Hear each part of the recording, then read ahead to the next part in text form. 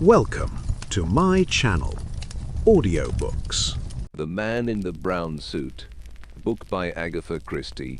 Prologue.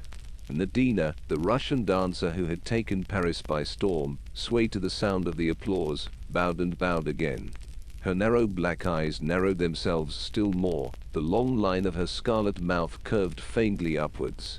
Enthusiastic Frenchmen continued to beat the ground appreciatively as the curtain fell with a swish, hiding the reds and blues and magentas of the bizarre decor. In a swirl of blue and orange draperies the dancer left the stage. A bearded gentleman received her enthusiastically in his arms. It was the manager. "Magnificent, petite, magnificent," he cried. "Tonight you have surpassed yourself." He kissed her gallantly on both cheeks in a somewhat matter-of-fact manner. Madame Nadina accepted the tribute with the ease of long habit and passed on to her dressing room, where bouquets were heaped carelessly everywhere, marvelous garments of futuristic design hung on pegs, and the air was hot and sweet, with the scent of the massed blossoms, and with the more sophisticated perfumes and essences. Anne, the dresser, ministered to her mistress, talking incessantly and pouring out a stream of fulsome compliments. A knock at the door interrupted the flow. Anne went to answer it, and returned with a card in her hand. "Madam will receive." "Let me see." The dancer stretched out a languid hand, but at the sight of the name on the card, Count Sergius Pavlovich, a sudden flicker of interest came into her eyes. "I will see him." The mais peignoir, Anne, and quickly. "And when the Count comes you may go." "Bien, madam." Anne brought the peignoir, an exquisite wisp of corn-colored chiffon and ermine. Nadina slipped into it, and sat smiling to herself, whilst one long white hand beat a slow tattoo on the glass of the dressing table. The Count was prompt to avail himself of the privilege accorded to him, a man of medium height, very slim, very elegant, very pale, extraordinarily weary. In feature, little to take hold of, a man difficult to recognize again if one left his mannerisms out of account. He bowed over the dancer's hand with exaggerated courtliness. "Madam, this is a pleasure indeed." So much Anne heard before she went out, closing the door behind her. Alone with her visitor, a subtle change came over Nadina's smile. "Compatriots though we are, we will not speak Russian, I think," she observed. "Since we neither of us know a word of the language, it might be as well," agreed her guest. By common consent, they dropped into English, and nobody, now that the Count's mannerisms had dropped from him, could doubt that it was his native language. He had, indeed, started life as a quick-change music hall artiste in London. "You had great success tonight," he remarked. "I congratulate you." "All the same," said the woman, "I am disturbed. My position is not what it was. The suspicions aroused during the war have never died down. I am continually watched and spied upon. But no charge of espionage was ever brought against you. Our chief lays his plans too carefully for that." "Long life to the Colonel," said the Count, smiling. "Amazing news, is it not, that he means to retire?" "To retire? Just like a doctor, or a butcher, or a plumber, or any other businessman," finished Nadina. "It should not surprise us. That is what the Colonel has always been, an excellent man of business. He has organized crime as another man might organize a boot factory. Without committing himself, he has planned and directed a series of stupendous coups, embracing every branch of what we might call his profession. Jewel robberies, forgery, espionage, the latter very profitable in wartime, sabotage, discreet assassination, there is hardly anything he has not touched. Wisest of all, he knows when to stop. The game begins to be dangerous. He retires gracefully with an enormous fortune." "H''M," said the Count doubtfully. "It is rather upsetting for all of us. We are at a loose end, as it were. But we are being paid off on a most generous scale." Some undercurrent of mockery in her tone, made the man look at her sharply. She was smiling to herself, and the quality of her smile aroused his curiosity. But he proceeded diplomatically. "Yes, the Colonel has always been a great paymaster. I attribute much of his success to that and to his invariable plan of providing a suitable scapegoat. A great brain, undoubtedly a great brain. And an apostle of the maxim, if you want a thing done safely, do not do it yourself! ! Here are we, every one of us incriminated up to the hilt and absolutely in his power, and not one of us has anything on him. He paused, almost as though he were expecting her to disagree with him, but she remained silent, smiling to herself as before. Not one of us, he mused. Still, you know, he is superstitious, the old man. Years ago, I believe, he went to one of these fortune-telling people. She prophesied a lifetime of success, but declared that his downfall would be brought about through a woman. He had interested her now. She looked up eagerly. That is strange, very strange. Through a woman, you say? He smiled and shrugged his shoulders. Doubtless, now that he has retired, he will marry some young society beauty who will disperse his millions faster than he acquired them. Nadina shook her head. No, no, that is not the way of it. Listen, my friend, tomorrow I go to London. But your contract here? I shall be away only one night. And I go incognito, like royalty. No one will ever know that I have left France. And why do you think that I go? Hardly for pleasure at this time of the year. January, a detestable foggy month. It must be for profit, eh? Exactly. She rose and stood in front of him, every graceful line of her arrogant with pride. You said just now that none of us had anything on the chief. You were wrong. I, a woman, have had the wit and, yes, the courage, for it needs courage to double-cross him. You remember the De Beer diamonds? Yes, I remember. At Kimberley, just before the war broke out. I had nothing to do with it, and I never heard the details. The case was hushed up for some reason, was it not? A fine haul too. £100,000 worth of stones. Two of us worked it under the Colonel's orders, of course. And it was then that I saw my chance. You see, the plan was to substitute some of the De Beer diamonds for some sample diamonds brought from South America by two young prospectors who happened to be in Kimberley at the time. Suspicion was then bound to fall on them. Very clever, interpolated the Count approvingly. The Colonel is always clever. Well, I did my part, but I also did one thing which the Colonel had not foreseen. I kept back some of the South American stones. One or two are unique, and could easily be proved never to have passed through De Beer's hands. With these diamonds in my possession, I have the whip hand of my esteemed chief. Once the two young men are cleared, his part in the matter is bound to be suspected. I have said nothing all these years. I have been content to know that I had this weapon in reverse, but now matters are different. I want my price, and it will be big, I might almost say a staggering price. Extraordinary, said the Count. And doubtless you carry these diamonds about with you everywhere. His eyes roamed gently around the disordered room. Nadina laughed softly. You need suppose nothing of the sort. I am not a fool. The diamonds are in a safe place where no one will dream of looking for them. I never thought you a fool, my dear lady, but may I venture to suggest that you are somewhat foolhardy? The Colonel is not the type of man to take kindly to being blackmailed, you know. I am not afraid of him, she laughed. There is only one man I have ever feared, and he is dead. The man looked at her curiously. Let us hope that he will not come to life again. Then he remarked lightly. What do you mean? Cried the dancer sharply.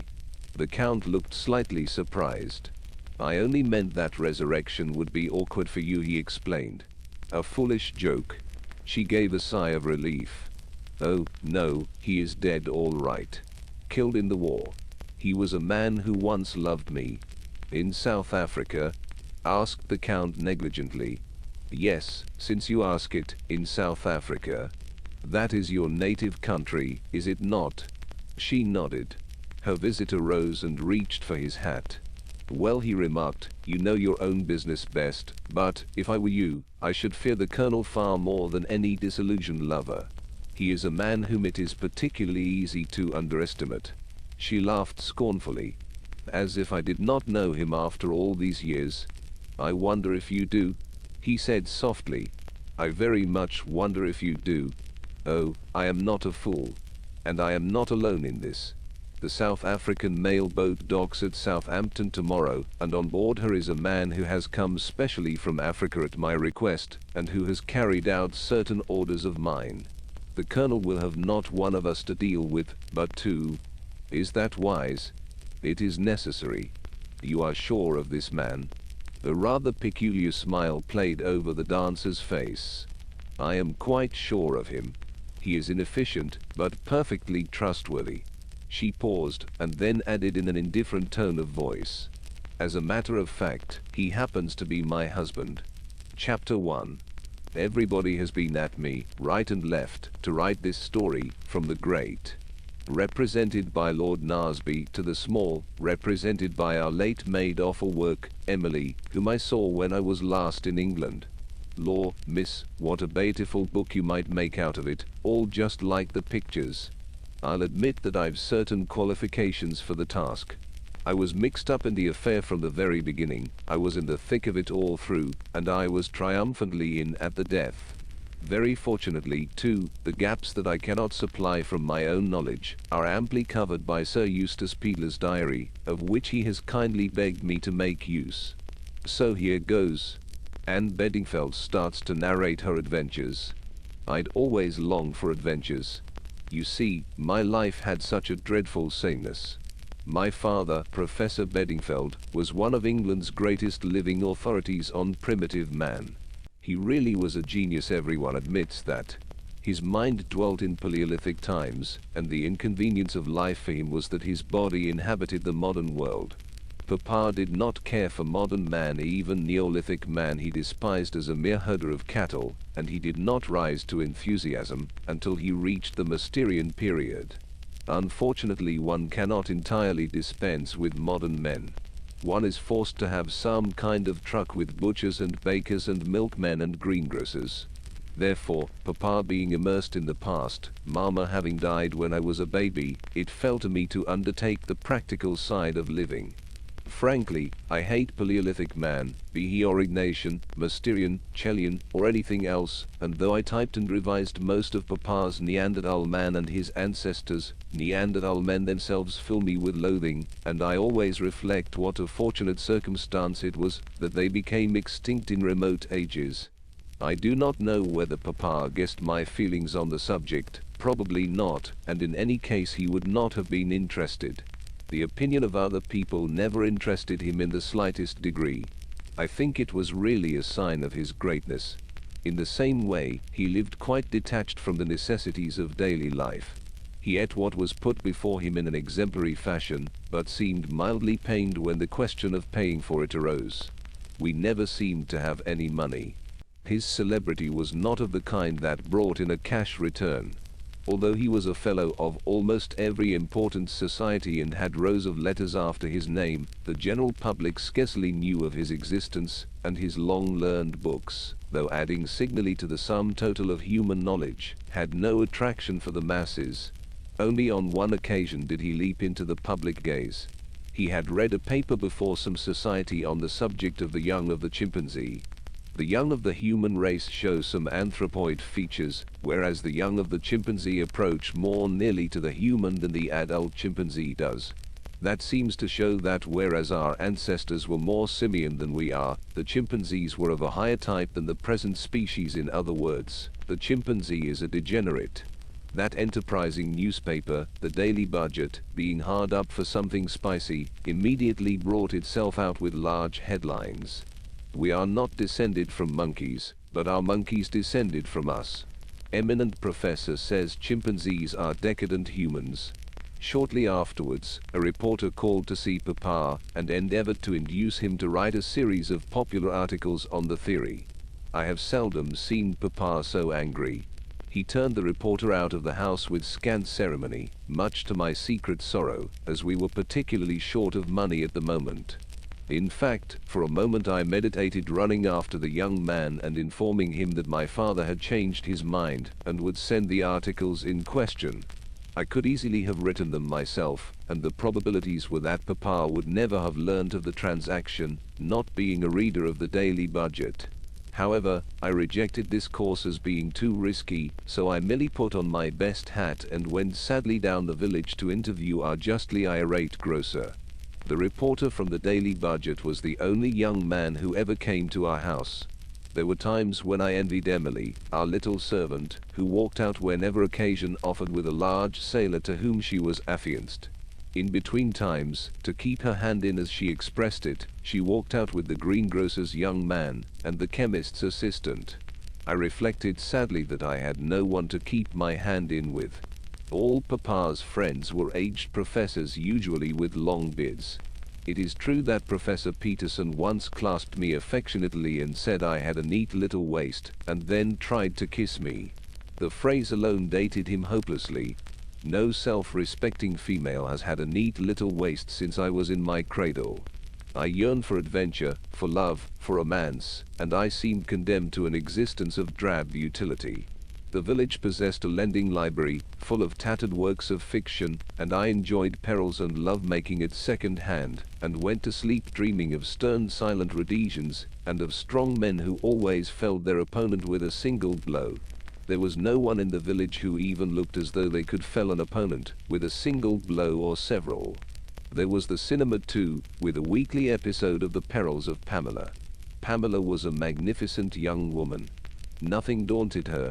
She fell out of aeroplanes, adventured in submarines, climbed skyscrapers and crept about in the underworld without turning a hair. She was not really clever. The master criminal of the underworld caught her each time, but as he seemed loath to knock her on the head in a simple way, and always doomed her to death in a gas chamber or by some new and marvelous means, the hero was always able to rescue her at the beginning of the following week's episode. I used to come out with my head in a delirious whirl, and then I would get home and find a notice from the gas company threatening to cut us off if the outstanding account was not paid. And yet, though I did not suspect it, every moment was bringing adventure nearer to me. It is possible that there are many people in the world who have never heard of the finding of an antique skull at the Broken Hill mine in northern Rhodesia. I came down one morning to find Papa excited to the point of apoplexy. He poured out the whole story to me. You understand, Anne?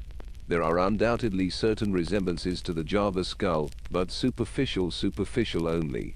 No, here we have what I have always maintained, the ancestral form of the Neanderthal race. You grant that the Gibraltar skull is the most primitive of the Neanderthal skulls found. Why? The cradle of the race was in Africa. They passed to Europe. Not marmalade on kippers, Papa, I said hastily, arresting my parents' absent-minded hand. Yes, you were saying. They passed to Europe on. Here he broke down with a bad fit of choking, the result of an immoderate mouthful of kipper bones. But we must start at once, he declared, as he rose to his feet at the conclusion of the meal. There is no time to be lost. We must be on the spot. There are doubtless incalculable finds to be found in the neighborhood. I shall be interested to note whether the implements are typical of the Mousterian period. There will be the remains of the primitive ox, I should say, but not those of the woolly rhinoceros. Yes, a little army will be starting soon. We must get ahead of them. You will write to Cook's today, Anne. What about money, Papa? I hinted delicately. He turned a reproachful eye upon me. Your point of view always depresses me, my child. We must not be sordid. No, in the cause of science, one must not be sordid. I feel Cook's might be sordid, Papa. Papa looked pained. My dear Anne, you will pay them in ready money. I haven't got any ready money. Papa looked thoroughly exasperated. My child, I really cannot be bothered with these vulgar money details. The bank, I had something from the manager yesterday, saying I had £27. That's your overdraft, I fancy. Ah, I have it. Write to my publishers. I acquiesced doubtfully, Papa's books bringing in more glory than money. I liked the idea of going to Rhodesia immensely. Stern silent men, I murmured to myself in an ecstasy. Then something in my parents' appearance struck me as unusual. You have odd boots on, Papa, I said. Take off the brown one and put on the other black one. And don't forget your muffler. It's a very cold day. In a few minutes Papa stalked off, correctly booted and well muffled. He returned late that evening, and, to my dismay, I saw his muffler and overcoat were missing. Dear me, Anne, you are quite right. I took them off to go into the cavern. One gets so dirty there. I nodded feelingly, remembering an occasion when Papa had returned literally plastered from head to foot with rich Pleistocene clay. Our principal reason for settling in Little Hampsley had been the neighborhood of Hampsley Cavern, a buried cave rich in deposits of the Aurignacian culture. We had a tiny museum in the village, and the curator and Papa spent most of their days messing about underground and bringing to light portions of woolly rhinoceros and cave bear. Papa coughed badly all the evening, and the following morning I saw he had a temperature and sent for the doctor. Poor Papa, he never had a chance. It was double pneumonia. He died 4 days later. Chapter 2. Everyone was very kind to me. Dazed as I was, I appreciated that. I felt no overwhelming grief. Papa had never loved me. I knew that well enough. If he had, I might have loved him in return. No, there had not been love between us, but we had belonged together, and I had looked after him, and had secretly admired his learning and his uncompromising devotion to science. And it hurt me that Papa should have died just when the interest of life was at its height for him. I should have felt happier if I could have buried him in a cave, with paintings of reindeer and flint implements, but the force of public opinion constrained a neat tomb, with marble slab, in our hideous local churchyard.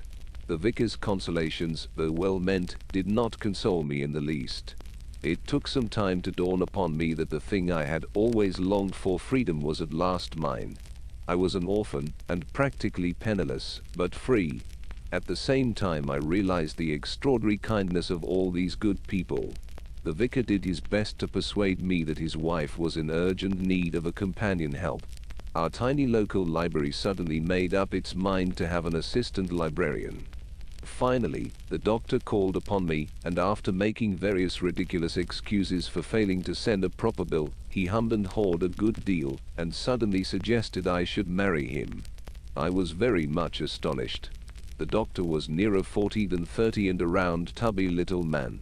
He was not at all like the hero of The Perils of Pamela, and even less like the stern and silent Rhodesian. I reflected a minute and then asked why he wanted to marry me. That seemed to fluster him a good deal, and he murmured that a wife was a great help to a general practitioner.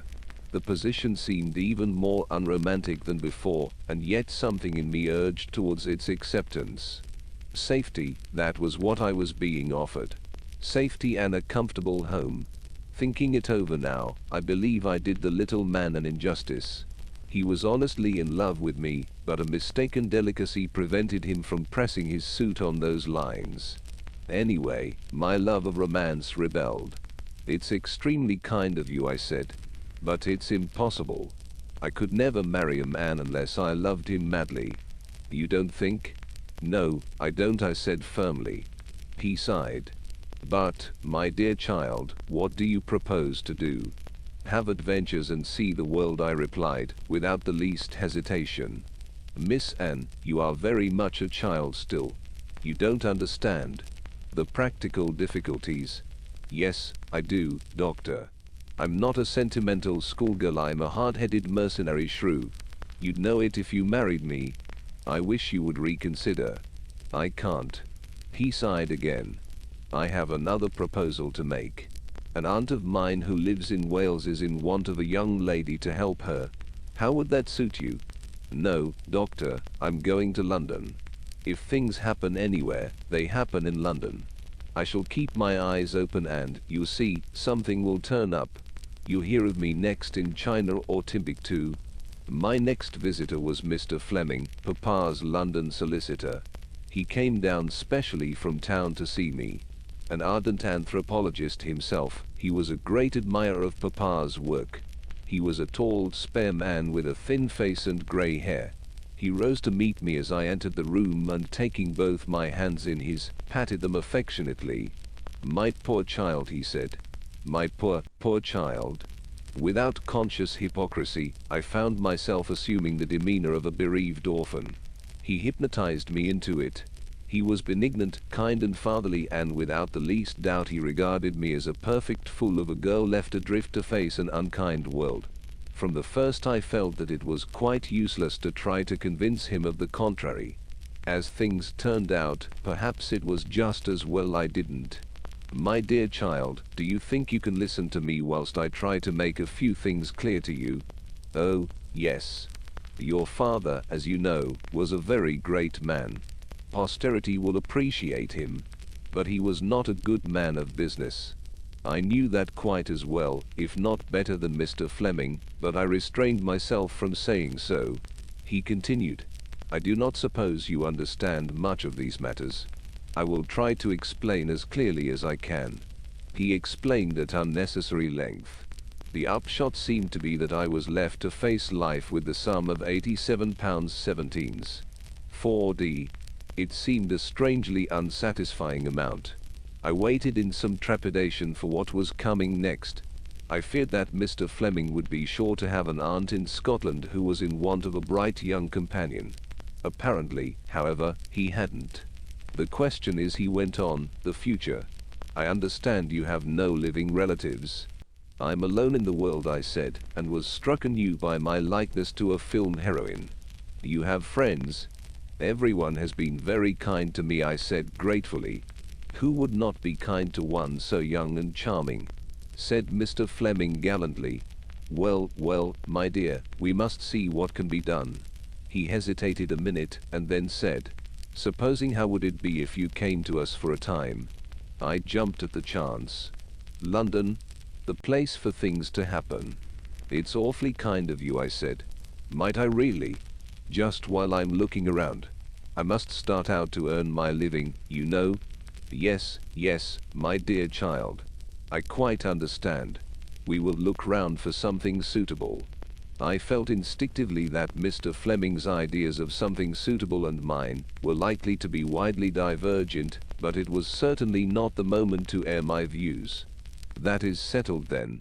Why not return with me today? Oh, thank you, but will Mrs. Fleming? My wife will be delighted to welcome you. I wonder if husbands know as much about their wives as they think they do. If I had a husband, I should hate him to bring home orphans without consulting me first. We will send her a wire from the station, continued the lawyer. My few personal belongings were soon packed. I contemplated my hat sadly before putting it on.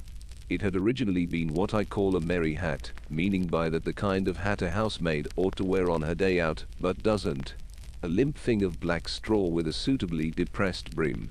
With the inspiration of genius, I had kicked it once, punched it twice, dented in the crown, and affixed to it a thing like a cubist's dream of a jazz carrot.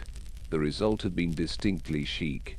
The carrot I had already removed, of course, and now I proceeded to undo the rest of my handiwork. The merry hat resumed its former status with an additional battered appearance, which made it even more depressing than formerly. I might as well look as much like the popular conception of an orphan as possible. I was just a shade nervous of Mrs. Fleming's reception, but hoped my appearance might have a sufficiently disarming effect. Mr. Fleming was nervous too. I realized that as we went up the stairs of the tall house in a quiet Kensington Square. Mrs. Fleming greeted me pleasantly enough. She was a stout, placid woman of the good wife and mother type. She took me up to a spotless chintz-hung bedroom, hoped I had everything I wanted, informed me that tea would be ready in about a quarter of an hour, and left me to my own devices. I heard her voice slightly raised as she entered the drawing room below on the first floor. Well, Henry, why on earth I lost the rest, but the acerbity of the tone was evident. And a few minutes later another phrase floated up to me in an even more acid voice. I agree with you. She is certainly very good looking. It is really a very hard life. Men will not be nice to you if you are not good looking, and women will not be nice to you if you are. With a deep sigh I proceeded to do things with my hair. I have nice hair.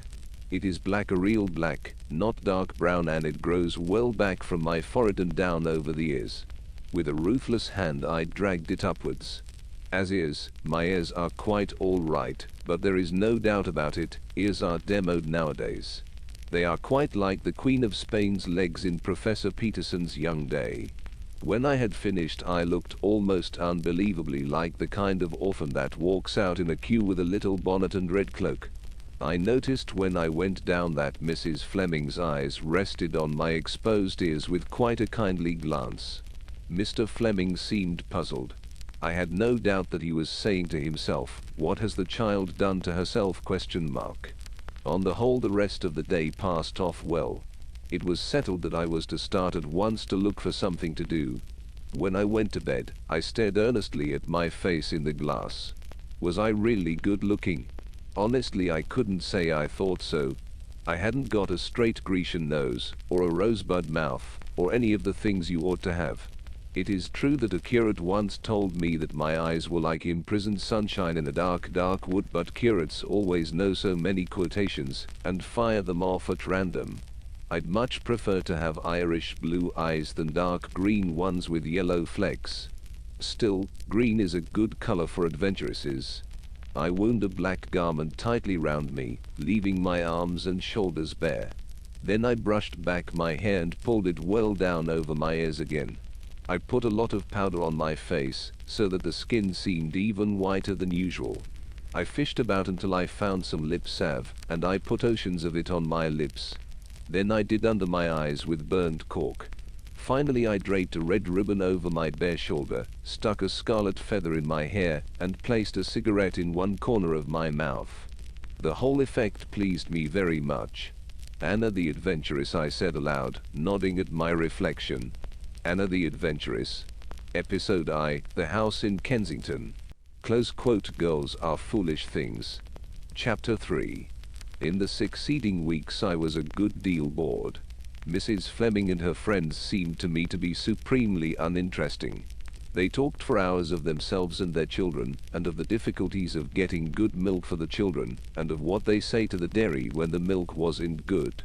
Then they would go on to the servants, and the difficulties of getting good servants, and of what they had said to the woman at the registry office, and of what the woman at the registry office had said to them. They never seemed to read the papers or to care about what went on in the world. They disliked traveling. Everything was so different to England. The Riviera was all right, of course, because one met all one's friends there. I listened and contained myself with difficulty. Most of these women were rich. The whole wide beautiful world was theirs to wander in, and they deliberately stayed in dirty dull London and talked about milkmen and servants. I think now, looking back, that I was perhaps a shade intolerant. But they were stupid even at their chosen job. Most of them kept the most extraordinarily inadequate and muddled housekeeping accounts. My affairs did not progress very fast. The house and furniture had been sold, and the amount realized had just covered our debts. As yet, I had not been successful in finding a post. Not that I really wanted one. I had the firm conviction that, if I went about looking for adventure, adventure would meet me halfway. It is a theory of mine that one always gets what one wants. My theory was about to be proved in practice. It was early in January the 8th, to be exact. I was returning from an unsuccessful interview with a lady who said she wanted a secretary companion, but really seemed to require a strong charwoman who would work 12 hours a day for £25 a year. Having parted with mutual veiled impolitenesses, I walked down Edgware Road. The interview had taken place in a house in St. John's Wood, and across Hyde Park to St. George's Hospital. There I entered Hyde Park Corner Tube Station and took a ticket to Gloucester Road. Once on the platform, I walked to the extreme end of it. My inquiring mind wished to satisfy itself as to whether there really were points and an opening between the two tunnels just beyond the station in the direction of Down Street. I was foolishly pleased to find I was right. There were not many people on the platform, and at the extreme end there was only myself and one man. As I passed him, I sniffed dubiously. If there is one smell I cannot bear, it is that of mothballs. This man's heavy overcoat simply reeked of them. And yet most men begin to wear their winter overcoats before January, and consequently by this time the smell ought to have worn off. The man was beyond me, standing close to the edge of the tunnel. He seemed lost in thought, and I was able to stare at him without rudeness. He was a small, thin man, very brown of face, with blue, light eyes and a small dark beard. Just come from abroad, I deduced. That's why his overcoat smells so. He's come from India. Not an officer, or he wouldn't have a beard. Perhaps a tea planter. At this moment the man turned as though to retrace his steps along the platform. He glanced at me and then his eyes went on to something behind me and his face changed. It was distorted by fear, almost panic. He took a step backwards as though involuntarily recoiling from some danger, forgetting that he was standing on the extreme edge of the platform, and went down and over. There was a vivid flash from the rails and a crackling sound. I shrieked. People came running up. 2 station officials seemed to materialize from nowhere and took command. I remained where I was, rooted to the spot by a sort of horrible fascination. Part of me was appalled at the sudden disaster, and another part of me was coolly and dispassionately interested in the methods employed for lifting the man off the live rail and back onto the platform. "Let me pass, please. I am a medical man." A tall man with a brown beard pressed past me and bent over the motionless body. As he examined it, a curious sense of unreality seemed to possess me. The thing wasn't real, couldn't be. Finally, the doctor stood upright and shook his head. Dead as a doornail. Nothing to be done. We had all crowded nearer, and an aggrieved porter raised his voice. "Now then, stand back there, will you? What's the sense in crowding round?" A sudden nausea seized me, and I turned blindly and ran up the stairs again towards the lift. I felt that it was too horrible. I must get out into the open air. The doctor who had examined the body was just ahead of me. The lift was just about to go up, another having descended, and he broke into a run. As he did so, he dropped a piece of paper. I stopped, picked it up, and ran after him. But the lift gates clanged in my face, and I was left holding the paper in my hand. By the time the second lift reached street level, there was no sign of my quarry. I hoped it was nothing important that he had lost, and for the first time I examined it. It was a plain half sheet of notepaper with some figures and words scrawled upon it in pencil. This is a facsimile of it. On the face of it, it certainly did not appear to be of any importance. Still, I hesitated to throw it away.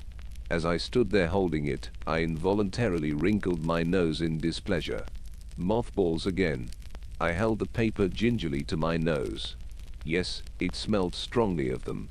But, then, I folded up the paper carefully and put it in my bag. I walked home slowly and did a good deal of thinking. I explained to Mrs. Fleming that I had witnessed a nasty accident in the tube, and that I was rather upset and would go to my room and lie down.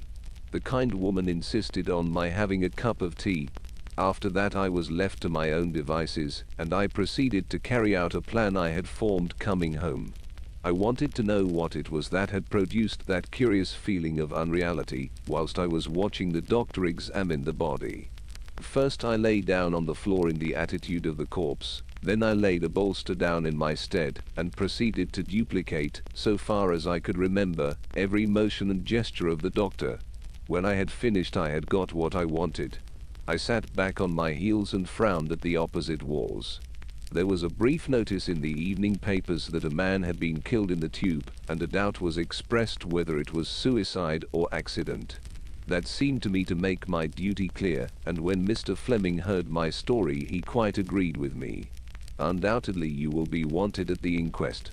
You say no one else was near enough to see what happened." I had the feeling someone was coming up behind me, but I can't be sure, and, anyway, they wouldn't be as near as I was. The inquest was held. Mr. Fleming made all the arrangements and took me there with him. He seemed to fear that it would be a great ordeal for me, and I had to conceal from him my complete composure. The deceased had been identified as L.B. Carton. Nothing had been found in his pockets except a house agent's order to view a house on the river near Marlow. It was in the name of L.B. Carton, Russell Hotel. The bureau clerk from the hotel identified the man as having arrived the day before and booked a room under that name.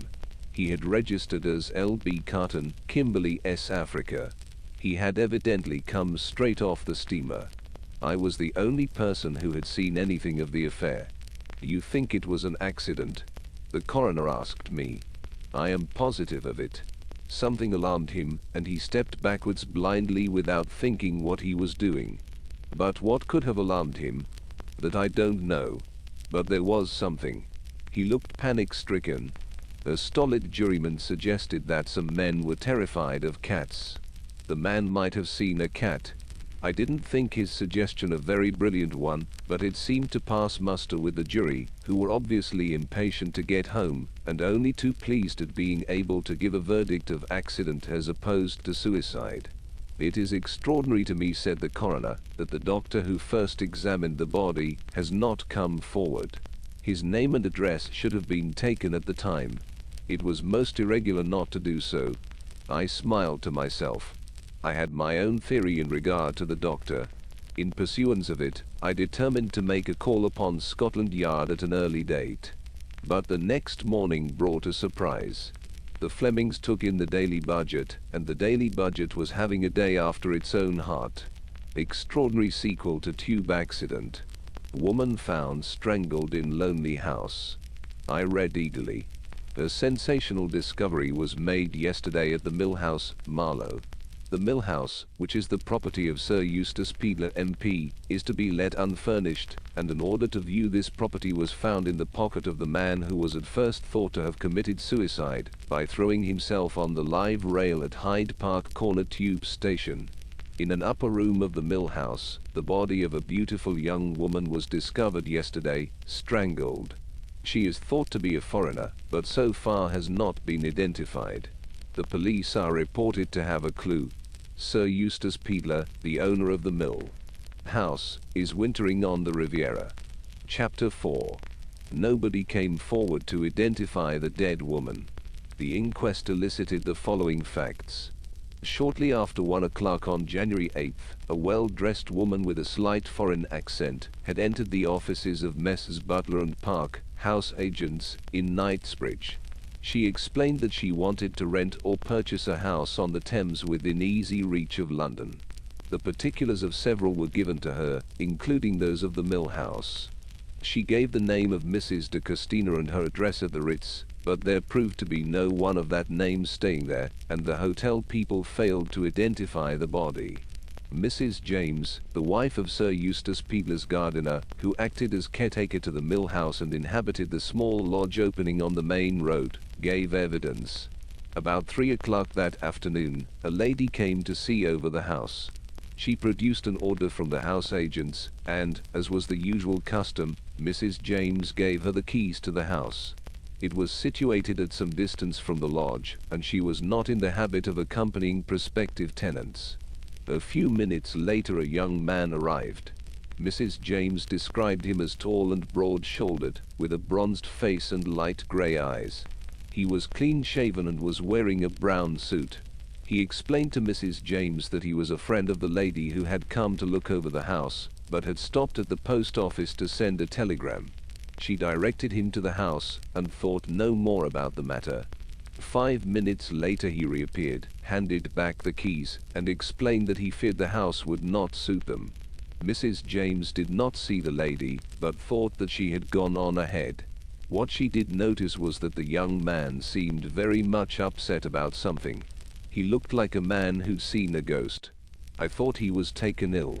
On the following day another lady and gentleman came to see the property and discovered the body lying on the floor in one of the upstairs rooms.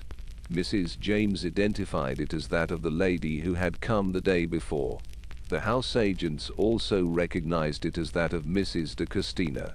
The police surgeon gave it as his opinion that the woman had been dead about 24 hours.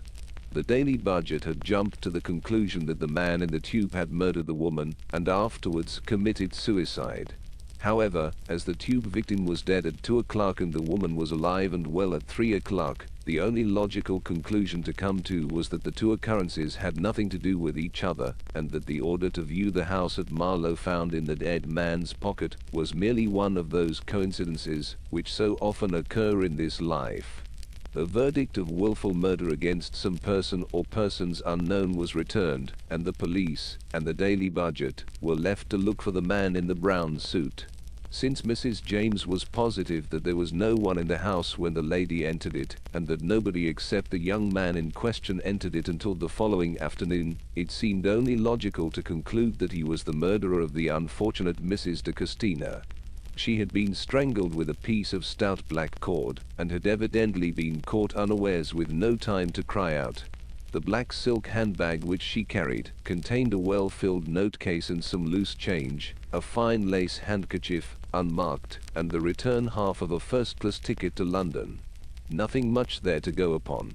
Such were the details published broadcast by the Daily Budget, and "Find the man in the brown suit" was their daily war cry. On an average about 500 people wrote daily to announce their success in the quest, and tall young men with well-tanned faces cursed the day when their tailors had persuaded them to a brown suit. The accident in the tube, dismissed as a coincidence, faded out of the public mind. Was it a coincidence? I was not so sure. No doubt I was prejudiced. The tube incident was my own pet mystery, but there certainly seemed to me to be a connection of some kind between the two fatalities.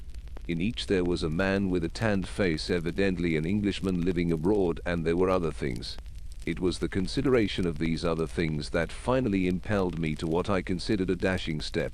I presented myself at Scotland Yard and demanded to see whoever was in charge of the Mill House case. My request took some time to understand, as I had inadvertently selected the Department for Lost Umbrellas, but eventually I was ushered into a small room and presented to Detective Inspector Meadows. Inspector Meadows was a small man with a ginger head and what I considered a peculiarly irritating manner. A satellite, also in plain clothes, sat unobtrusively in a corner.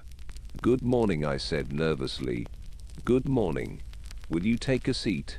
I understand you've something to tell me that you think may be of use to us." His tone seemed to indicate that such a thing was unlikely in the extreme.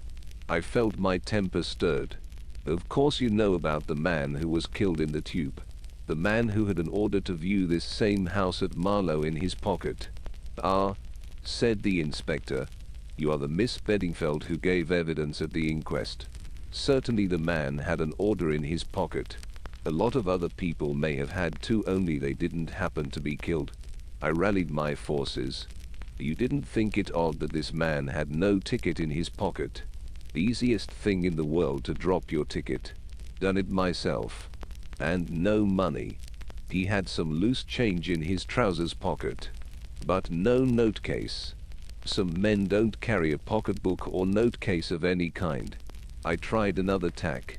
"You don't think it's odd that the doctor never came forward afterwards? A busy medical man very often doesn't read the papers. He probably forgot all about the accident." "In fact, Inspector, you are determined to find nothing odd," I said sweetly. "Well, I'm inclined to think you're a little too fond of the word, Miss Beddingfeld. Young ladies are romantic, I know, fond of mysteries and such like. But as I'm a busy man, I took the hint and rose." The man in the corner raised a meek voice. "Perhaps if the young lady would tell us briefly what her ideas really are on the subject, Inspector." The inspector fell in with the suggestion readily enough. "Yes, come now, Miss Beddingfeld, don't be offended.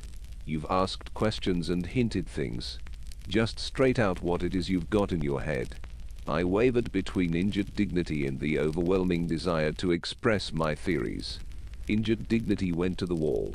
"You said at the inquest you were positive it wasn't suicide." "Yes, I'm quite certain of that. The man was frightened." "What frightened him?" "It wasn't me. But someone might have been walking up the platform towards us, someone he recognized." "You didn't see anyone?" "No," I admitted. "I didn't turn my head." Then, as soon as the body was recovered from the line, a man pushed forward to examine it, saying he was a doctor. "Nothing unusual in that," said the inspector dryly. "But he wasn't a doctor." "What?" "He wasn't a doctor," I repeated. "How do you know that, Miss Beddingfeld?" "It's difficult to say, exactly. I've worked in hospitals during the war, and I've seen doctors handle bodies. There's a sort of deft professional callousness that this man hadn't got. Besides, a doctor doesn't usually feel for the heart on the right side of the body. He did that." Yes, I didn't notice it specially at the time except that I felt there was something wrong. But I worked it out when I got home, and then I saw why the whole thing had looked so unhandy to me at the time. H''M, said the inspector. He was reaching slowly for pen and paper.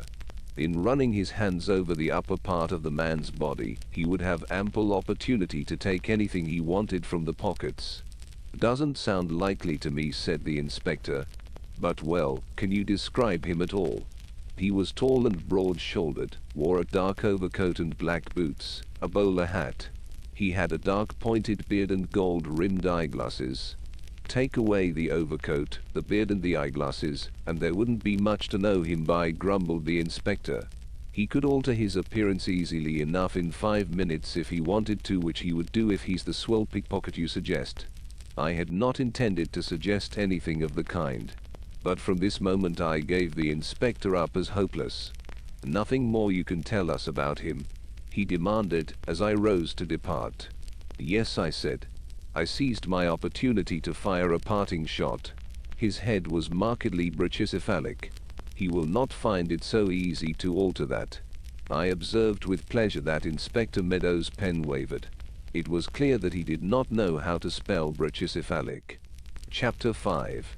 In the first heat of indignation, I found my next step unexpectedly easy to tackle. I had had a half-formed plan in my head when I went to Scotland Yard.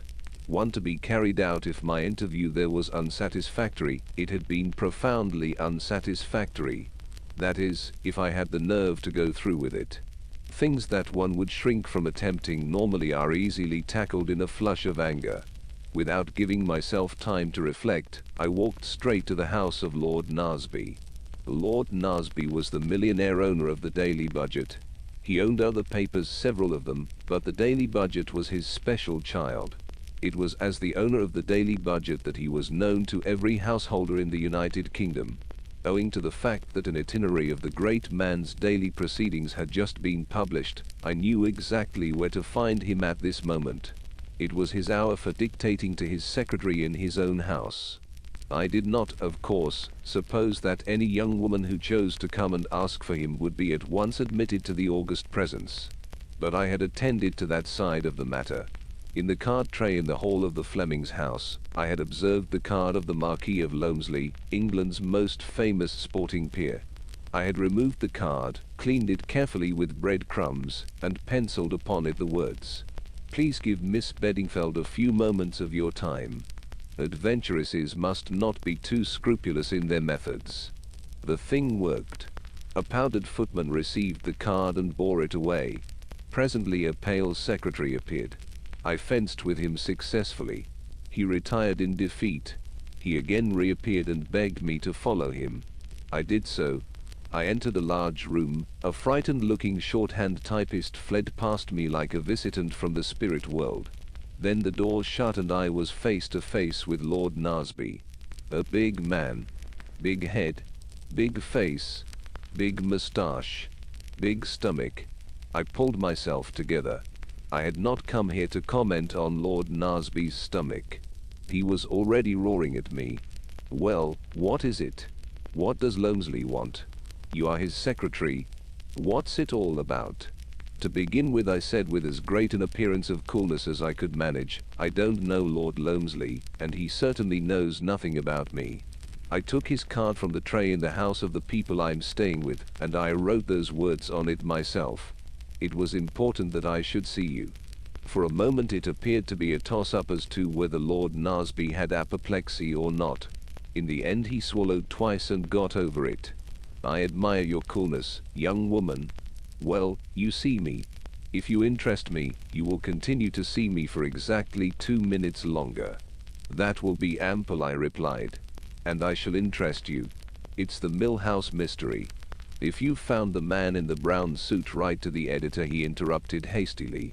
"If you will interrupt, I shall be more than 2 minutes," I said sternly. "I haven't found the man in the brown suit, but I'm quite likely to do so." In as few words as possible I put the facts of the tube accident and the conclusions I had drawn from them before him. When I had finished he said unexpectedly, "What do you know of brachycephalic heads?" I mentioned Papa. The monkey man? Eh? Well, you seem to have a head of some kind upon your shoulders, young woman. But it's all pretty thin, you know. Not much to go upon. And no use to us as it stands. I'm perfectly aware of that. What do you want, then? I want a job on your paper to investigate this matter. Can't do that. We've got our own special man on it. And I've got my own special knowledge. What you've just told me, eh? Oh, no, Lord Nasby. I've still got something up my sleeve. Oh, you have you? You seem a bright sort of girl. Well, what is it? When this so-called doctor got into the lift, he dropped a piece of paper. I picked it up. It smelt of mothballs. So did the dead man. The doctor didn't. So I saw at once that the doctor must have taken it off the body. It had 2 words written on it and some figures. Let's see it. Lord Nasby stretched out a careless hand. I think not, I said, smiling. It's my find, you see. I'm right. You are a bright girl. Quite right to hang on to it. No scruples about not handing it over to the police. I went there to do so this morning. They persisted in regarding the whole thing as having nothing to do with the Marlowe affair, so I thought that in the circumstances I was justified in retaining the paper. Besides, the inspector put my back up. Short-sighted man. Well, my dear girl, here's all I can do for you. Go on working on this line of yours. If you get anything that's publishable, send it along and you shall have your chance. There's always room for real talent on the daily budget. But you've got to make good first. See? I thanked him and apologized for my methods. Don't mention it. I rather like cheek from a pretty girl. By the way, you said 2 minutes and you've been 3, allowing for interruptions. For a woman, that's quite remarkable. Must be your scientific training. I was in the street again, breathing hard as though I had been running. I found Lord Nasby rather wearing as a new acquaintance. Chapter 6. I went home with a feeling of exultation. My scheme had succeeded far better than I could possibly have hoped. Lord Nasby had been positively genial. It only now remained for me to make good as he expressed it. Once locked in my own room, I took out my precious piece of paper and studied it attentively. Here was the clue to the mystery. To begin with, what did the figures represent? There were 5 of them, and a dot after the first 2. 17122, I murmured. That did not seem to lead to anything. Next I added them up. That is often done in works of fiction, and leads to surprising deductions. 1 and 7 make 8, and 1 is 9, and 2 are 11, and 2 are 13. 13. Fateful number. Was this a warning to me to leave the whole thing alone? Very possibly. Anyway, except as a warning, it seemed to be singularly useless. I declined to believe that any conspirator would take that way of writing 13 in real life. If he meant 13, he would write 13. 13 like that. There was a space between the 1 and the 2. I accordingly subtracted 22 from 171. The result was 159. I did it again and made it 149. These arithmetical exercises were doubtless excellent practice, but as regarded the solution of the mystery, they seemed totally ineffectual. I left arithmetic alone, not attempting fancy division or multiplication, and went on to the words. Coolmorden Castle. That was something definite. A place, probably the cradle of an aristocratic family. Missing heir, claimant to title, or possibly a picturesque ruin. Buried treasure. Yes, on the whole I inclined to the theory of buried treasure. Figures always go with buried treasure. 1 pace to the right, 7 paces to the left, dig 1 foot, descend 22 steps. That sort of idea. I could work out that later. The thing was to get to Coolmorden Castle as quickly as possible. I made a strategic sally from my room, and returned laden with books of reference. Who's Who, Whitaker, a Gazetteer, a History of Scotch Ancestral Homes, and Somebody or Other's British Isles. Time passed. I searched diligently, but with growing annoyance. Finally, I shut the last book with a bang. There appeared to be no such place as Kilmorden Castle. Here was an unexpected check. There must be such a place. Why should anyone invent a name like that and write it down on a piece of paper? Absurd. Another idea occurred to me. Possibly it was a castellated abomination in the suburbs with a high-sounding name invented by its owner. But if so, it was going to be extraordinarily hard to find. I sat back gloomily on my heels. I always sit on the floor to do anything really important, and wondered how on earth I was to set about it. Was there any other line I could follow? I reflected earnestly and then sprang to my feet delightedly. Of course, I must visit the scene of the crime. Always done by the best sleuths.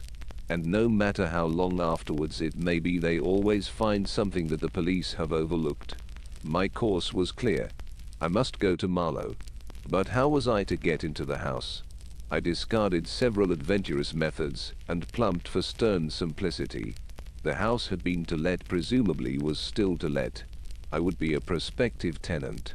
I also decided on attacking the local house agents, as having fewer houses on their books. Here, however, I reckoned without my host.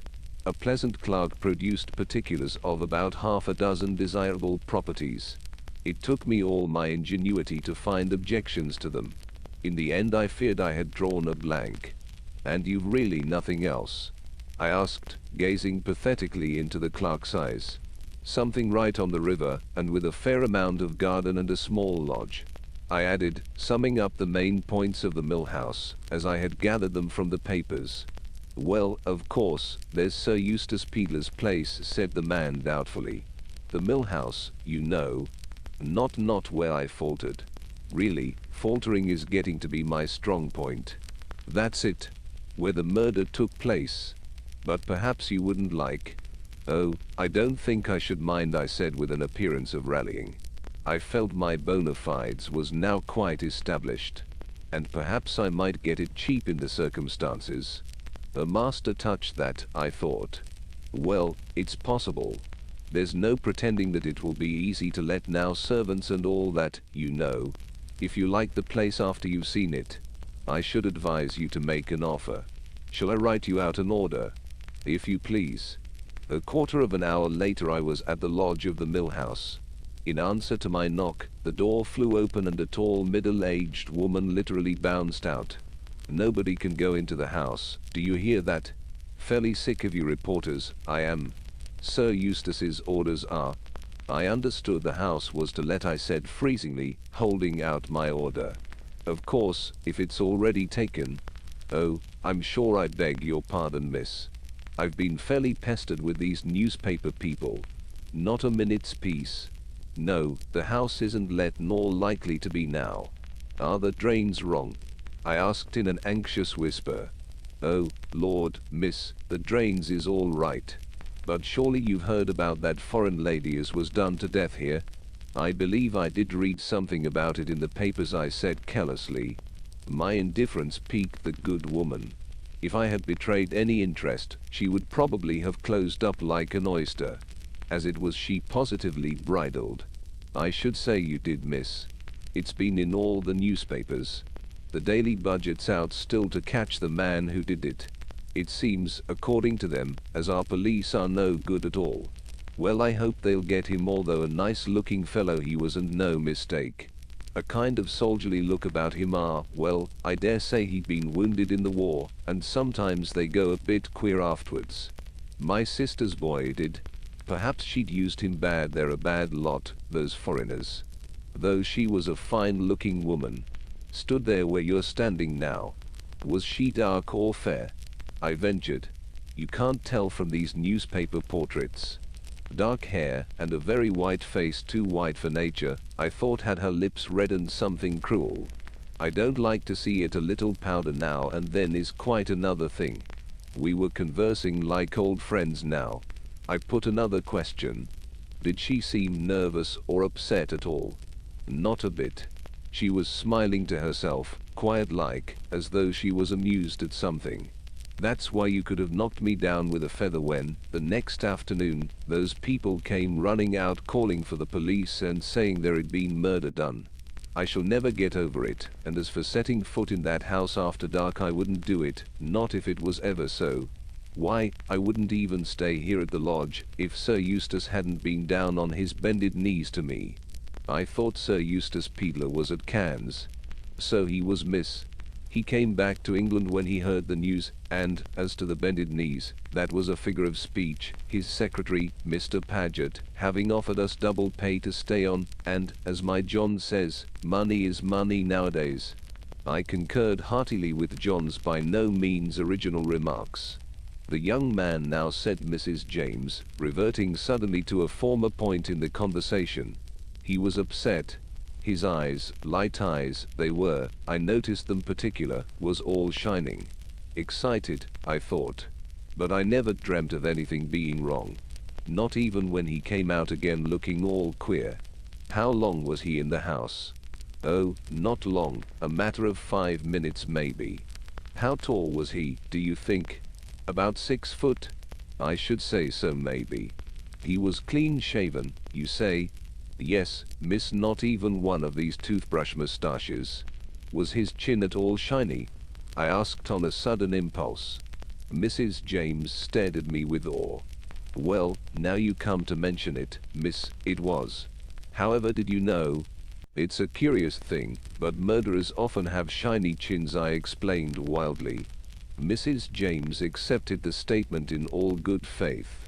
Really, now miss? I never heard that before. You didn't notice what kind of head he had, I suppose? Just the ordinary kind, miss.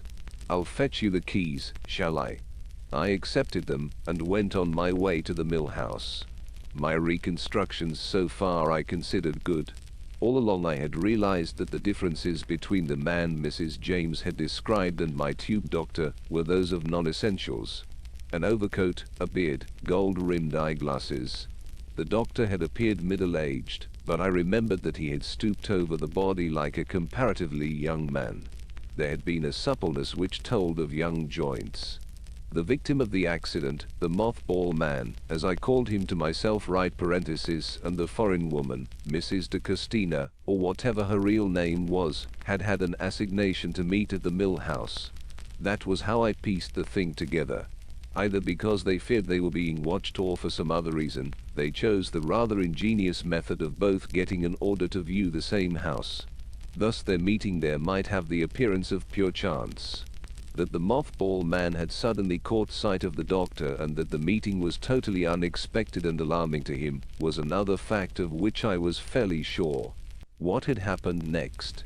The doctor had removed his disguise and followed the woman to Marlow. But it was possible that had he removed it rather hastily, traces of spirit gum might still linger on his chin. Hence my question to Mrs. James. Whilst occupied with my thoughts, I had arrived at the low old-fashioned door of the mill house. Unlocking it with the key, I passed inside. The hall was low and dark, the place smelt forlorn and mildewy. In spite of myself, I shivered. Did the woman who had come here smiling to herself a few days ago feel no chill of premonition as she entered this house? I wondered. Did the smile fade from her lips, and did a nameless dread close round her heart? Or had she gone upstairs, smiling still, unconscious of the doom that was so soon to overtake her? My heart beat a little faster. Was the house really empty? Was doom waiting for me in it also? For the first time, I understood the meaning of the much-used word, atmosphere. There was an atmosphere in this house, an atmosphere of cruelty, of menace, of evil. Chapter 7. Shaking off the feelings that oppressed me, I went quickly upstairs. I had no difficulty in finding the room of the tragedy. On the day the body was discovered it had rained heavily, and large muddy boots had trampled the uncarpeted floor in every direction. I wondered if the murderer had left any footmarks the previous day. It was likely that the police would be reticent on the subject if he had, but on consideration I decided it was unlikely. The weather had been fine and dry. There was nothing of interest about the room. It was almost square with 2 big bay windows, plain white walls and a bare floor, the boards being stained round the edges where the carpet had ceased. I searched it carefully, but there was not so much as a pin lying about. The gifted young detective did not seem likely to discover a neglected clue. I had brought with me a pencil and notebook. There did not seem much to note, but I duly dotted down a brief sketch of the room to cover my disappointment at the failing of my quest. As I was in the act of returning the pencil to my bag, it slipped from my fingers and rolled along the floor. The mill house was really old, and the floors were very uneven. The pencil rolled steadily, with increasing momentum, until it came to rest under one of the windows. In the recess of each window there was a broad window seat, underneath which there was a cupboard. My pencil was lying right against the cupboard door. The cupboard was shut, but it suddenly occurred to me that if it had been open, my pencil would have rolled inside. I opened the door, and my pencil immediately rolled in and sheltered modestly in the farthest corner. I retrieved it, noting as I did so that owing to lack of light and the peculiar formation of the cupboard, one could not see it, but had to feel for it. Apart from my pencil, the cupboard was empty, but being thorough by nature, I tried the one under the opposite window. At first sight, it looked as though that also was empty, but I grubbed about perseveringly, and was rewarded by feeling my hand close on a hard paper cylinder, which lay in a sort of trough, or depression, in the far corner of the cupboard. As soon as I had it in my hand, I knew what it was. A roll of Kodak films. Here was a find. I realized, of course, that these films might very well be an old roll belonging to Sir Eustace Peeler, which had rolled in here, and had not been found when the cupboard was emptied. But I did not think so. The red paper was far too fresh looking. It was just as dusty as it would have been had it lain there for 2 or 3 days, that is to say, since the murder. Had it been there for any length of time, it would have been thickly coated. Who had dropped it? The woman or the man? I remembered that the contents of her handbag had appeared to be intact. If it had been jerked open in the struggle and the roll of films had fallen out, surely some of the loose money would have been scattered about also. No, it was not the woman who had dropped the films. I sniffed suddenly and suspiciously. Was the smell of mothballs becoming an obsession with me? I could swear that the roll of films smelt of it also. I held them under my nose. They had, as usual, a strong smell of their own, but apart from that I could clearly detect the odor I disliked so much. I soon found the cause. A minute thread of cloth had caught on a rough edge of the center wood, and that shred was strongly impregnated with mothballs. At some time or another the films had been carried in the overcoat pocket of the man who was killed in the tube. Was it he who had dropped them here? Hardly. His movements were all accounted for. No, it was the other man, the doctor. He had taken the films when he had taken the paper. It was he who had dropped them here during his struggle with the woman. I had got my clue. I would have the roll developed, and then I would have further developments to work upon. Very elated, I left the house, returned the keys to Mrs. James, and made my way as quickly as possible to the station. On the way back to town, I took out my paper and studied it afresh.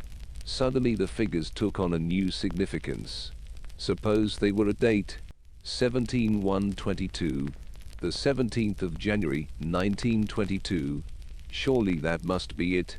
Idiot that I was not to have thought of it before. But in that case I must find out the whereabouts of Colmorden Castle, for today was actually the 14th. 3 days. Little enough, almost hopeless when one had no idea of where to look. It was too late to hand in my roll today. I had to hurry home to Kensington so as not to be late for dinner. It occurred to me that there was an easy way of verifying whether some of my conclusions were correct. I asked Mr. Fleming whether there had been a camera amongst the dead man's belongings. I knew that he had taken an interest in the case and was conversant with all the details. To my surprise and annoyance he replied that there had been no camera. All Carton's effects had been gone over very carefully in the hopes of finding something that might throw light upon his state of mind. He was positive that there had been no photographic apparatus of any kind. That was rather a setback to my theory. If he had no camera, why should he be carrying a roll of films? I set out early next morning to take my precious roll to be developed. I was so fussy that I went all the way to Regent Street to the big Kodak place. I handed it in and asked for a print of each film. The man finished stacking together a heap of films packed in yellow tin cylinders for the tropics, and picked up my roll. He looked at me.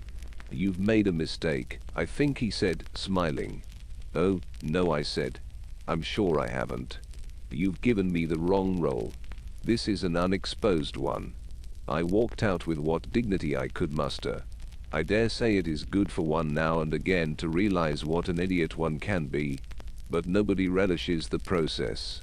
And then, just as I was passing one of the big shipping offices, I came to a sudden halt. In the window was a beautiful model of one of the company's boats, and it was labeled Kenilworth Castle. A wild idea shot through my brain. I pushed the door open and went in. I went up to the counter and in a faltering voice, genuine this time, I murmured, "Colmorden Castle, on the 17th from Southampton, Cape Town, first or second class. How much is it?" "First class, £87. I interrupted him. The coincidence was too much for me. Exactly the amount of my legacy. I would put all my eggs in one basket. "First class," I said. I was now definitely committed to the adventure. Chapter 8. Extracts from the Diary of Sir Eustace Peeler, MP. It is an extraordinary thing that I never seem to get any peace. I am a man who likes a quiet life. I like my club, my rubber of bridge, a well-cooked meal, a sound wine. I like England in the summer and the Riviera in the winter. I have no desire to participate in sensational happenings. Sometimes, in front of a good fire, I do not object to reading about them in the newspaper. But that is as far as I am willing to go. My object in life is to be thoroughly comfortable. I have devoted a certain amount of thought and a considerable amount of money to further that end. But I cannot say that I always succeed. If things do not actually happen to me, they happen round me, and frequently, in spite of myself, I become involved. I hate being involved. All this because Guy Paget came into my bedroom this morning with a telegram in his hand, and a face as long as a mute at a funeral. Guy Paget is my secretary, a zealous, painstaking, hard-working fellow, admirable in every respect. I know no one who annoys me more. For a long time I have been racking my brains as to how to get rid of him. But you cannot very well dismiss a secretary because he prefers work to play, likes getting up early in the morning, and has positively no vices. The only amusing thing about the fellow is his face. He has the face of a 13th century poisoner, the sort of man the Borgias got to do their odd jobs for them. I wouldn't mind so much if Paget didn't make me work too. My idea of work is something that should be undertaken lightly and airily trifled with. In fact, I doubt if Guy Paget has ever trifled with anything in his life. He takes everything seriously. That is what makes him so difficult to live with. Last week I had the brilliant idea of sending him off to Florence. He talked about Florence and how much he wanted to go there. "My dear fellow," I cried, "you shall go tomorrow. I will pay all your expenses." January isn't the usual time for going to Florence, but it would be all one to Paget. I could imagine him going about, guidebook in hand, religiously doing all the picture galleries. And a week's freedom was cheap to me at the price. It has been a delightful week. I have done everything I wanted to, and nothing that I did not want to do. But when I blinked my eyes open, and perceived Paget standing between me and the light at the unearthly hour of 9 a.m. this morning, I realized that freedom was over. "My dear fellow," I said, "has the funeral already taken place, or is it for later in the morning?" Paget does not appreciate dry humor. He merely stared. "So you know, Sir Eustace." "Know what?" I said crossly. "From the expression on your face I inferred that one of your near and dear relatives was to be interred this morning." Paget ignored the sally as far as possible. "I thought you couldn't know about this." He tapped the telegram. "I know you dislike being aroused early, but it is 9 o'clock. Paget insists on regarding 9 a.m. as practically the middle of the day, and I thought that under the circumstances." He tapped the telegram again. "What is that thing?" I asked. "It's a telegram from the police at Marlow. A woman has been murdered in your house." That aroused me in earnest. What colossal cheek, I exclaimed. Why in my house? Who murdered her? They don't say. I suppose we shall go back to England at once, sir. Eustace? You need suppose nothing of the kind. Why should we go back? The police? What on earth have I to do with the police? Well, it is your house.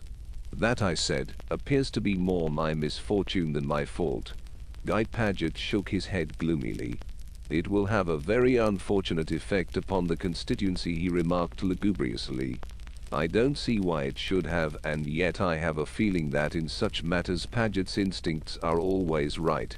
On the face of it, a member of Parliament will be none the less efficient because a stray young woman comes and gets herself murdered in an empty house that belongs to him, but there is no accounting for the view the respectable British public takes of a matter.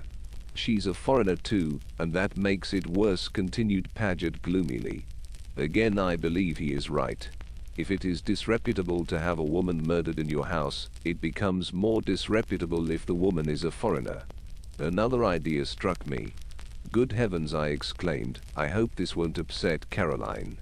Caroline is the lady who cooks for me. Incidentally, she is the wife of my gardener. What kind of a wife she makes I do not know, but she is an excellent cook. James, on the other hand, is not a good gardener, but I support him in idleness, and give him the lodge to live in solely on account of Caroline's cooking. I don't suppose she'll stay after this, said Paget. You always were a cheerful fellow, I said. I expect I shall have to go back to England. Paget clearly intends that I shall. And there is Caroline to pacify. 3 days later. It is incredible to me that anyone who can get away from England in winter does not do so. It is an abominable climate. All this trouble is very annoying. The house agents say it will be next to impossible to let the mill house after all the publicity. Caroline has been pacified with double pay. We could have sent her a cable to that effect from Cannes. In fact, as I have said all along, there was no earthly purpose to serve by our coming over. I shall go back tomorrow. 1 day later. Several very surprising things have occurred. To begin with, I met Augustus Milray, the most perfect example of an old ass the present government has produced. His manner oozed diplomatic secrecy as he drew me aside in the club into a quiet corner. He talked a good deal. About South Africa and the industrial situation there. About the growing rumors of a strike on the Rand. Of the secret causes actuating that strike. I listened as patiently as I could. Finally, he dropped his voice to a whisper and explained that certain documents had come to light, which ought to be placed in the hands of General Smuts. I've no doubt you are quite right, I said, stifling a yawn. But how are we to get them to him? Our position in the matter is delicate, very delicate. What's wrong with the post? I said cheerfully. Put a 2-penny stamp on and drop 'em in the nearest letterbox. He seemed quite shocked at the suggestion. My dear Peter, the common post. It has always been a mystery to me why governments employ king's messengers and draw such attention to their confidential documents. If you don't like the post, send one of your own young fellows. He'll enjoy the trip. Impossible, said Milray, wagging his head in a senile fashion. There are reasons, my dear Peter, I assure you there are reasons. Well, I said, rising, all this is very interesting, but I must be off. 1 minute, my dear Peter, 1 minute, I beg of you.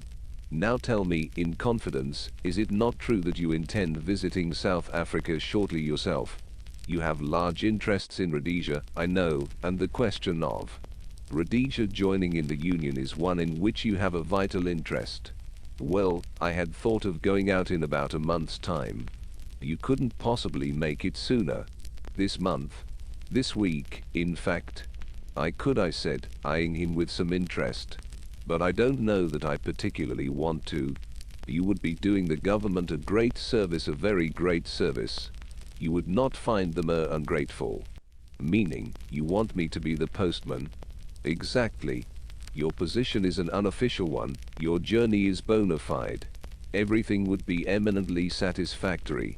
Well, I said slowly, I don't mind if I do. The one thing I am anxious to do is to get out of England again as soon as possible. You will find the climate of South Africa delightful, quite delightful. My dear fellow, I know all about the climate. I was out there shortly before the war. I am really much obliged to you, Peedler. I will send you round the package by messenger. To be placed in General Smut's own hands, you understand. The Colmorden Castle sails on Saturday, quite a good boat. I accompanied him a short way along Pall Mall before we parted. He shook me warmly by the hand and thanked me again effusively. I walked home reflecting on the curious byways of governmental policy. It was the following evening that Jarvis, my butler, informed me that a gentleman wished to see me on private business, but declined to give his name. I have always a lively apprehension of insurance touts, so told Jarvis to say I could not see him. Guy Paget, unfortunately, when he might for once have been of real use, was laid up with a bilious attack. These earnest, hard-working young men with weak stomachs are always liable to bilious attacks. Jarvis returned. The gentleman asked me to tell you, Sir Eustace, that he comes to you from Mr. Milleray. That altered the complexion of things. A few minutes later I was confronting my visitor in the library. He was a well-built young fellow with a deeply tanned face. A scar ran diagonally from the corner of his eye to the jaw, disfiguring what would otherwise have been a handsome though somewhat reckless countenance. "Well," I said, "what's the matter?" "Mr. Milleray sent me to you, Sir Eustace. I am to accompany you to South Africa as your secretary." "My dear fellow," I said, "I've got a secretary already. I don't want another." "I think you do, Sir Eustace." "Where is your secretary now?" "He's down with a bilious attack," I explained. "You are sure it's only a bilious attack?" "Of course it is. He's subject to them." My visitor smiled. "It may or may not be a bilious attack. Time will show. But I can tell you this, Sir Eustace, Mr. Milleray would not be surprised if an attempt were made to get your secretary out of the way." "Oh, you need have no fear for yourself." I suppose a momentary alarm had flickered across my face. "You are not threatened. Your secretary out of the way, access to you would be easier. In any case, Mr. Milleray wishes me to accompany you. The passage money will be our affair, of course, but you will take the necessary steps about the passport, as though you had decided that you needed the services of a second secretary." He seemed a determined young man. We stared at each other and he stared me down. "Very well," I said feebly. "You will say nothing to anyone as to my accompanying you." "Very well," I said again.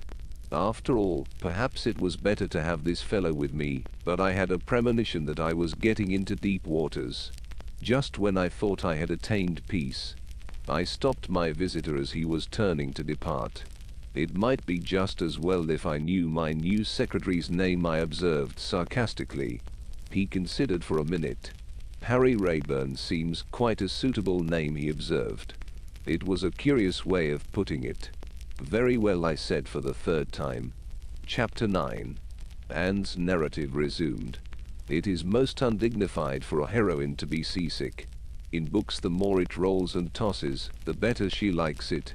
When everybody else is ill, she alone staggers along the deck, braving the elements and positively rejoicing in the storm. I regret to say that at the first roll the Colmorden gave, I turned pale and hastened below. A sympathetic stewardess received me. She suggested dry toast and ginger ale. I remained groaning in my cabin for 3 days. Forgotten was my quest. I had no longer any interest in solving mysteries. I was a totally different Anne to the one who had rushed back to the South Kensington Square so jubilantly from the shipping office. I smiled now as I remember my abrupt entry into the drawing room. Mrs. Fleming was alone there. She turned her head as I entered. "Is that you, Anne, my dear? There is something I want to talk over with you." "Yes," I said, curbing my impatience. "Miss Emery is leaving me." Miss Emery was the governess. "As you have not yet succeeded in finding anything, I wondered if you would care. It would be so nice if you remained with us all together." I was touched. She didn't want me, I knew. It was sheer Christian charity that prompted the offer. I felt remorseful for my secret criticism of her. Getting up, I ran impulsively across the room and flung my arms round her neck. "You're a dear," I said. A dear, a dear, a dear. And thank you ever so much. But it's all right, I'm off to South Africa on Saturday. My abrupt onslaught had startled the good lady. She was not used to sudden demonstrations of affection. My words startled her still more. To South Africa? My dear Anne, we would have to look into anything of that kind very carefully. That was the last thing I wanted. I explained that I had already taken my passage, and that upon arrival I proposed to take up duties as a parlourmaid. It was the only thing I could think of on the spur of the moment. There was, I said, a great demand for parlourmaids in South Africa. I assured her that I was equal to taking care of myself, and in the end, with a sigh of relief at getting me off her hands, she accepted the project without further query. At parting, she slipped an envelope into my hand. Inside it I found 5 new crisp £5 notes and the words, "I hope you will not be offended and will accept this with my love." She was a very good, kind woman. I could not have continued to live in the same house with her, but I did recognize her intrinsic worth. So here I was, with £25 in my pocket, facing the world and pursuing my adventure. It was on the 4th day that the stewardess finally urged me up on deck. Under the impression that I should die quicker below, I had steadfastly refused to leave my bunk. She now tempted me with the advent of Madeira. Hope rose in my breast. I could leave the boat and go ashore and be a parlourmaid there. Anything for dry land. Muffled in coats and rugs, and weak as a kitten on my legs, I was hauled up and deposited, an inert mass, on a deck chair. I lay there with my eyes closed, hating life. The purser, a fair-haired young man, with a round boyish face, came and sat down beside me. "Hullo? Feeling rather sorry for yourself, eh?" "Yes," I replied, hating him. "Ah, you won't know yourself in another day or two. We've had a rather nasty dusting in the bay, but there's smooth weather ahead. I'll be taking you on at quoits tomorrow." I did not reply. "Think you never recover, eh? But I've seen people much worse than you, and 2 days later they were the life and soul of the ship. You'll be the same." I did not feel sufficiently pugnacious to tell him outright that he was a liar. I endeavored to convey it by a glance. He chatted pleasantly for a few minutes more, then he mercifully departed. People passed and repassed, brisk couples exercising, curveting children, laughing young people. A few other pallid sufferers lay, like myself, in deck chairs. The air was pleasant, crisp, not too cold, and the sun was shining brightly. Insensibly, I felt a little chid. I began to watch the people. One woman in particular attracted me. She was about 30, of medium height and very fair, with a round dimpled face and very blue eyes. Her clothes, though perfectly plain, had that indefinable air of cut about them which spoke of Paris. Also, in a pleasant but self-possessed way, she seemed to own the ship. Deck stewards ran to and fro obeying her commands. She had a special deck chair, and an apparently inexhaustible supply of cushions. She changed her mind 3 times as to where she would like it placed. Throughout everything she remained attractive and charming. She appeared to be one of those rare people in the world who know what they want, see that they get it, and manage to do so without being offensive. I decided that if ever I recovered, but of course I shouldn't, it would amuse me to talk to her. We reached Madeira about midday. I was still too inert to move, but I enjoyed the picturesque-looking merchants who came on board and spread their merchandise about the decks. There were flowers too. I buried my nose in an enormous bunch of sweet wet violets, and felt distinctly better. In fact, I thought I might just possibly last out the end of the voyage. When my stewardess spoke of the attractions of a little chicken broth, I only protested feebly. When it came, I enjoyed it. My attractive woman had been ashore. She came back escorted by a tall, soldierly-looking man with dark hair and a bronzed face, whom I had noticed striding up and down the deck earlier in the day. I put him down at once as one of the strong, silent men of Rhodesia. He was about 40, with a touch of graying hair at either temple, and was easily the best-looking man on board. When the stewardess brought me up an extra rug, I asked her if she knew who my attractive woman was. "That's a well-known society lady, the Hon. Mrs. Clarence Blair. You must have read about her in the papers. I nodded, looking at her with renewed interest. Mrs. Blair was very well known indeed as one of the smartest women of the day. I observed, with some amusement, that she was the center of a good deal of attention. Several people essayed to scrape acquaintance with the pleasant informality that a boat allows. I admired the polite way that Mrs. Blair snubbed them. She appeared to have adopted the strong, silent man as her special cavalier, and he seemed duly sensible of the privilege accorded him. The following morning, to my surprise, after taking a few turns round the deck with her attentive companion, Mrs. Blair came to a halt by my chair. Feeling better this morning, I thanked her and said I felt slightly more like a human being. You did look ill yesterday. Colonel Race and I decided that we should have the excitement of a funeral at sea, but you've disappointed us. I laughed. Being up in the air has done me good. Nothing like fresh air, said Colonel Race, smiling. Being shut up in those stuffy cabins would kill anyone, declared Mrs. Blair, dropping into a seat by my side and dismissing her companion with a little nod. You've got an outside one, I hope. I shook my head. My dear girl, why don't you change? There's plenty of room.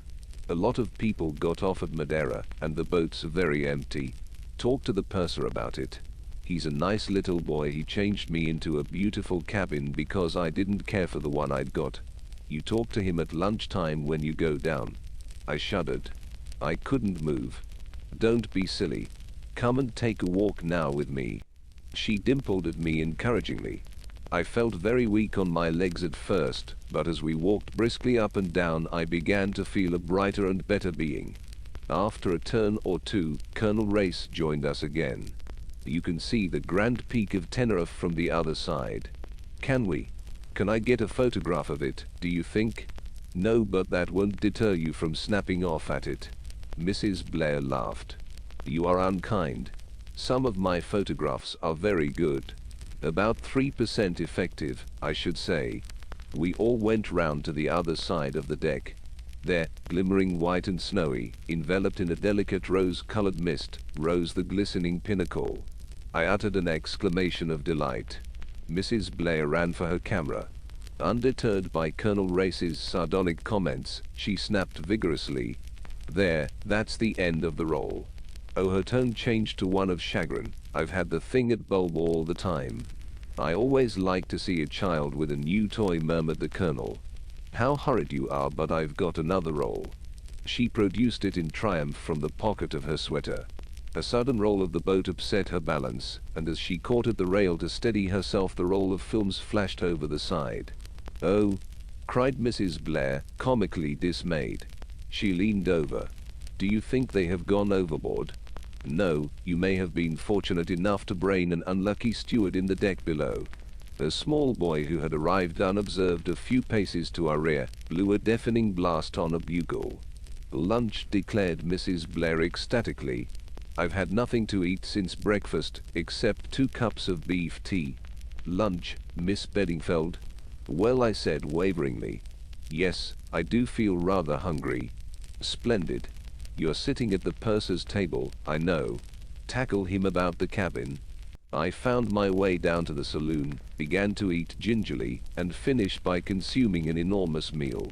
My friend of yesterday congratulated me on my recovery. Everyone was changing cabins today, he told me, and he promised that my things should be moved to an outside one without delay. There were only 4 at our table. Myself, a couple of elderly ladies, and a missionary who talked a lot about our poor black brothers. I looked round at the other tables. Mrs. Blair was sitting at the captain's table. Colonel Race next to her. On the other side of the captain was a distinguished-looking grey-haired man. A good many people I had already noticed on deck, but there was one man who had not previously appeared. Had he done so, he could hardly have escaped my notice. He was tall and dark, and had such a peculiarly sinister type of countenance that I was quite startled. I asked the purser, with some curiosity, who he was. That man? Oh, that's Sir Eustace Peeler's secretary. Been very seasick, poor chap, and not appeared before. Sir Eustace has got 2 secretaries with him, and the sea's been too much for both of them. The other fellow hasn't turned up yet. This man's name is Paget. So Sir Eustace Peedler, the owner of the mill house, was on board. Probably only a coincidence, and yet that's Sir Eustace, my informant continued, sitting next to the captain. Pompous old ass. The more I studied the secretary's face, the less I liked it. Its even pallor, the secretive, heavy-lidded eyes, the curiously flattened head, all gave a feeling of distaste, of apprehension. Leaving the saloon at the same time as he did, I was close behind him as he went up on deck. He was speaking to Sir Eustace, and I overheard a fragment or two. "I'll see about the cabin at once then, shall I? It's impossible to work in yours, with all your trunks." "My dear fellow," Sir Eustace replied, "my cabin is intended, A, for me to sleep in, and B, to attempt to dress in. I never had any intentions of allowing you to sprawl about the place and making an infernal clicking with that typewriter of yours." "That's just what I say, Sir Eustace. We must have somewhere to work." Here I parted company from them, and went below to see if my removal was in progress. I found my steward busy at the task. "Very nice cabin, miss. On D deck. Number 13. "Oh, no," I cried. "Not 13. 13 is the one thing I am superstitious about. It was a nice cabin too. I inspected it, wavered, but a foolish superstition prevailed. I appealed almost tearfully to the steward.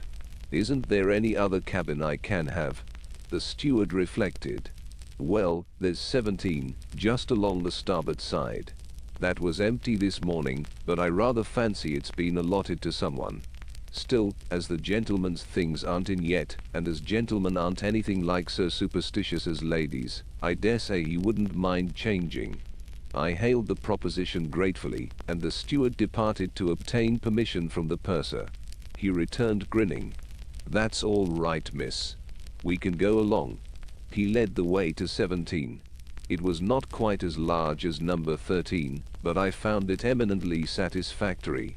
"I'll fetch your things right away, miss," said the steward.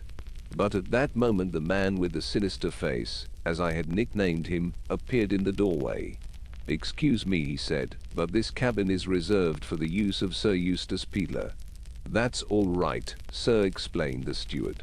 "We're fitting up number 13 instead." No, it was number 17 I was to have. "Number 13 is a better cabin, sir, larger." I specially selected number 17, and the purser said I could have it. "I'm sorry," I said coldly, "but number 17 has been allotted to me. I can't agree to that."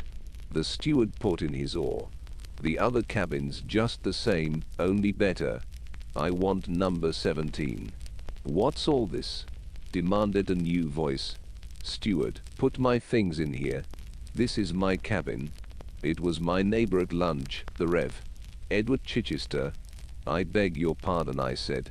"It's my cabin. It is allotted to Sir Eustace Peedler," said Mr. Paget. We were all getting rather heated.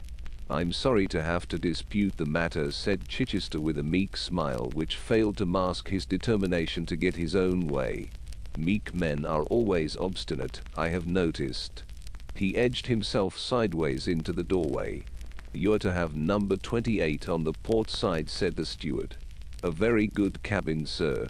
I am afraid that I must insist.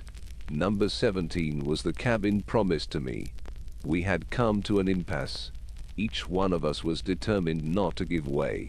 Strictly speaking, I, at any rate, might have retired from the contest and eased matters by offering to accept cabin 28.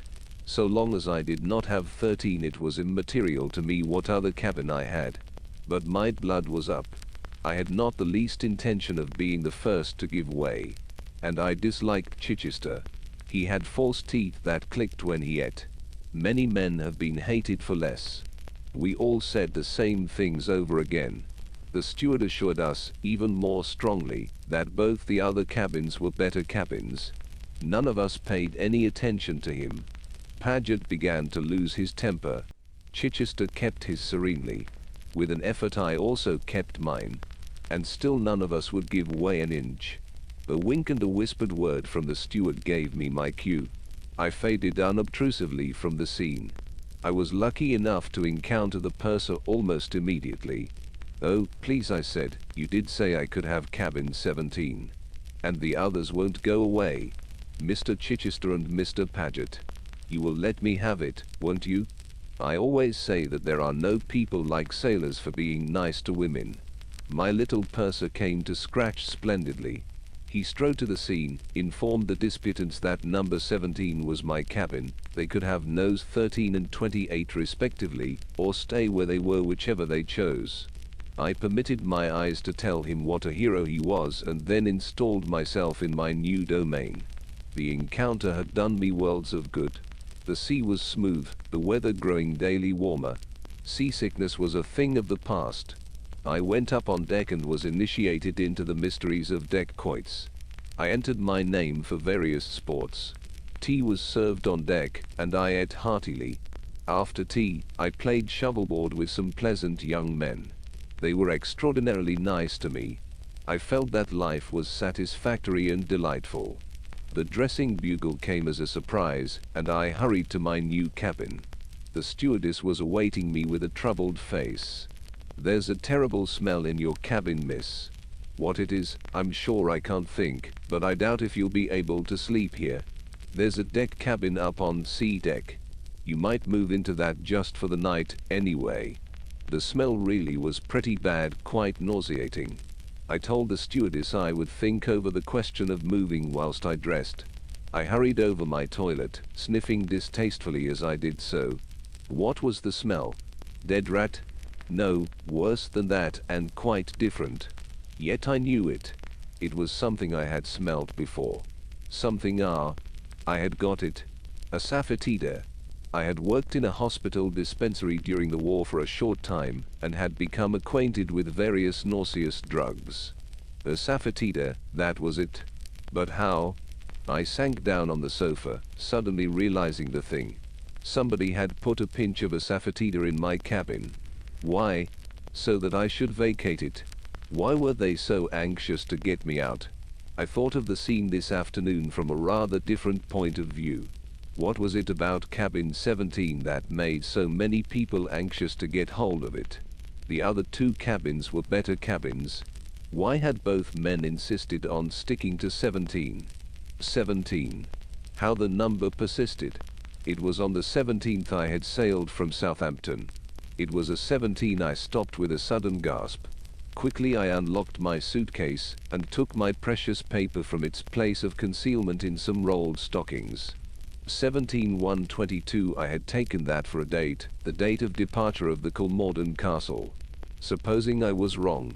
When I came to think of it, would anyone, writing down a date, think it necessary to put the year as well as the month? Supposing 17 meant cabin 17. And 1. The time 1 o'clock. Then 22 must be the date. I looked up at my little almanac. Tomorrow was the 22nd. Chapter 10. I was violently excited. I was sure that I had hit on the right trail at last. One thing was clear, I must not move out of the cabin. The asafoetida had got to be born. I examined my facts again. Tomorrow was the 22nd, and at 1 a.m. or 1 p.m. something would happen. I plumped for 1 a.m. It was now 7 o'clock.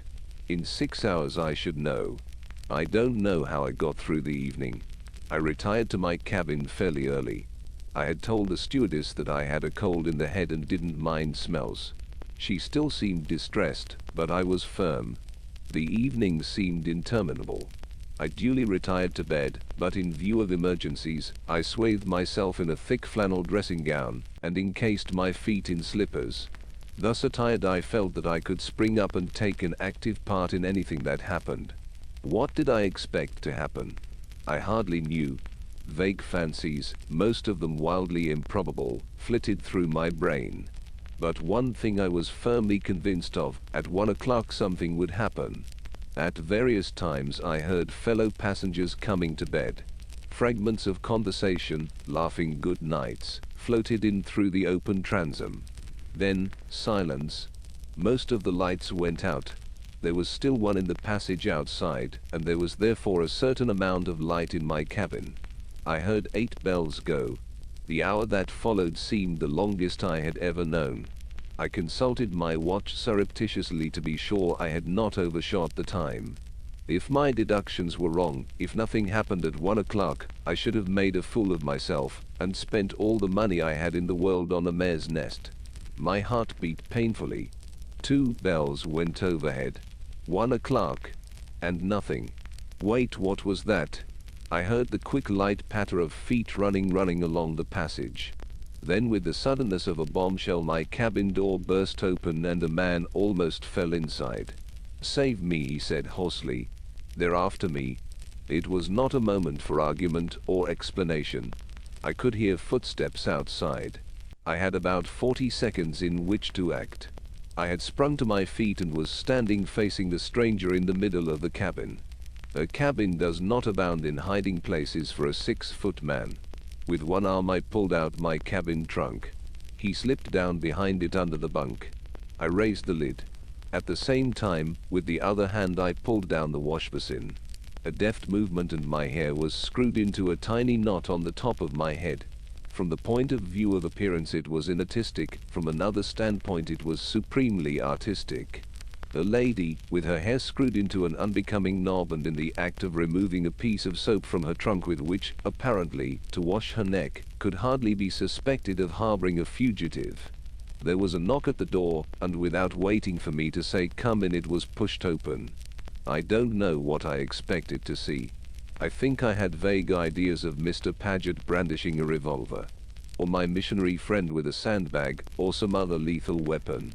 But I certainly did not expect to see a night stewardess, with an inquiring face and looking the essence of respectability. "I beg your pardon, miss, I thought you called out." "No," I said, "I didn't. I'm sorry for interrupting you." "That's all right," I said. I couldn't sleep. I thought a wash would do me good. It sounded rather as though it were a thing I never had as a general rule. "I'm so sorry, miss," said the stewardess again. "But there's a gentleman about who's rather drunk, and we are afraid he might get into one of the ladies' cabins and frighten them." "How dreadful," I said, looking alarmed. "He won't come in here, will he?" "Oh, I don't think so, miss. Ring the bell if he does. Good night." "Good night." I opened the door and peeped down the corridor. Except for the retreating form of the stewardess, there was nobody in sight. Drunk. So that was the explanation of it. My histrionic talents had been wasted. I pulled the cabin trunk out a little farther and said, "Come out at once, please," in an acid voice. There was no answer. I peered under the bunk. My visitor lay immovable. He seemed to be asleep. I tugged at his shoulder. He did not move. Dead drunk, I thought vexedly. What am I to do? Then I saw something that made me catch my breath, a small scarlet spot on the floor. Using all my strength, I succeeded in dragging the man out into the middle of the cabin. The dead whiteness of his face showed that he had fainted. I found the cause of his fainting easily enough. He had been stabbed under the left shoulder blade, a nasty deep wound. I got his coat off and set to work to attend to it. At the sting of the cold water he stirred, then sat up. "Keep still, please," I said. He was the kind of young man who recovers his faculties very quickly. He pulled himself to his feet and stood there swaying a little. "Thank you. I don't need anything done for me." His manner was defiant, almost aggressive. Not a word of thanks, of even common gratitude. "That is a nasty wound. You must let me dress it." "You will do nothing of the kind." He flung the words in my face, as though I had been begging a favor of him. My temper, never placid, rose. "I cannot congratulate you on your manners," I said coldly. "I can at least relieve you of my presence." He started for the door, but reeled as he did so. With an abrupt movement I pushed him down upon the sofa. "Don't be a fool," I said unceremoniously. "You don't want to go bleeding all over the ship, do you?" He seemed to see the sense of that, for he sat quietly whilst I bandaged up the wound as best I could. "There," I said, bestowing a pat on my handiwork, "that will have to do for the present. Are you better tempered now, and do you feel inclined to tell me what it's all about?" "I'm sorry that I can't satisfy your very natural curiosity." "Why not?" I said, chagrined. He smiled nastily. If you want a thing broadcast, tell a woman. Otherwise keep your mouth shut. Don't you think I could keep a secret? I don't think I know. He rose to his feet. At any rate, I said spitefully, I shall be able to do a little broadcasting about the events of this evening. I've no doubt you will too, he said indifferently. How dare you? I cried angrily. We were facing each other, glaring at each other with the ferocity of bitter enemies. For the first time, I took in the details of his appearance, the close-cropped dark head, the lean jaw, the scar on the brown cheek, the curious light grey eyes that looked into mine with a sort of reckless mockery hard to describe. There was something dangerous about him. You haven't thanked me yet for saving your life, I said with false sweetness. I hit him there. I saw him flinch distinctly. Intuitively I knew that he hated above all to be reminded that he owed his life to me. I didn't care. I wanted to hurt him. I had never wanted to hurt anyone so much. I wish to God you hadn't, he said explosively. I'd be better dead and out of it. I'm glad you acknowledge the debt. You can't get out of it. I saved your life and I'm waiting for you to say thank you. Close quote. If looks could have killed, I think he would have liked to kill me then. He pushed roughly past me. At the door he turned back and spoke over his shoulder. I shall not thank you now or at any other time, but I acknowledge the debt. Some day I will pay it. He was gone, leaving me with clenched hands and my heart beating like a mill race. Chapter 11. There were no further excitements that night. I had breakfast in bed and got up late the next morning. Mrs. Blair hailed me as I came on deck. Good morning, gypsy girl. Sit down here by me. You look as though you hadn't slept well. Why do you call me that? I asked as I sat down obediently. Do you mind? It suits you somehow. I've called you that in my own mind from the beginning. It's the gypsy element in you that makes you so different from anyone else. I decided in my own mind that you and Colonel Race were the only two people on board who wouldn't bore me to death to talk to. That's funny, I said. I thought the same about you, only it's more understandable in your case. You're such an exquisitely finished product. Not badly put, said Mrs. Blair, nodding her head. Tell me about yourself, gypsy girl. Why are you going to South Africa? I told her something about Papa's life work. So you're Charles Beddingfeld's daughter. I thought you weren't a mere provincial miss. Are you going to Broken Hill to grub up more skulls? I may, I said cautiously.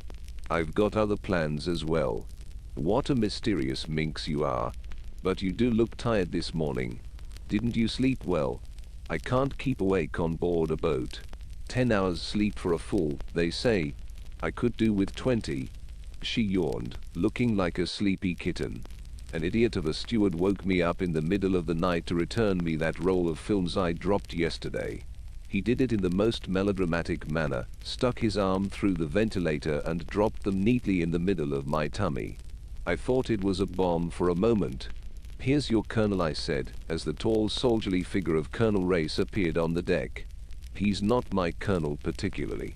In fact, he admires you very much, gypsy girl. So don't run away. I want to tie something round my head. It will be more comfortable than a hat. I slipped quickly away. For some reason or other I was uncomfortable with Colonel Race. He was one of the few people who were capable of making me feel shy. I went down to my cabin and began looking for something with which I could restrain my rebellious locks. Now I am a tidy person. I like my things always arranged in a certain way, and I keep them so. I had no sooner opened my drawer than I realized that somebody had been disarranging my things. Everything had been turned over and scattered. I looked in the other drawers and the small hanging cupboard. They told the same tale. It was as though someone had been making a hurried and ineffectual search for something. I sat down on the edge of the bunk with a grave face. Who had been searching my cabin and what had they been looking for? Was it the half sheet of paper with scribbled figures and words? I shook my head, dissatisfied. Surely that was past history now.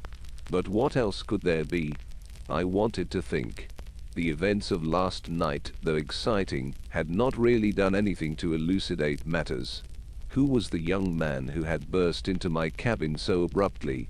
I had not seen him on board previously, either on deck or in the saloon. Was he one of the ship's company, or was he a passenger? Who had stabbed him? Why had they stabbed him? And why, in the name of goodness, should cabin number 17 figure so prominently? It was all a mystery, but there was no doubt that some very peculiar occurrences were taking place on the Kolmorden castle. I counted off on my fingers the people on whom it behoved me to keep watch. Setting aside my visitor of the night before, but promising myself that I would discover him on board before another day had passed, I selected the following persons as worthy of my notice. 1. Sir Eustace Peeler. He was the owner of the mill house, and his presence on the Kolmorden castle seemed something of a coincidence. 2. Mr. Paget, the sinister-looking secretary, whose eagerness to obtain cabin 17 had been so very marked. N.B. Find out whether he had accompanied Sir Eustace to Cannes. 3. The Rev. Edward Chichester. All I had against him was his obstinacy over cabin 17, and that might be entirely due to his own peculiar temperament. Obstinacy can be an amazing thing. But a little conversation with Mr. Chichester would not come amiss, I decided. Hastily tying a handkerchief round my hair, I went up on deck again, full of purpose. I was in luck. My quarry was leaning against the rail, drinking beef tea. I went up to him. "I hope you've forgiven me over cabin 17, I said, with my best smile. "I consider it unchristian to bear a grudge," said Mr. Chichester coldly. "But the purser had distinctly promised me that cabin." "Pursers are such busy men, aren't they?" I said vaguely. "I suppose they're bound to forget sometimes." Mr. Chichester did not reply. "Is this your first visit to South Africa?" I inquired conversationally. "To South Africa, yes. But I have worked for the last 2 years amongst the cannibal tribes in the interior of East Africa." "How thrilling. Have you had many narrow escapes?" "Escapes? Of being eaten, I mean. You should not treat sacred subjects with levity, Miss Beddingfeld." "I didn't know that cannibalism was a sacred subject," I retorted, stung. As the words left my lips, another idea struck me. If Mr. Chichester had indeed spent the last 2 years in the interior of Africa, how was it that he was not more sunburnt? His skin was as pink and white as a baby's. Surely there was something fishy there. Yet his manner and voice were so absolutely it. Too much so, perhaps. Was he or was he not just a little like a stage clergyman? I cast my mind back to the curates I had known at Little Hampsley. Some of them I had liked, some of them I had not, but certainly none of them had been quite like Mr. Chichester. They had been human. He was a glorified type. I was debating all this when Sir Eustace Peeler passed down the deck. Just as he was abreast of Mr. Chichester, he stooped and picked up a piece of paper which he handed to him, remarking, "You've dropped something." He passed on without stopping, and so probably did not notice Mr. Chichester's agitation. I did. Whatever it was he had dropped, its recovery agitated him considerably. He turned a sickly green, and crumpled up the sheet of paper into a ball. My suspicions were accentuated 100-fold. He caught my eye, and hurried into explanations. A fragment of a sermon I was composing," he said with a sickly smile. "Indeed?" I rejoined politely. "A fragment of a sermon, indeed. No, Mr. Chichester, too weak for words." He soon left me with a muttered excuse. I wished, oh, how I wished, that I had been the one to pick up that paper, and not Sir Eustace Peeler. One thing was clear, Mr. Chichester could not be exempted from my list of suspects. I was inclined to put him top of the 3. After lunch, when I came up to the lounge for coffee, I noticed Sir Eustace and Paget sitting with Mrs. Blair and Colonel Race. Mrs. Blair welcomed me with a smile, so I went over and joined them. They were talking about Italy. "But it is misleading," Mrs. Blair insisted. "Aqua colda certainly ought to be cold water, not hot." "You're not a Latin scholar," said Sir Eustace, smiling. "Men are so superior about their Latin," said Mrs. Blair. But all the same I notice that when you ask them to translate inscriptions in old churches, they can never do it. They hem and haw, and get out of it somehow. Quite right, said Colonel Race. I always do. But I love the Italians, continued Mrs. Blair. They're so obliging, though even that has its embarrassing side. You ask them the way somewhere, and instead of saying first to the right, second to the left, or something that one could follow, they pour out a flood of well-meaning directions, and when you look bewildered, they take you kindly by the arm and walk all the way there with you. Is that your experience in Florence, Paget? Asked Sir Eustace, turning with a smile to his secretary. For some reason the question seemed to disconcert Mr. Paget. He stammered and flushed. Oh, quite so, yes sir, quite so. Then with a murmured excuse, he rose and left the table. I am beginning to suspect Guy Paget of having committed some dark deed in Florence, remarked Sir Eustace, gazing after his secretary's retreating figure. Whenever Florence or Italy is mentioned, he changes the subject or bolts precipitately. Perhaps he murdered someone there, said Mrs. Blair hopefully. He looks, I hope I'm not hurting your feelings, Sir Eustace, but he does look as though he might murder someone. Yes, pure cinquecento. It amuses me sometimes, especially when one knows as well as I do how essentially law-abiding and respectable the poor fellow really is. He's been with you some time, hasn't he, Sir Eustace? Asked Colonel Race. 6 years, said Sir Eustace with a deep sigh. He must be quite invaluable to you, said Mrs. Blair. Oh, invaluable. Yes, quite invaluable. The poor man sounded even more depressed, as though the invaluableness of Mr. Paget was a secret grief to him. Then he added more briskly, but his face should really inspire you with confidence, my dear lady. No self-respecting murderer would ever consent to look like one. Crippen, now, I believe, was one of the pleasantest fellows imaginable. He was caught on a liner, wasn't he? Murmured Mrs. Blair. There was a slight rattle behind us. I turned quickly. Mr. Chichester had dropped his coffee cup. Our party soon broke up. Mrs. Blair went below to sleep and I went out on deck. Colonel Race followed me. You're very elusive, Miss Beddingfeld. I looked for you everywhere last night at the dance. I went to bed early, I explained. Are you going to run away tonight too? Or are you going to dance with me? I shall be very pleased to dance with you, I murmured shyly. But Mrs. Blair, our friend, Mrs. Blair, doesn't care for dancing. And do you? I care for dancing with you. Oh, I said nervously. I was a little afraid of Colonel Race. Nevertheless, I was enjoying myself. This was better than discussing fossilized skulls with stuffy old professors. Colonel Race was really just my ideal of a stern, silent Rhodesian. Possibly I might marry him. I hadn't been asked, it is true, but, as the Boy Scouts say, be prepared.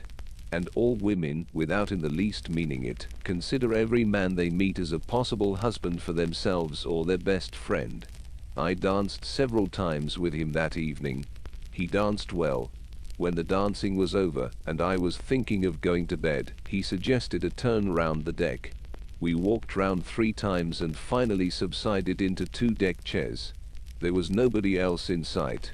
We made desultory conversation for some time. Do you know, Miss Beddingfeld, I think I once met your father.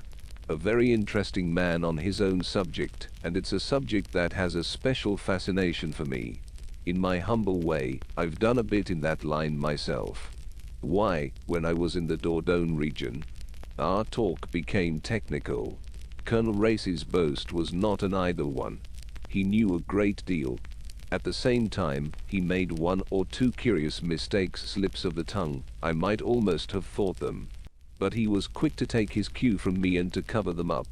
Once he spoke of the Mysterian period as succeeding the Aurignacian, an absurd mistake for one who knew anything of the subject. It was 12 o'clock when I went to my cabin.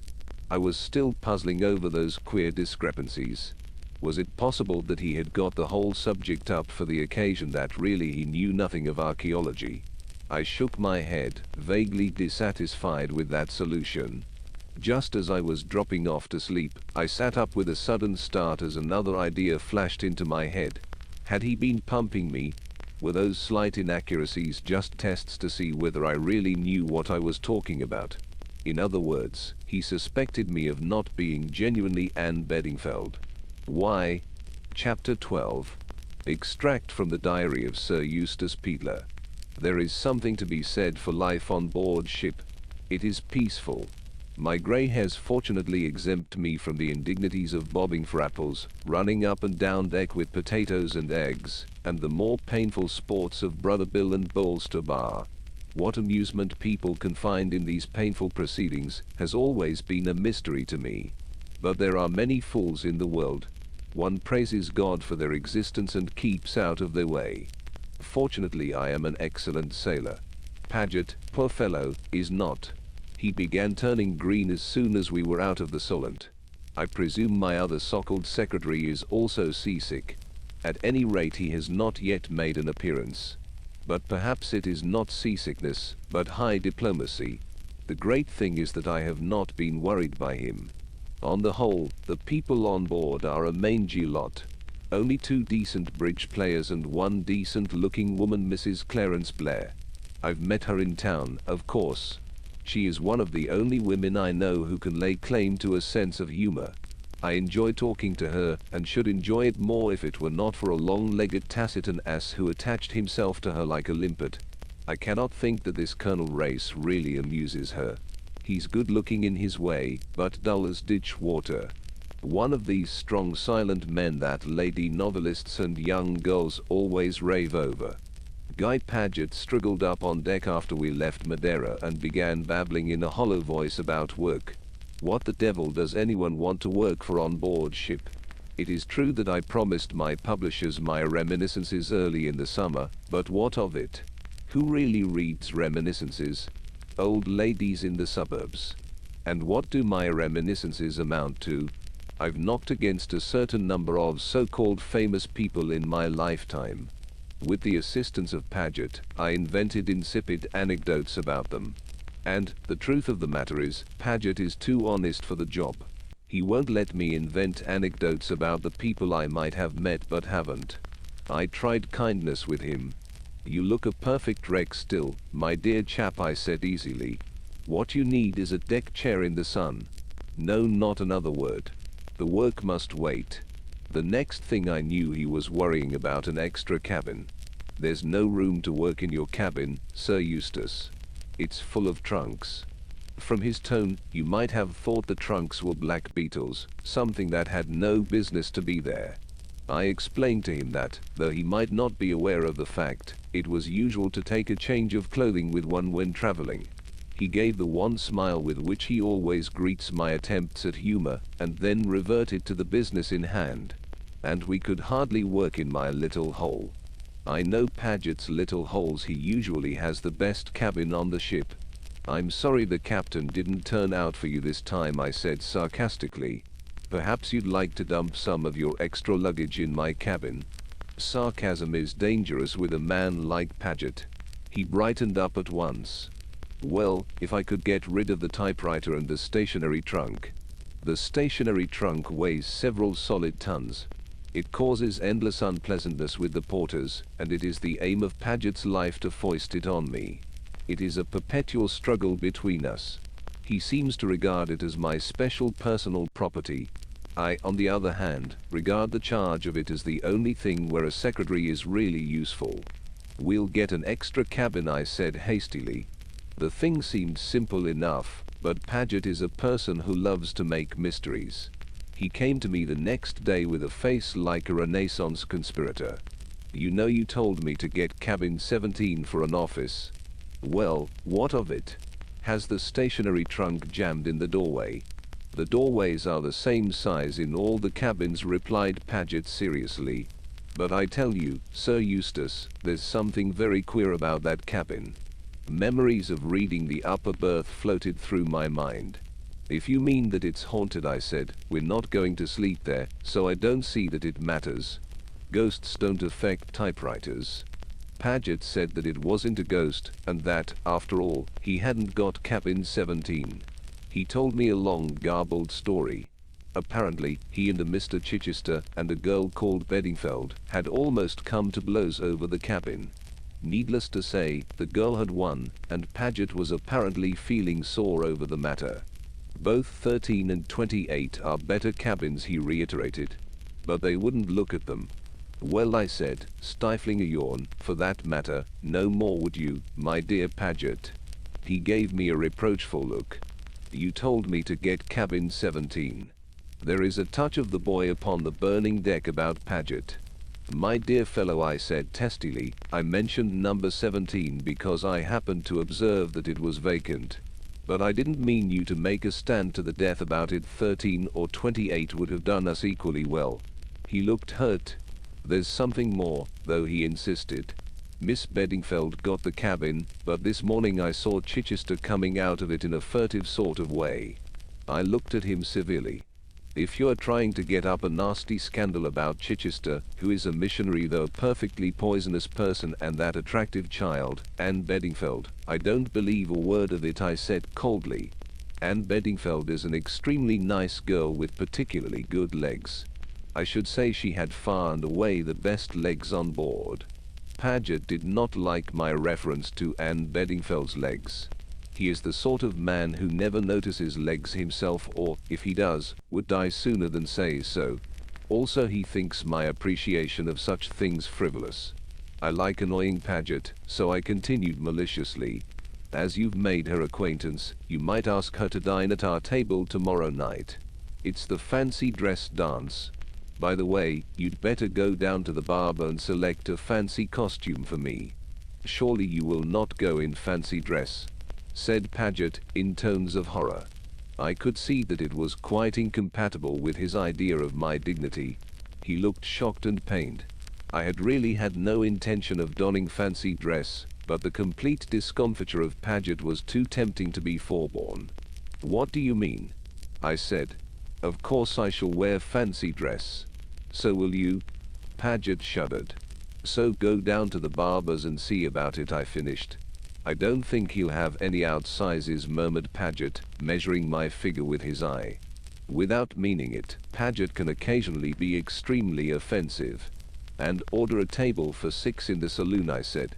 We'll have the captain, the girl with the nice legs, Mrs. Blair. You won't get Mrs. Blair without Colonel Race, Paget interposed. He's asked her to dine with him, I know. Paget always knows everything. I was justifiably annoyed. Who is Race? I demanded, exasperated. As I said before, Paget always knows everything, or thinks he does. He looked mysterious again. They say he's a Secret Service chap, Sir Eustace. Rather a great gun too. But of course I don't know for certain. Isn't that like the government? I exclaimed. Here's a man on board whose business it is to carry about secret documents, and they go giving them to a peaceful outsider who only asks to be let alone. Paget looked even more mysterious. He came a pace nearer and dropped his voice. If you ask me, the whole thing is very queer, Sir Eustace. Look at the illness of mine before we started. My dear fellow, I interrupted brutally, that was a bilious attack. You're always having bilious attacks. Paget winced slightly. It wasn't the usual sort of bilious attack. This time, for God's sake, don't go into details of your condition, Paget. I don't want to hear them. Very well, Sir Eustace. But my belief is that I was deliberately poisoned. Ah, I said. You've been talking to Rayburn. He did not deny it. At any rate, Sir Eustace, he thinks so, and he should be in a position to know. By the way, where is the chap? I asked.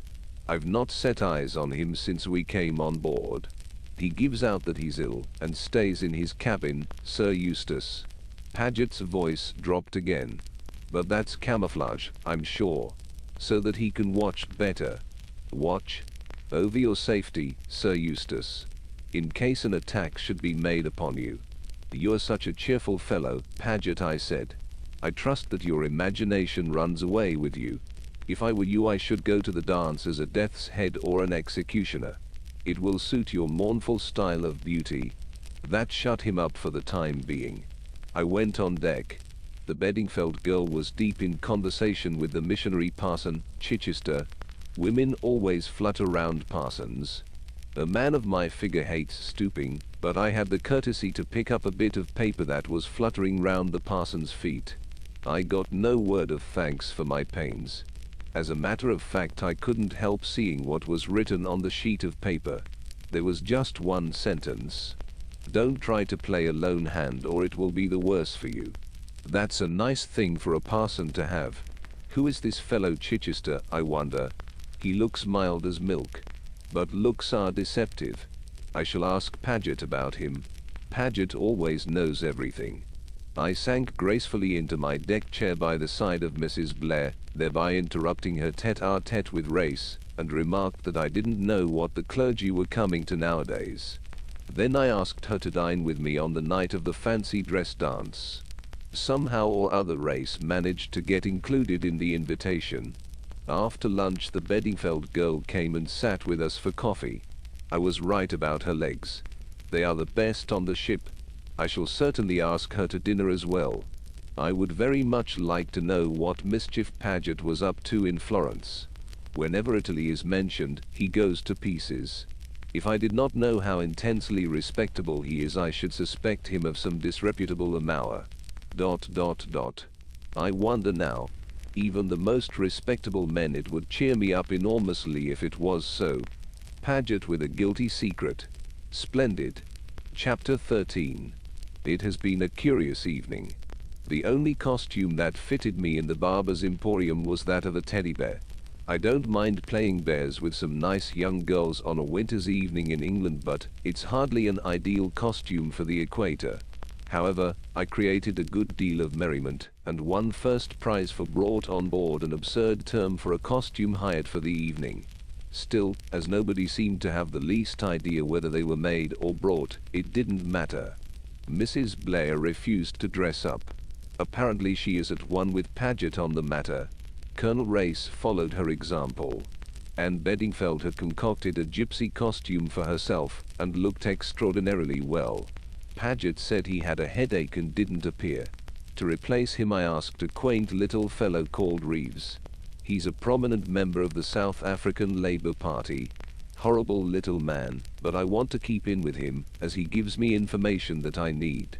I want to understand this Rand business from both sides. Dancing was a hot affair. I danced twice with Anne Beddingfeld, and she had to pretend she liked it.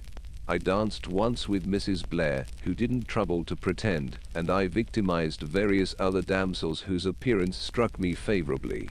Then we went down to supper. I had ordered champagne. The steward suggested Clickwood 1911 as being the best they had on the boat, and I fell in with his suggestion.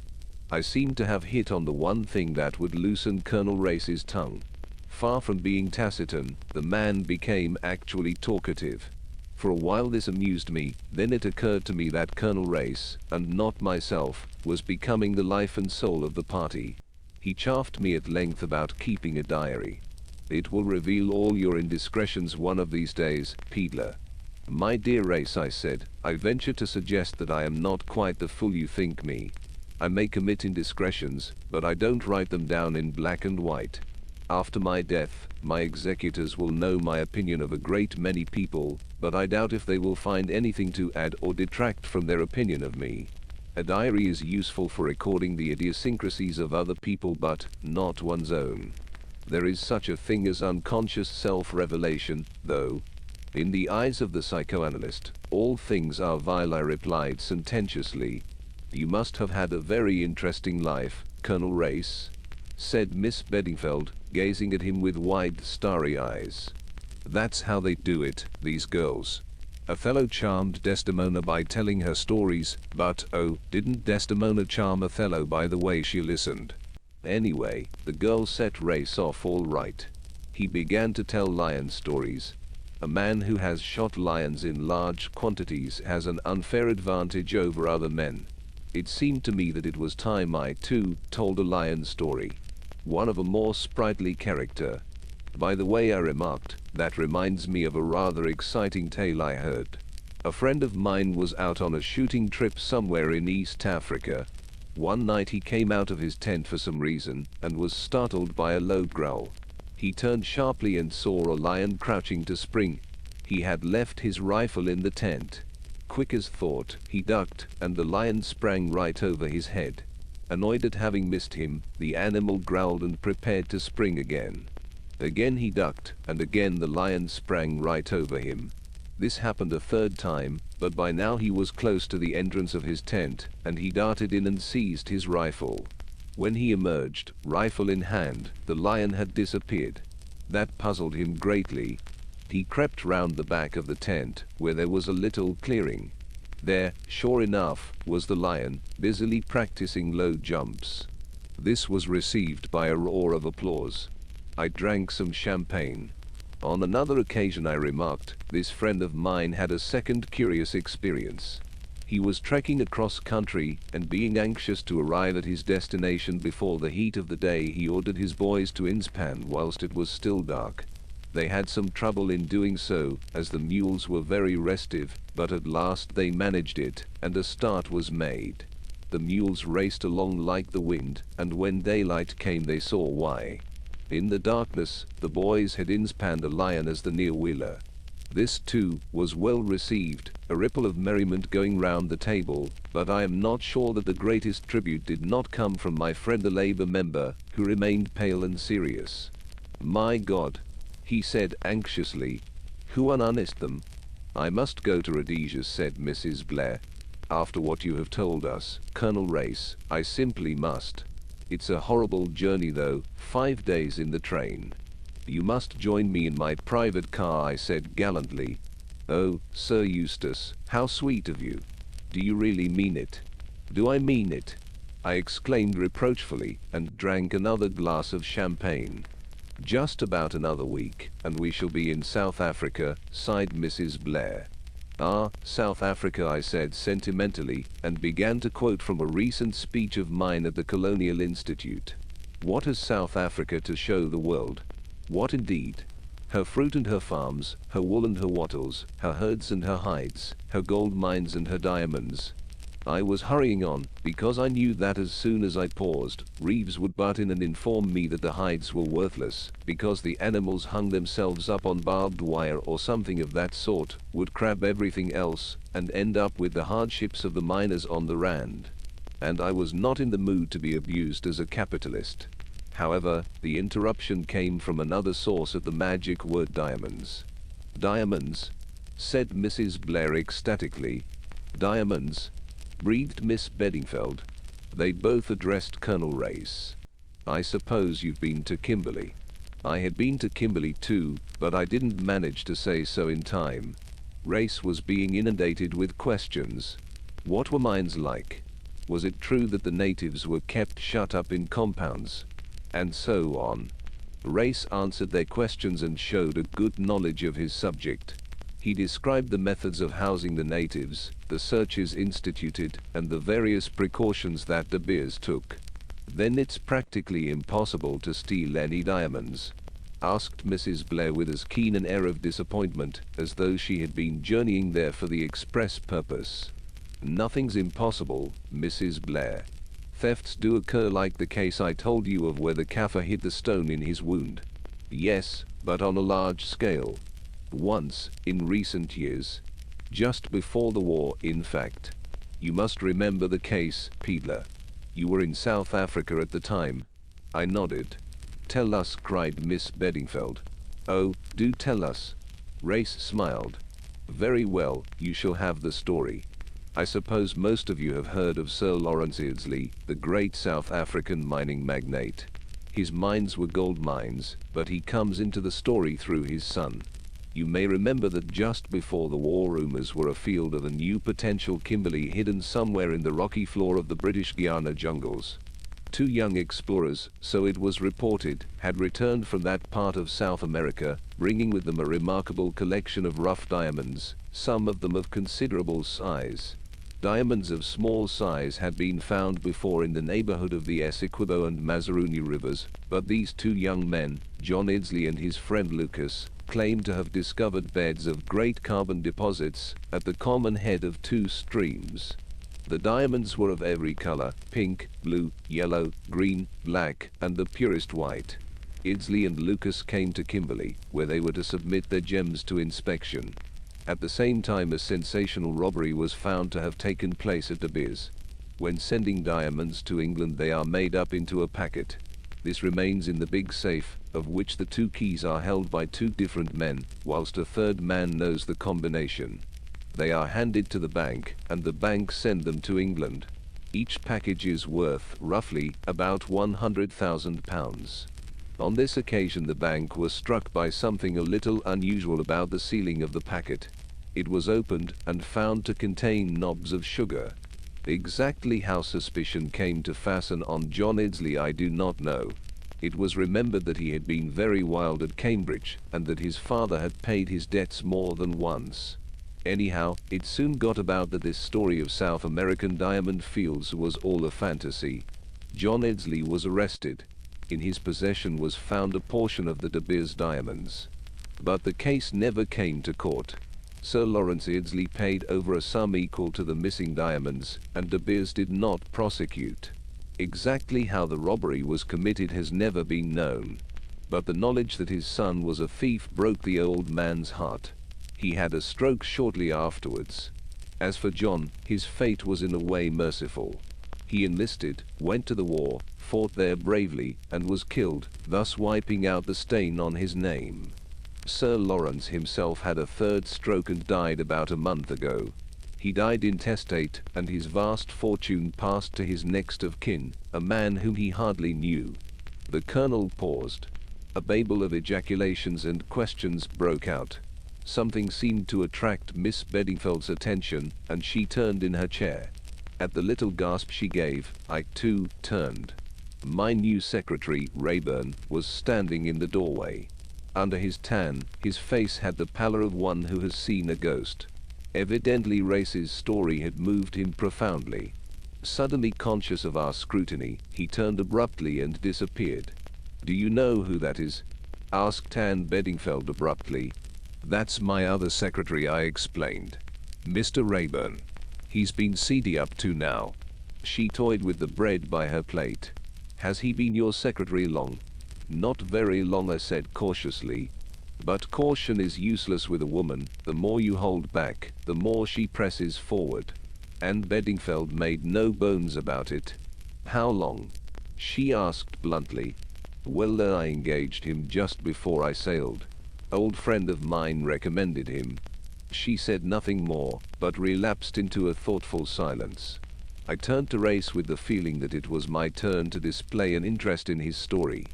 "Who is Sir Lawrence's next of kin, Race? Do you know?"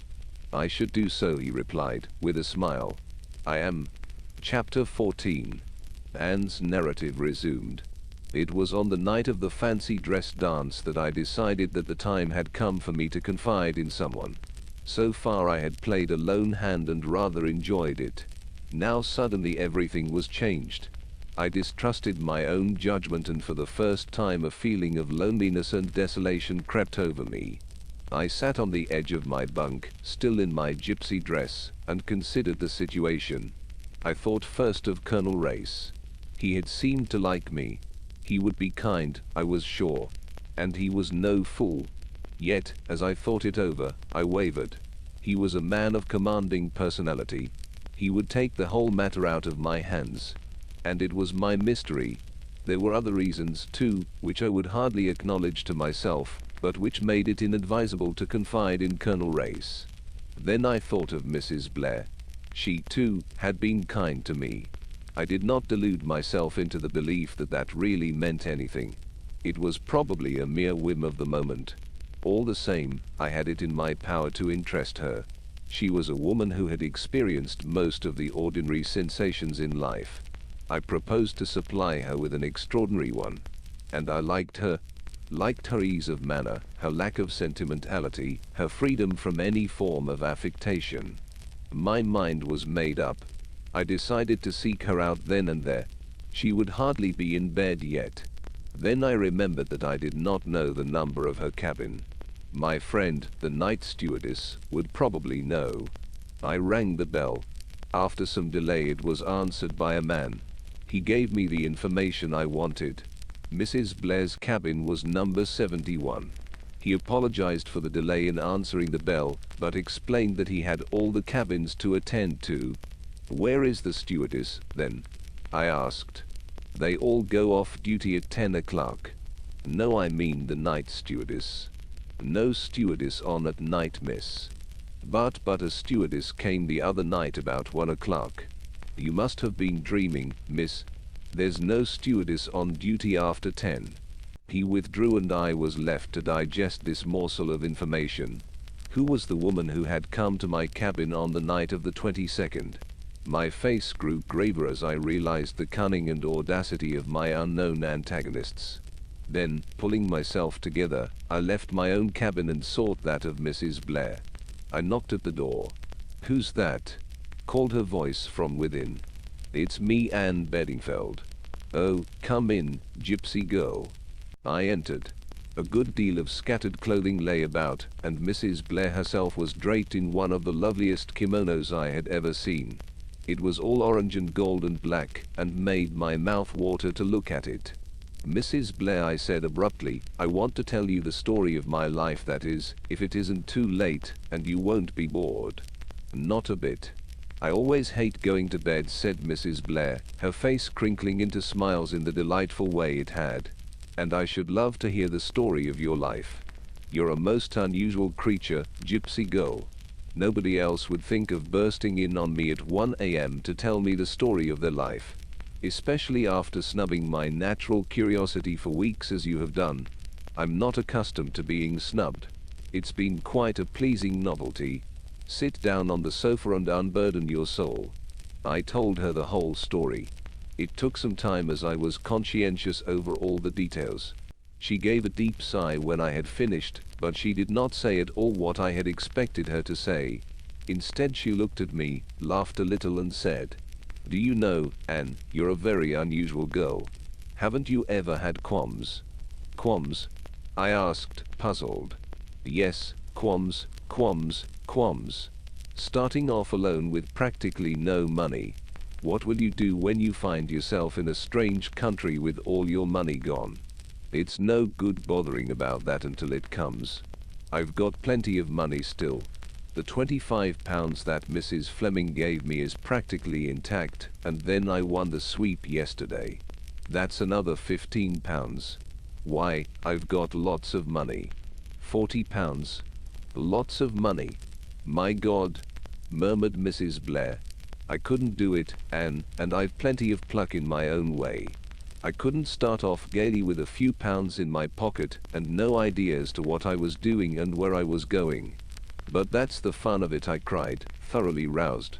"It gives one such a splendid feeling of adventure." She looked at me, nodded once or twice, and then smiled. "Lucky Anne. There aren't many people in the world who feel as you do." "Well," I said impatiently, "what do you think of it all, Mrs. Blair?" "I think it's the most thrilling thing I ever heard. Now, to begin with, you will stop calling me Mrs. Blair. Suzanne will be ever so much better. Is that agreed?" "I should love it, Suzanne." "Good girl. Now let's get down to business. You say that in Sir Eustace's secretary, not that long-faced Paget, the other one. You recognized the man who was stabbed and came into your cabin for shelter?" I nodded. "That gives us two links connecting Sir Eustace with the tangle. The woman was murdered in his house, and it's his secretary who gets stabbed at the mystic hour of 1 o'clock. I don't suspect Sir Eustace himself, but it can't be all coincidence. There's a connection somewhere, even if he himself is unaware of it. Then there's the queer business of the stewardess," she continued thoughtfully. "What was she like?" "I hardly noticed her. I was so excited and strung up, and a stewardess seemed such an anticlimax. But yes, I did think her face was familiar. Of course it would be if I'd seen her about the ship." "Her face seemed familiar to you," said Suzanne. "Sure she wasn't a man?" "She was very tall," I admitted. Hardly Sir Eustace, I should think, nor Mr. Paget. Wait. She caught up a scrap of paper and began drawing feverishly. She inspected the result with her head poised on one side. A very good likeness of the Rev. Edward Chichester. Now for the et ceteras. She passed the paper over to me. Is that your stewardess? Why, yes, I cried. Suzanne, how clever of you. She disdained the compliment with a light gesture. I've always had suspicions about that Chichester creature. Do you remember how he dropped his coffee cup and turned a sickly green when we were discussing Crippen the other day? And he tried to get cabin 17. Yes, it all fits in so far. But what does it all mean? What was really meant to happen at 1 o'clock in cabin 17? It can't be the stabbing of the secretary. There would be no point in timing that for a special hour on a special day in a special place. No, it must have been some kind of appointment, and he was on his way to keep it when they knifed him. But who was the appointment with? Certainly not with you. It might have been with Chichester. Or it might have been with Paget. That seems unlikely, I objected. They can see each other any time. We both sat silent for a minute or two, then Suzanne started off on another tack. Could there have been anything hidden in the cabin? That seems more probable, I agreed. It would explain my things being ransacked the next morning. But there was nothing hidden there, I'm sure of it. The young man couldn't have slipped something into a drawer the night before. I shook my head. I should have seen him. Could it have been your precious bit of paper they were looking for? It might have been, but it seems rather senseless. It was only a time and a date, and they were both passed by then. Suzanne nodded. That's so, of course. No, it wasn't the paper. By the way, have you got it with you? I'd rather like to see it. I had brought the paper with me as Exhibit A, and I handed it over to her. She scrutinized it, frowning. There's a dot after the 17. Why isn't there a dot after the 1 too? There's a space, I pointed out. Yes, there's a space, but... Suddenly she rose and peered at the paper, holding it as close under the light as possible. There was a repressed excitement in her manner. Anne, that isn't a dot. That's a flaw in the paper. A flaw in the paper, you see? So you've got to ignore it, and just go by the spaces, the spaces. I had risen and was standing by her. I read out the figures as I now saw them. 17122. You see, said Suzanne. It's the same, but not quite. It's 1 o'clock still, and the 22nd, but it's cabin 71. My cabin, Anne. We stood staring at each other, so pleased with our new discovery, and so rapt with excitement that you might have thought we had solved the whole mystery.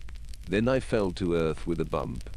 But, Suzanne, nothing happened here at 1 o'clock on the 22nd.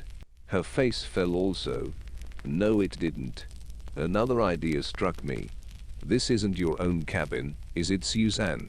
I mean not the one you originally booked. No, the purser changed me into it. I wonder if it was booked before sailing for someone who didn't turn up. I suppose we could find out. We don't need to find out, gypsy girl, cried Suzanne. I know. The purser was telling me about it. The cabin was booked in the name of Mrs. Gray, but it seems that Mrs. Gray was merely a pseudonym for the famous Madame Nadina. She's a celebrated Russian dancer, you know. She's never appeared in London, but Paris has been quite mad about her. She had a terrific success there all through the war. A thoroughly bad lot, I believe, but most attractive.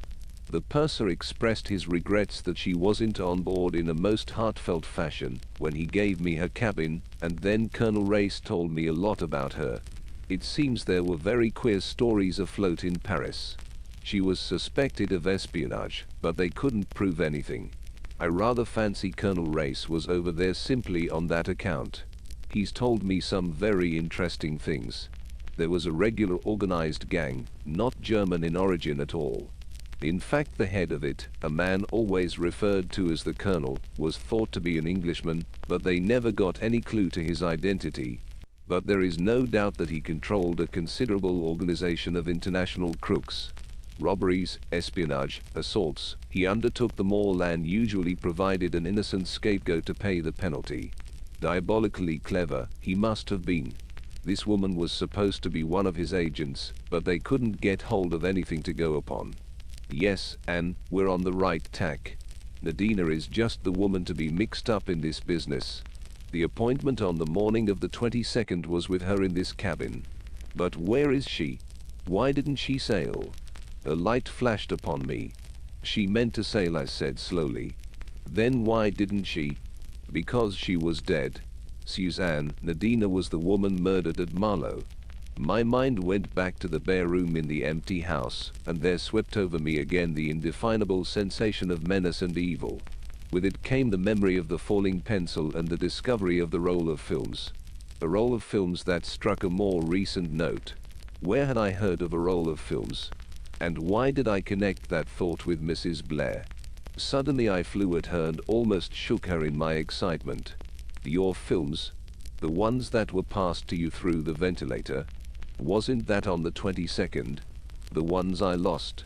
How do you know they were the same? Why would anyone return them to you that way in the middle of the night? It's a mad idea. No, they were a message. The films had been taken out of the yellow tin case, and something else put inside. Have you still got it? I may have used it. No, here it is. I remember I tossed it into the rack at the side of the bunk. She held it out to me. It was an ordinary round tin cylinder, such as films are packed in for the tropics. I took it with trembling hand, but even as I did so my heart leapt. It was noticeably heavier than it should have been. With shaking fingers I peeled off the strip of adhesive plaster that kept it airtight. I pulled off the lid, and a stream of dull glassy pebbles rolled on to the bed. Pebbles, I said, keenly disappointed. Pebbles? Cried Suzanne. The ring in her voice excited me.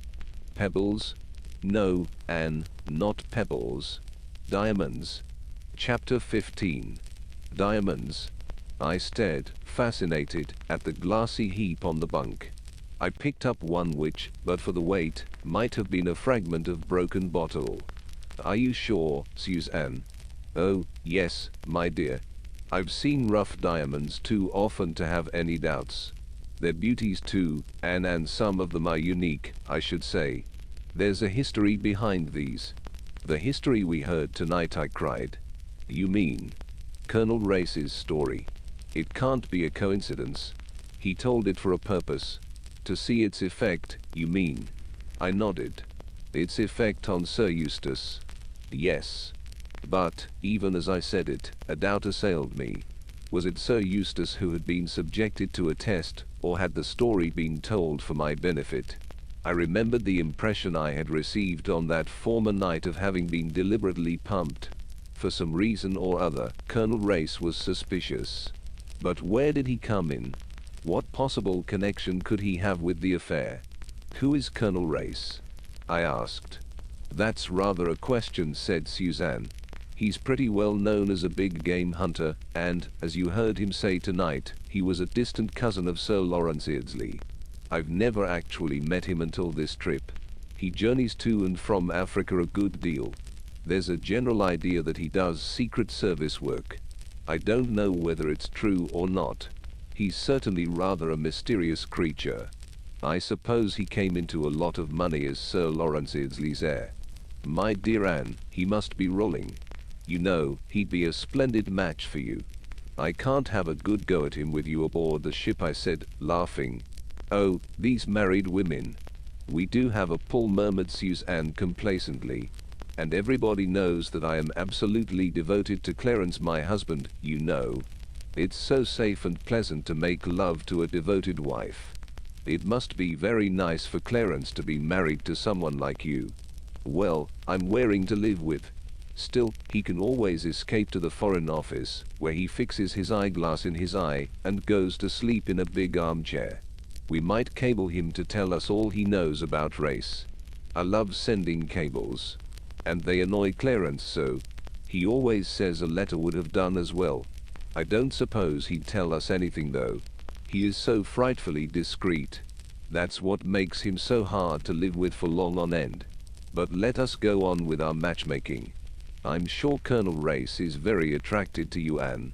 Give him a couple of glances from those wicked eyes of yours, and the deed is done. Everyone gets engaged on board ship. There's nothing else to do. I don't want to get married. Don't you? Said Suzanne. Why not? I love being married even to Clarence. I disdained her flippancy.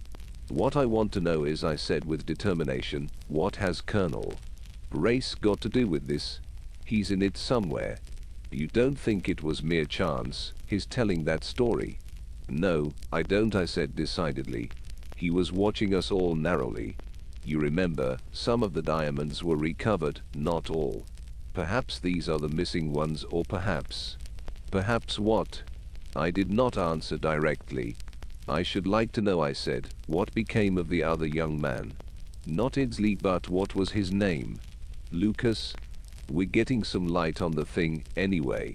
It's the diamonds all these people are after. It must have been to obtain possession of the diamonds that the man in the brown suit killed Nadina. He didn't kill her, I said sharply. Of course he killed her. Who else could have done so? I don't know. But I'm sure he didn't kill her. He went into the house 3 minutes after her and came out as white as a sheet. Because he found her dead. But nobody else went in.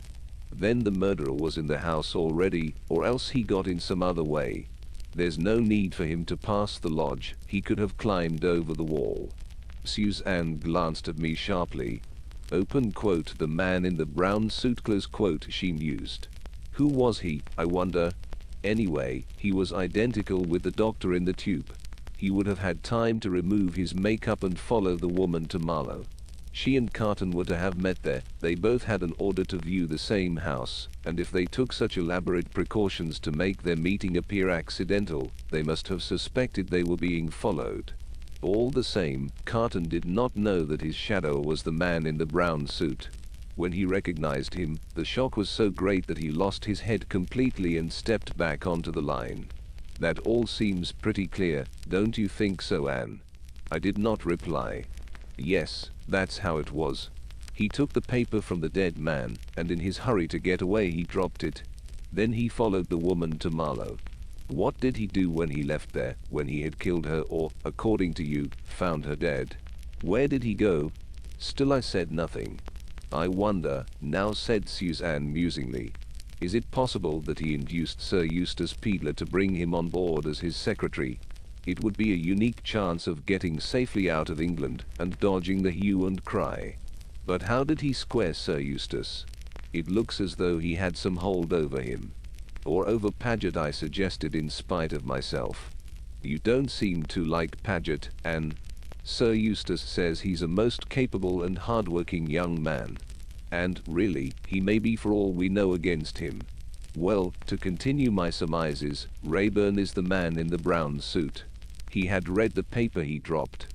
Therefore, misled by the dot as you were, he attempts to reach cabin 17 at 1 o'clock on the 22nd, having previously tried to get possession of the cabin through Paget. On the way there somebody knifes him who? I interpolated. Chichester. Yes, it all fits in. Cable to Lord Nasby that you have found the man in the brown suit and your fortune's made, Anne. There are several things you've overlooked. What things? Rayburn's got a scar, I know, but a scar can be faked easily enough. He's the right height and build. What's the description of a head with which you pulverized them at Scotland Yard? I trembled. Suzanne was a well-educated, well-read woman, but I prayed that she might not be conversant with technical terms of anthropology. Dolichocephalic, I said lightly. Suzanne looked doubtful. Was that it? Yes. Long-headed, you know. A head whose width is less than 75% of its length, I explained fluently. There was a pause. I was just beginning to breathe freely when Suzanne said suddenly, "What's the opposite?" "What do you mean the opposite?" "Well, there must be an opposite. What do you call heads whose breadth is more than 75% of their length?" "Brachycephalic," I murmured unwillingly. "That's it. I thought that was what you said." "Did I?" It was a slip of the tongue. "I meant dolichocephalic," I said with all the assurance I could muster. Suzanne looked at me searchingly. Then she laughed. "You lie very well, gypsy girl. But it will save time and trouble now if you tell me all about it. There is nothing to tell, I said unwillingly. Isn't there? Said Suzanne gently. I suppose I shall have to tell you, I said slowly. I'm not ashamed of it. You can't be ashamed of something that just happens to you. That's what he did. He was detestable, rude and ungrateful, but that I think I understand. It's like a dog that's been chained up or badly treated, it'll bite anybody. That's what he was like, bitter and snarling. I don't know why I care, but I do. I care horribly. Just seeing him has turned my whole life upside down. I love him. I want him. I'll walk all over Africa barefoot till I find him, and I'll make him care for me. I'd die for him. I'd work for him, slave for him, steal for him, even beg or borrow for him. There, now you know. Suzanne looked at me for a long time. You're very un-English, gypsy girl, she said at last. There's not a scrap of the sentimental about you. I've never met anyone who was at once so practical and so passionate. I shall never care for anyone like that, mercifully for me, and yet I envy you, gypsy girl. It's something to be able to care. Most people can't. But what a mercy for your little doctor man that you didn't marry him. He doesn't sound at all the sort of individual who would enjoy keeping high explosive in the house. So there's to be no cabling to Lord Nasby. I shook my head. And yet you believe him to be innocent. I also believe that innocent people can be hanged. H''M. Yes. But, Anne dear, you can face facts. Face them now. In spite of all you say, he may have murdered this woman. No, I said. He didn't. That's sentiment. No, it isn't. He might have killed her. He may even have followed her there with that idea in mind. But he wouldn't take a bit of black cord and strangle her with it. If he'd done it, he would have strangled her with his bare hands. Suzanne gave a little shiver. Her eyes narrowed appreciatively. H''M. Anne, I am beginning to see why you find this young man of yours so attractive. Chapter 16. I got an opportunity of tackling Colonel Race on the following morning. The auction of the sweep had just been concluded, and we walked up and down the deck together. How's the gypsy this morning? Longing for land and her caravan? I shook my head. Now that the sea is behaving so nicely, I feel I should like to stay on it forever and ever. What enthusiasm! Well, isn't it lovely this morning? We leant together over the rail. It was a glassy calm. The sea looked as though it had been oiled. There were great patches of color on it, blue, pale green, emerald, purple and deep orange, like a cubist picture. There was an occasional flash of silver that showed the flying fish. The air was moist and warm, almost sticky. Its breath was like a perfumed caress. That was a very interesting story you told us last night, I said, breaking the silence. Which one? The one about the diamonds. I believe women are always interested in diamonds. Of course we are. By the way, what became of the other young man? You said there were two of them. The young Lucas? Well, of course, they couldn't prosecute one without the other, so he went scot-free too. And what happened to him? Eventually, I mean. Does anyone know? Colonel Race was looking straight ahead of him out to sea. His face was as devoid of expression as a mask, but I had an idea that he did not like my questions. Nevertheless, he replied readily enough. He went to the war and acquitted himself bravely. He was reported missing and wounded, believed killed. That told me what I wanted to know. I asked no more. But more than ever I wondered how much Colonel Race knew. The part he was playing in all this puzzled me. One other thing I did. That was to interview the night steward. With a little financial encouragement, I soon got him to talk.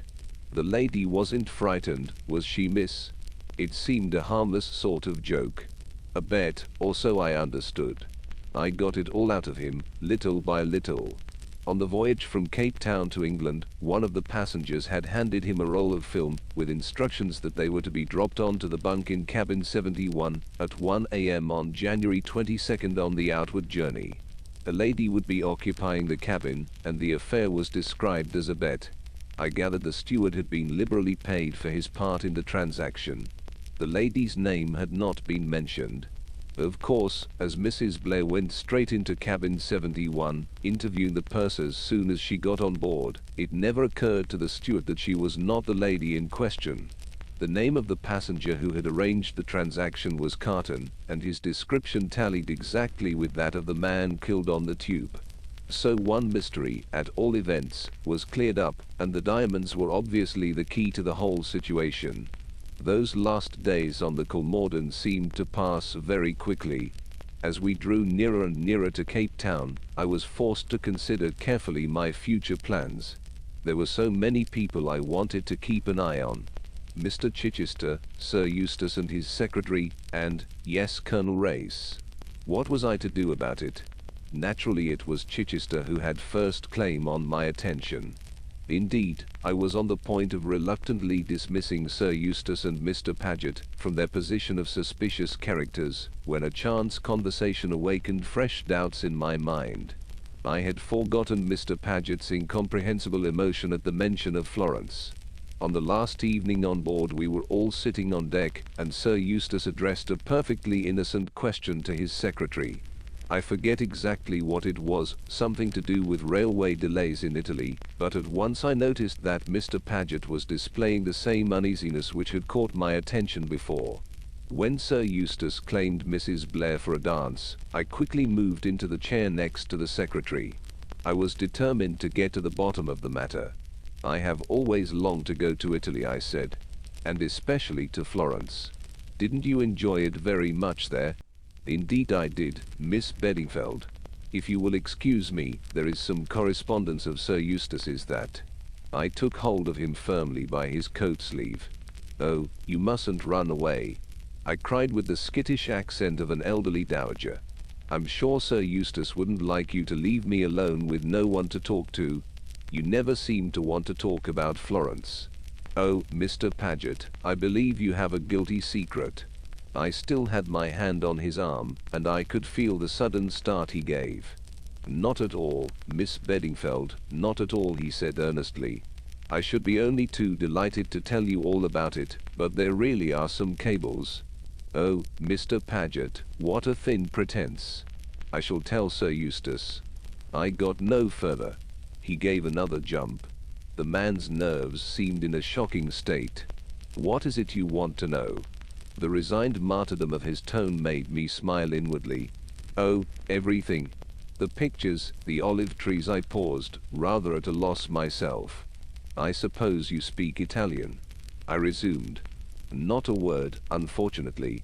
But of course, with hall porters and guides. Exactly, I hastened to reply.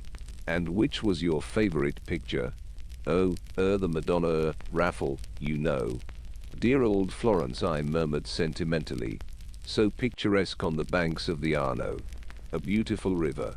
And the Duomo, you remember the Duomo? Of course, of course. Another beautiful river, is it not? I hazarded. Almost more beautiful than the Arno. Decidedly so, I should say. Emboldened by the success of my little trap, I proceeded further.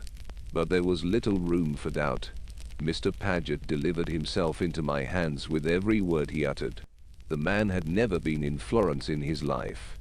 But if not in Florence, where had he been? In England? Actually in England at the time of the Mill House mystery. I decided on a bold step. The curious thing is, I said, that I fancied I had seen you before somewhere. But I must be mistaken, since you were in Florence at the time.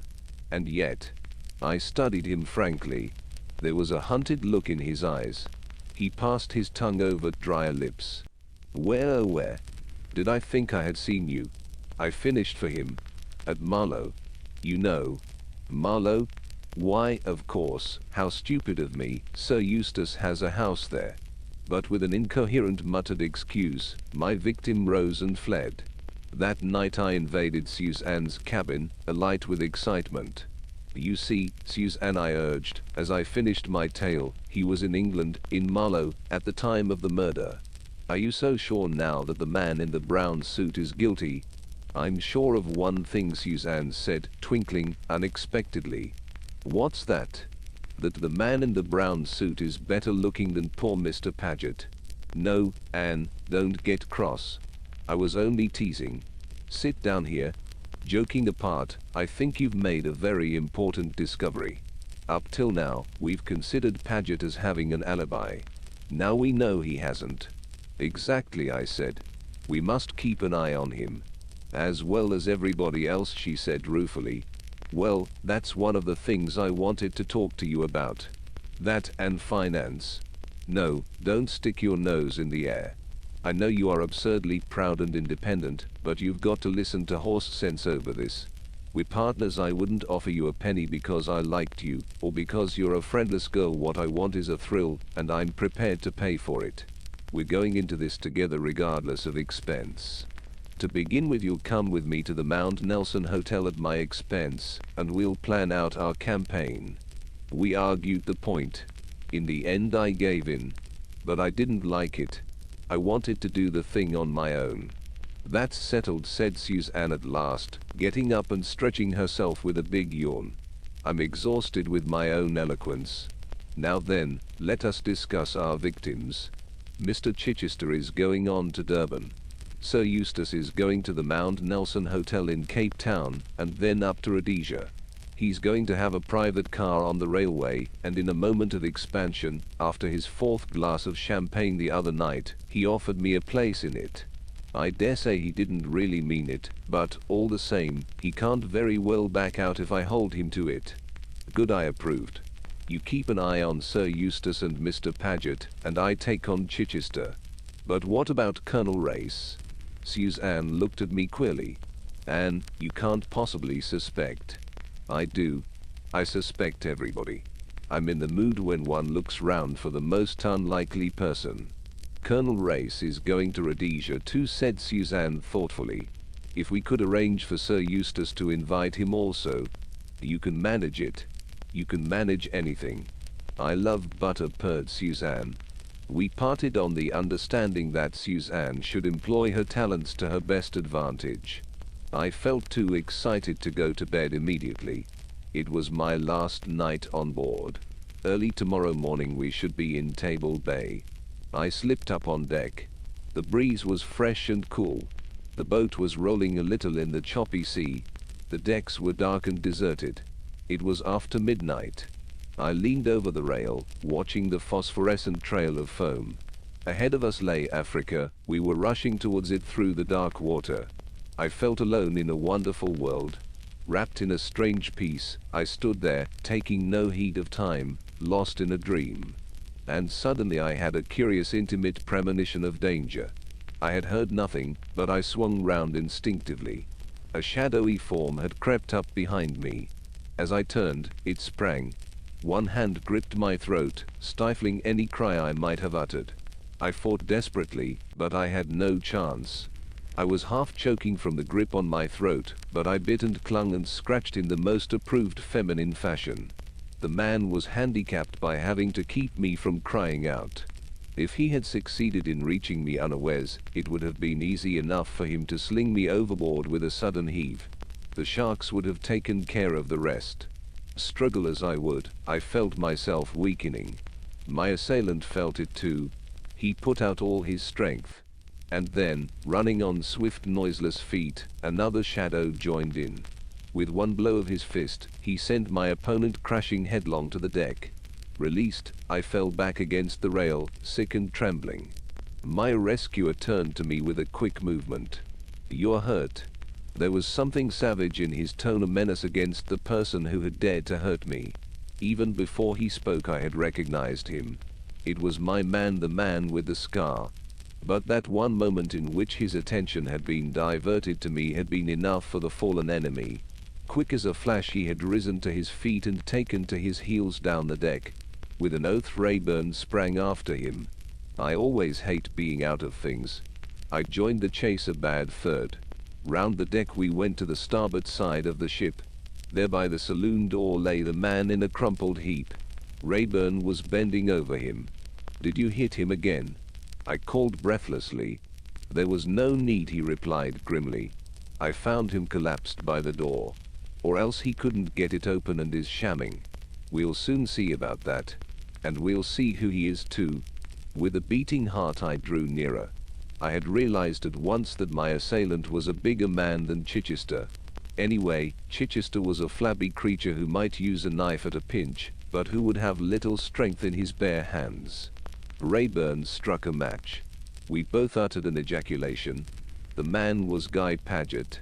Rayburn appeared absolutely stupefied by the discovery. "Paget," he muttered. "My God, Paget." I felt a slight sense of superiority. "You seem surprised." "I am," he said heavily.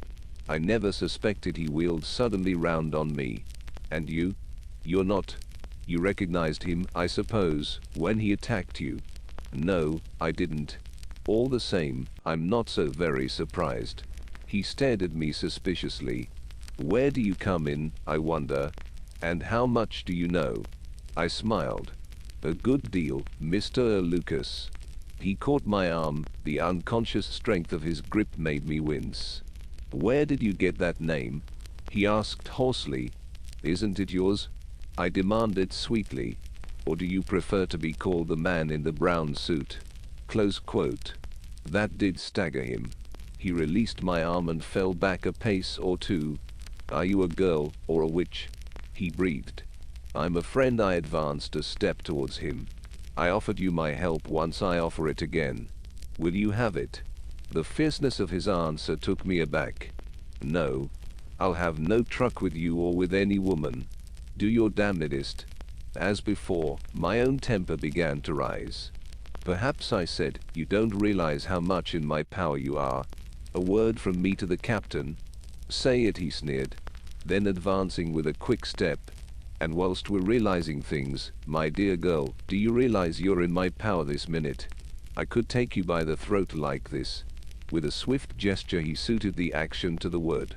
I felt his two hands clasp my throat and press ever so little. "Like this, and squeeze the life out of you. And then, like our unconscious friend here, but with more success, fling your dead body to the sharks. What do you say to that?" I said nothing. I laughed. And yet I knew that the danger was real. Just at that moment he hated me. But I knew that I loved the danger, loved the feeling of his hands on my throat. That I would not have exchanged that moment for any moment in my life. With a short laugh he released me. "What's your name?" he asked abruptly. "Anne Beddingfeld." "Does nothing frighten you, Anne Beddingfeld?" "Oh, yes," I said, with an assumption of coolness I was far from feeling. "Wasps, sarcastic women, very young men, cockroaches, and superior shop assistants." He gave the same short laugh as before. Then he stirred the unconscious form of Paget with his feet. "What shall we do with this junk? Throw it overboard?" he asked carelessly. "If you like," I answered with equal calm. "I admire your wholehearted, bloodthirsty instincts, Miss Beddingfeld. But we will leave him to recover at his leisure. He is not seriously hurt." "You shrink from a second murder, I see," I said sweetly. "A second murder?" He looked genuinely puzzled. "The woman at Marlow," I reminded him, watching the effect of my words closely. An ugly, brooding expression settled down on his face. He seemed to have forgotten my presence. "I might have killed her," he said. "Sometimes I believe that I meant to kill her." A wild rush of feeling, hatred of the dead woman, surged through me. I could have killed her that moment, had she stood before me ... For he must have loved her once, he must to have felt like that. I regained control of myself and spoke in my normal voice. "We seem to have said all there is to be said except good night." "Good night and goodbye, Miss Beddingfeld." "Au revoir, Mr. Lucas." Again he flinched at the name. He came nearer. "Why do you say that, au revoir, I mean?" "Because I have a fancy that we shall meet again." "Not if I can help it." Emphatic as his tone was, it did not offend me. On the contrary, I hugged myself with secret satisfaction. I am not quite a fool. "All the same," I said gravely, "I think we shall." "Why?" I shook my head, unable to explain the feeling that had actuated my words. "I never wish to see you again," he said suddenly and violently. It was really a very rude thing to say, but I only laughed softly and slipped away into the darkness. I heard him start after me, and then pause, and a word floated down the deck. I think it was witch. Chapter 17. Extract from the diary of Sir Eustace Peeler. Mount Nelson Hotel, Cape Town. It is really the greatest relief to get off the Colmorden. The whole time that I was on board I was conscious of being surrounded by a network of intrigue. To put the lid on everything, Guy Paget must needs engage in a drunken brawl the last night. It is all very well to explain it away, but that is what it actually amounts to. What else would you think if a man comes to you with a lump the size of an egg on the side of his head and an eye colored all the tints of the rainbow? Of course Paget would insist on trying to be mysterious about the whole thing. According to him, you would think his black eye was the direct result of his devotion to my interests. His story was extraordinarily vague and rambling, and it was a long time before I could make head or tail of it. To begin with, it appears he caught sight of a man behaving suspiciously. Those are Paget's words. He has taken them straight from the pages of a German spy story. What he means by a man behaving suspiciously he doesn't know himself. I said so to him. He was slinking along in a very furtive manner, and it was the middle of the night, Sir Eustace. Well, what were you doing yourself? Why weren't you in bed and asleep like a good Christian? I demanded irritably. I had been coding those cables of yours, Sir Eustace, and typing the diary up to date. Trust Paget to be always in the right and a martyr over it. Well, I just thought I would have a look round before turning in, Sir Eustace. The man was coming down the passage from your cabin. I thought at once there was something wrong by the way he looked about him. He slunk up the stairs by the saloon. I followed him. My dear Paget, I said, why shouldn't the poor chap go on deck without having his footsteps dogged? Lots of people even sleep on deck very uncomfortable, I've always thought. The sailors wash you down with the rest of the deck at 5 in the morning. I shuddered at the idea. Anyway, I continued, if you went worrying some poor devil who was suffering from insomnia, I don't wonder he landed you one. Paget looked patient. If you would hear me out, Sir Eustace. I was convinced the man had been prowling about near your cabin where he had no business to be. The only 2 cabins down that passage are yours and Colonel Race's. Race, I said, lighting a cigar carefully, can look after himself without your assistance, Paget. I added as an afterthought. So can I.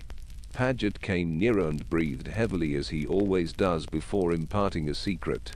You see, Sir Eustace, I fancied and now indeed I am sure it was Rayburn. Rayburn? Yes, Sir Eustace. I shook my head. Rayburn has far too much sense to attempt to wake me up in the middle of the night. Quite so, Sir Eustace. I think it was Colonel Race he went to see. A secret meeting for orders. Don't hiss at me, Paget, I said, drawing back a little, and do control your breathing. Your idea is absurd. Why should they want to have a secret meeting in the middle of the night? If they'd anything to say to each other, they could hobnob over beef tea in a perfectly casual and natural manner. I could see that Paget was not in the least convinced. Something was going on last night, Sir Eustace, he urged, or why should Rayburn assault me so brutally? You're quite sure it was Rayburn? Paget appeared to be perfectly convinced of that. It was the only part of the story that he wasn't vague about. There's something very queer about all this, he said. To begin with, where is Rayburn? It's perfectly true that we haven't seen the fellow since we came on shore.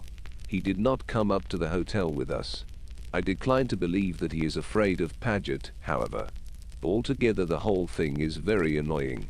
One of my secretaries has vanished into the blue, and the other looks like a disreputable prizefighter. I can't take him about with me in his present condition. I shall be the laughingstock of Cape Town. I have an appointment later in the day to deliver old Milray's billet doux, but I shall not take Paget with me. Confound the fellow and his prowling ways. Although I am decidedly out of temper, I had a poisonous breakfast with poisonous people. Dutch waitresses with thick ankles who took half an hour to bring me a bad bit of fish. And this farce of getting up at 5 a.m. on arrival at the port to see a blinking doctor and hold your hands above your head simply makes me tired. Later, a very serious thing has occurred. I went to my appointment with the Prime Minister, taking Milray's sealed letter.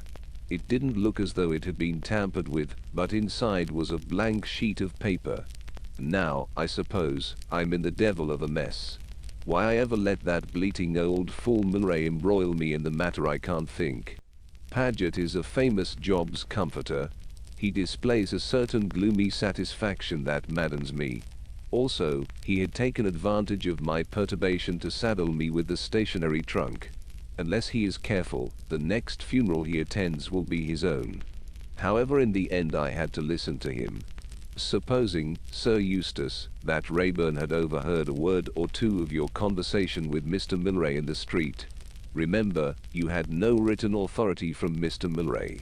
You accepted Raeburn on his own valuation. You think Raeburn is a crook, then?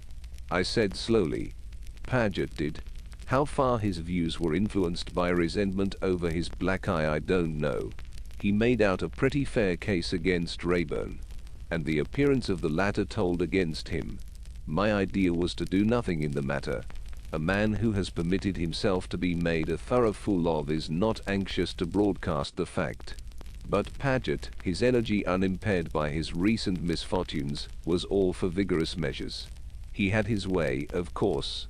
He bustled out to the police station, sent innumerable cables, and brought a herd of English and Dutch officials to drink whiskies and sodas at my expense. We got Milray's answer that evening. He knew nothing of my late secretary. There was only one spot of comfort to be extracted from the situation. At any rate, I said to Paget, you weren't poisoned. You had one of your ordinary bilious attacks. I saw him wince. It was my only score. Later, Paget is in his element. His brain positively scintillates with bright ideas. He will have it now that Raeburn is none other than the famous man in the brown suit. I dare say he is right. He usually is. But all this is getting unpleasant. The sooner I get off to Rhodesia the better. I have explained to Paget that he is not to accompany me.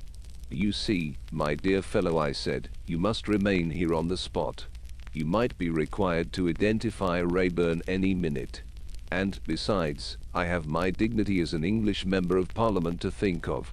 I can't go about with a secretary who has apparently recently been indulging in a vulgar street brawl. Paget winced. He is such a respectable fellow that his appearance is pain and tribulation to him. But what will you do about your correspondence, and the notes for your speeches, Sir Eustace? I shall manage, I said airily. Your private car is to be attached to the 11 o'clock train tomorrow, Wednesday, morning, Paget continued. I have made all arrangements. Is Mrs. Blair taking a maid with her? Mrs. Blair? I gasped. She tells me you offered her a place. So I did, now I come to think of it. On the night of the fancy dress ball. I even urged her to come. But I never thought she would. Delightful as she is, I do not know that I want Mrs. Blair's society all the way to Rhodesia and back. Women require such a lot of attention. And they are confoundedly in the way sometimes. Have I asked anyone else? I said nervously. One does these things in moments of expansion. Mrs. Blair seemed to think you had asked Colonel Race as well. I groaned. I must have been very drunk if I asked Race. Very drunk indeed. Take my advice, Paget, and let your black eye be a warning to you. Don't go on the bust again. As you know, I am a teetotaler, Sir Eustace. Much wiser to take the pledge if you have a weakness that way. I haven't asked anyone else, have I, Paget? Not that I know of, Sir Eustace. I heaved a sigh of relief. There's Miss Beddingfeld, I said thoughtfully. She wants to get to Rhodesia to dig up bones, I believe. I've a good mind to offer her a temporary job as a secretary. She can typewrite, I know, for she told me so. To my surprise, Paget opposed the idea vehemently. He does not like Anne Beddingfeld. Ever since the night of the black eye, he has displayed uncontrollable emotion whenever she is mentioned. Paget is full of mysteries nowadays. Just to annoy him, I shall ask the girl. As I said before, she has extremely nice legs. Chapter 18. Anne's narrative resumed. I don't suppose that as long as I live I shall forget my first sight of Table Mountain. I got up frightfully early and went out on deck. I went right up to the boat deck, which I believe is a heinous offense, but I decided to dare something in the cause of solitude. We were just steaming into Table Bay. There were fleecy white clouds hovering above Table Mountain, and nestling on the slopes below, right down to the sea, was the sleeping town, gilded and bewitched by the morning sunlight. It made me catch my breath and have that curious hungry pain inside that seizes one sometimes when one comes across something that's extra beautiful. I'm not very good at expressing these things, but I knew well enough that I had found, if only for a fleeting moment, the thing that I had been looking for ever since I left Little Hampsley. Something new, something hitherto undreamed of, something that satisfied my aching hunger for romance. Perfectly silently, or so it seemed to me, the Colmorden glided nearer and nearer. It was still very like a dream. Like all dreamers, however, I could not let my dream alone. We poor humans are so anxious not to miss anything. This is South Africa, I kept saying to myself industriously. South Africa, South Africa.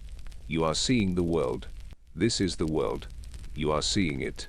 Think of it, Anne Beddingfeld, you pudding head. You're seeing the world. I had thought that I had the boat deck to myself, but now I observed another figure leaning over the rail, absorbed as I had been in the rapidly approaching city. Even before he turned his head I knew who it was. The scene of last night seemed unreal and melodramatic in the peaceful morning sunshine. What must he have thought of me? It made me hot to realize the things that I had said.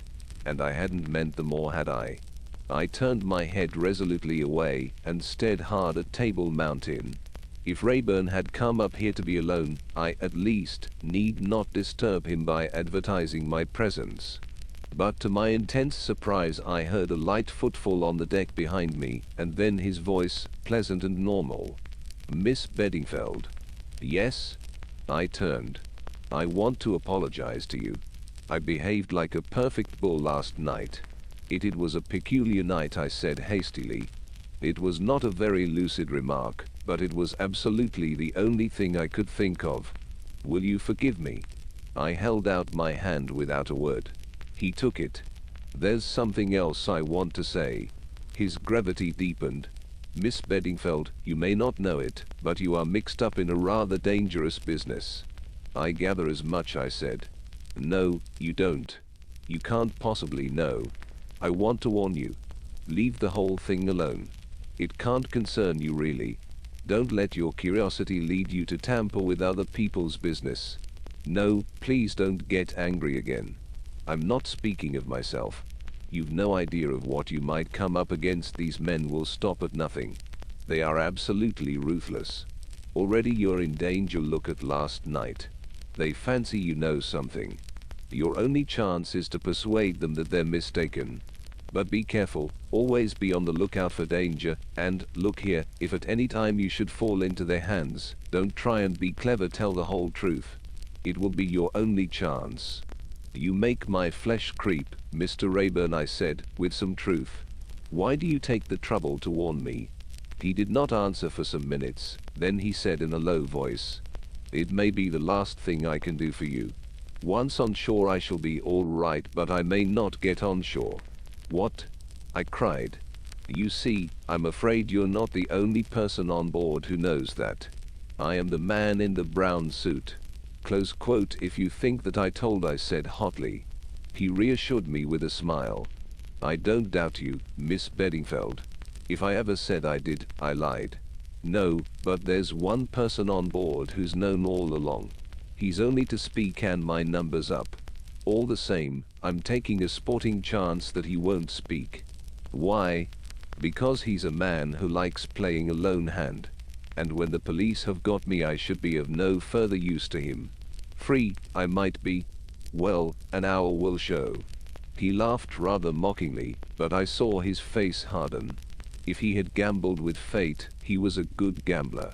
He could lose and smile. In any case, he said lightly, I don't suppose we shall meet again. No, I said slowly. I suppose not. So goodbye. Goodbye.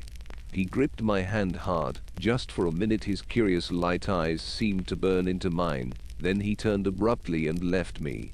I heard his footsteps ringing along the deck. They echoed and re-echoed. I felt that I should hear them always.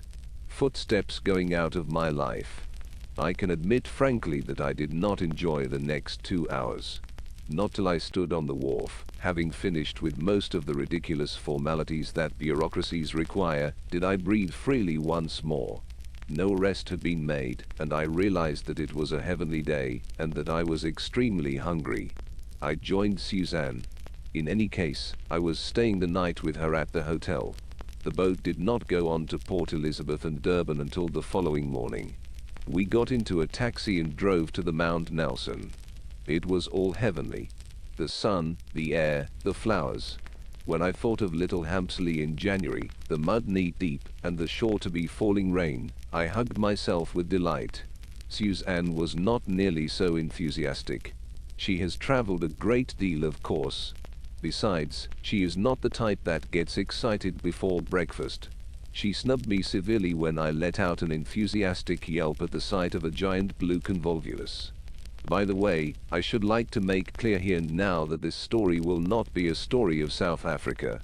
I guarantee no genuine local color, you know, the sort of thing, half a dozen words in italics on every page. I admire it very much, but I can't do it. In South Sea Islands, of course, you make an immediate reference to Bech de Mer. I don't know what Bech de Mer is, I have never known, I probably never shall know. I've guessed once or twice and guessed wrong. In South Africa I know you at once begin to talk about a stoep. I do know what a stoep is. It's the thing round a house and you sit on it. In various other parts of the world you call it a veranda, a piazza, and a ha-ha. Then again, there are pawpaws. I had often read of pawpaws. I discovered at once what they were, because I had one plumped down in front of me for breakfast. I thought at first that it was a melon gone bad. The Dutch waitress enlightened me, and persuaded me to use lemon juice and sugar and try again. I was very pleased to meet a pawpaw. I had always vaguely associated it with a hula hula, which I believe, though I may be wrong, is a kind of straw skirt that Hawaiian girls dance in. No, I think I'm wrong, that is a lava. At any rate, all these things are very cheering after England. I can't help thinking that it would brighten our cold island life if one could have a breakfast of bacon, and then go out clad in a jumper to pay the books. Suzanne was a little tamer after breakfast. They had given me a room next to hers with a lovely view right out over Table Bay. I looked at the view whilst Suzanne hunted for some special fossecrium. When she had found it and started an immediate application, she became capable of listening to me. "Did you see Sir Eustace?" I asked. He was marching out of the breakfast room as we went in. He'd had some bad fish or something and was just telling the head waiter what he thought about it, and he bounced a peach on the floor to show how hard it was, only it wasn't quite as hard as he thought, and it squashed. Suzanne smiled. "Sir Eustace doesn't like getting up early any more than I do. But, Anne, did you see Mr. Paget? I ran against him in the passage. He's got a black eye. What can he have been doing?" "Only trying to push me overboard," I replied nonchalantly. It was a distinct score for me.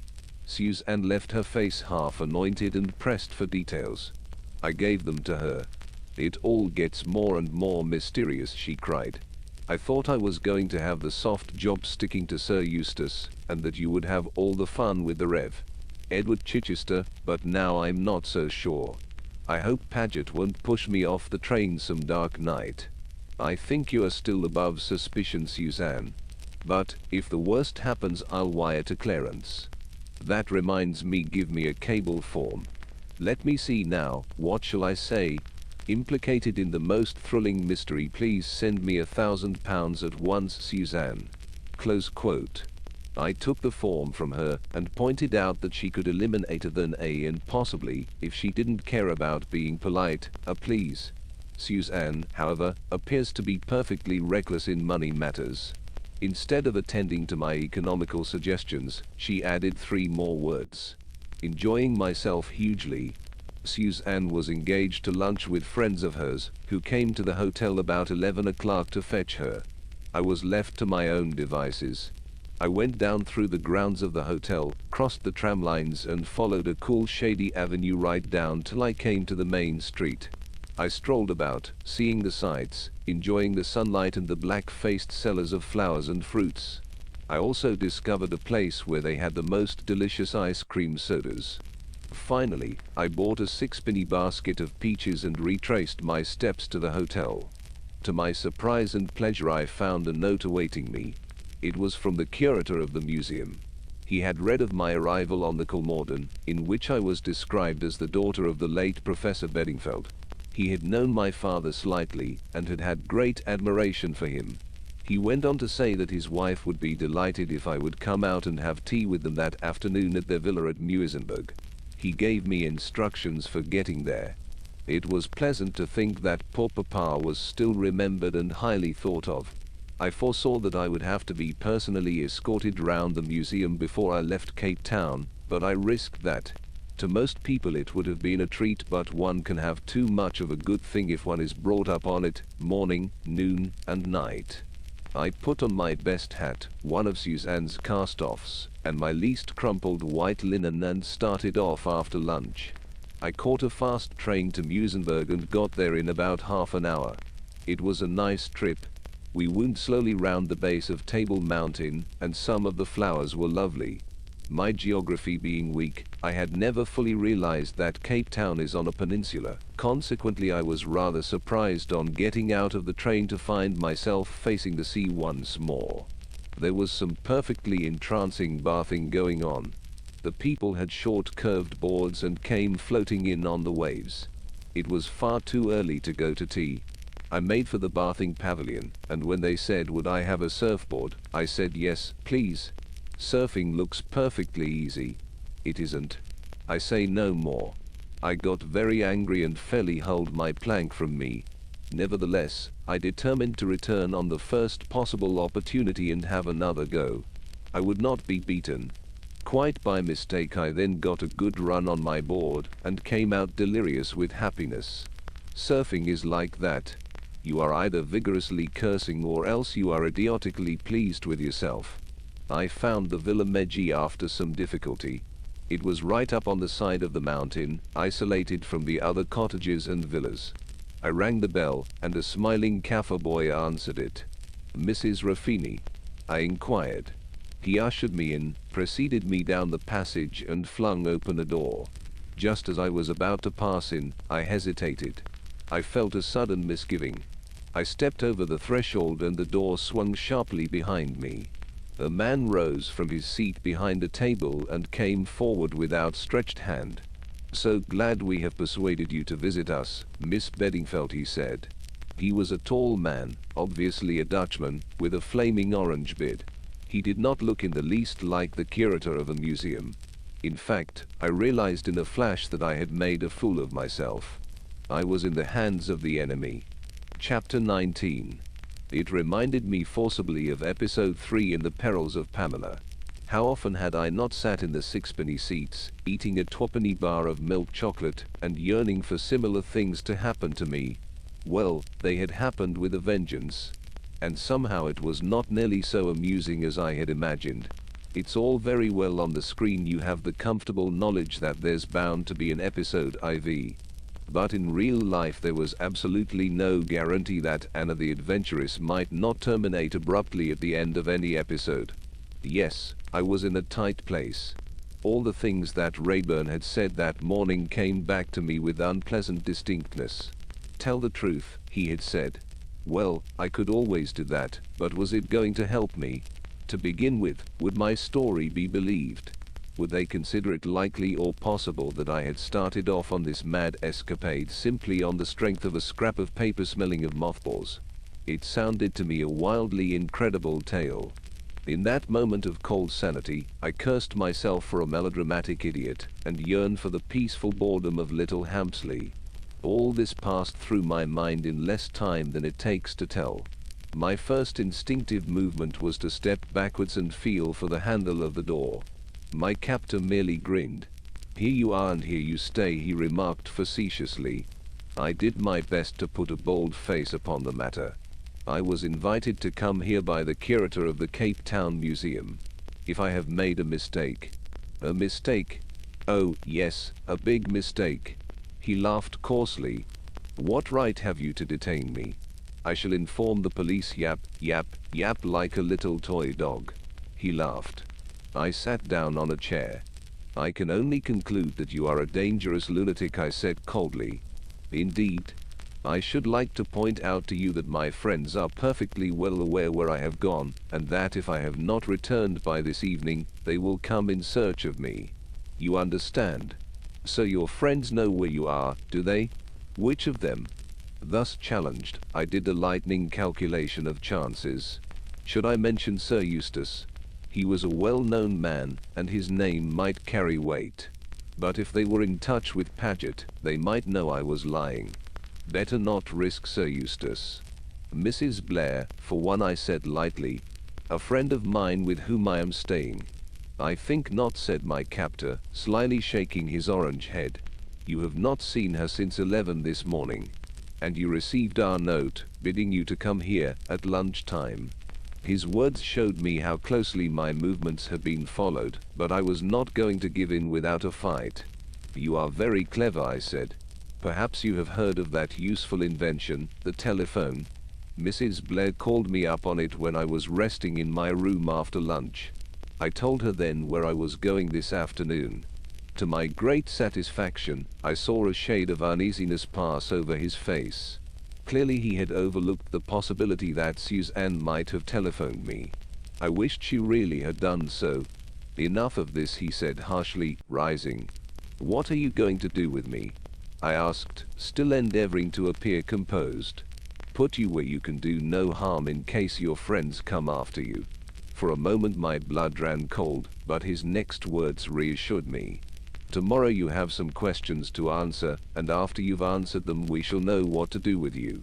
And I can tell you, young lady, we've more ways than one of making obstinate little fools talk."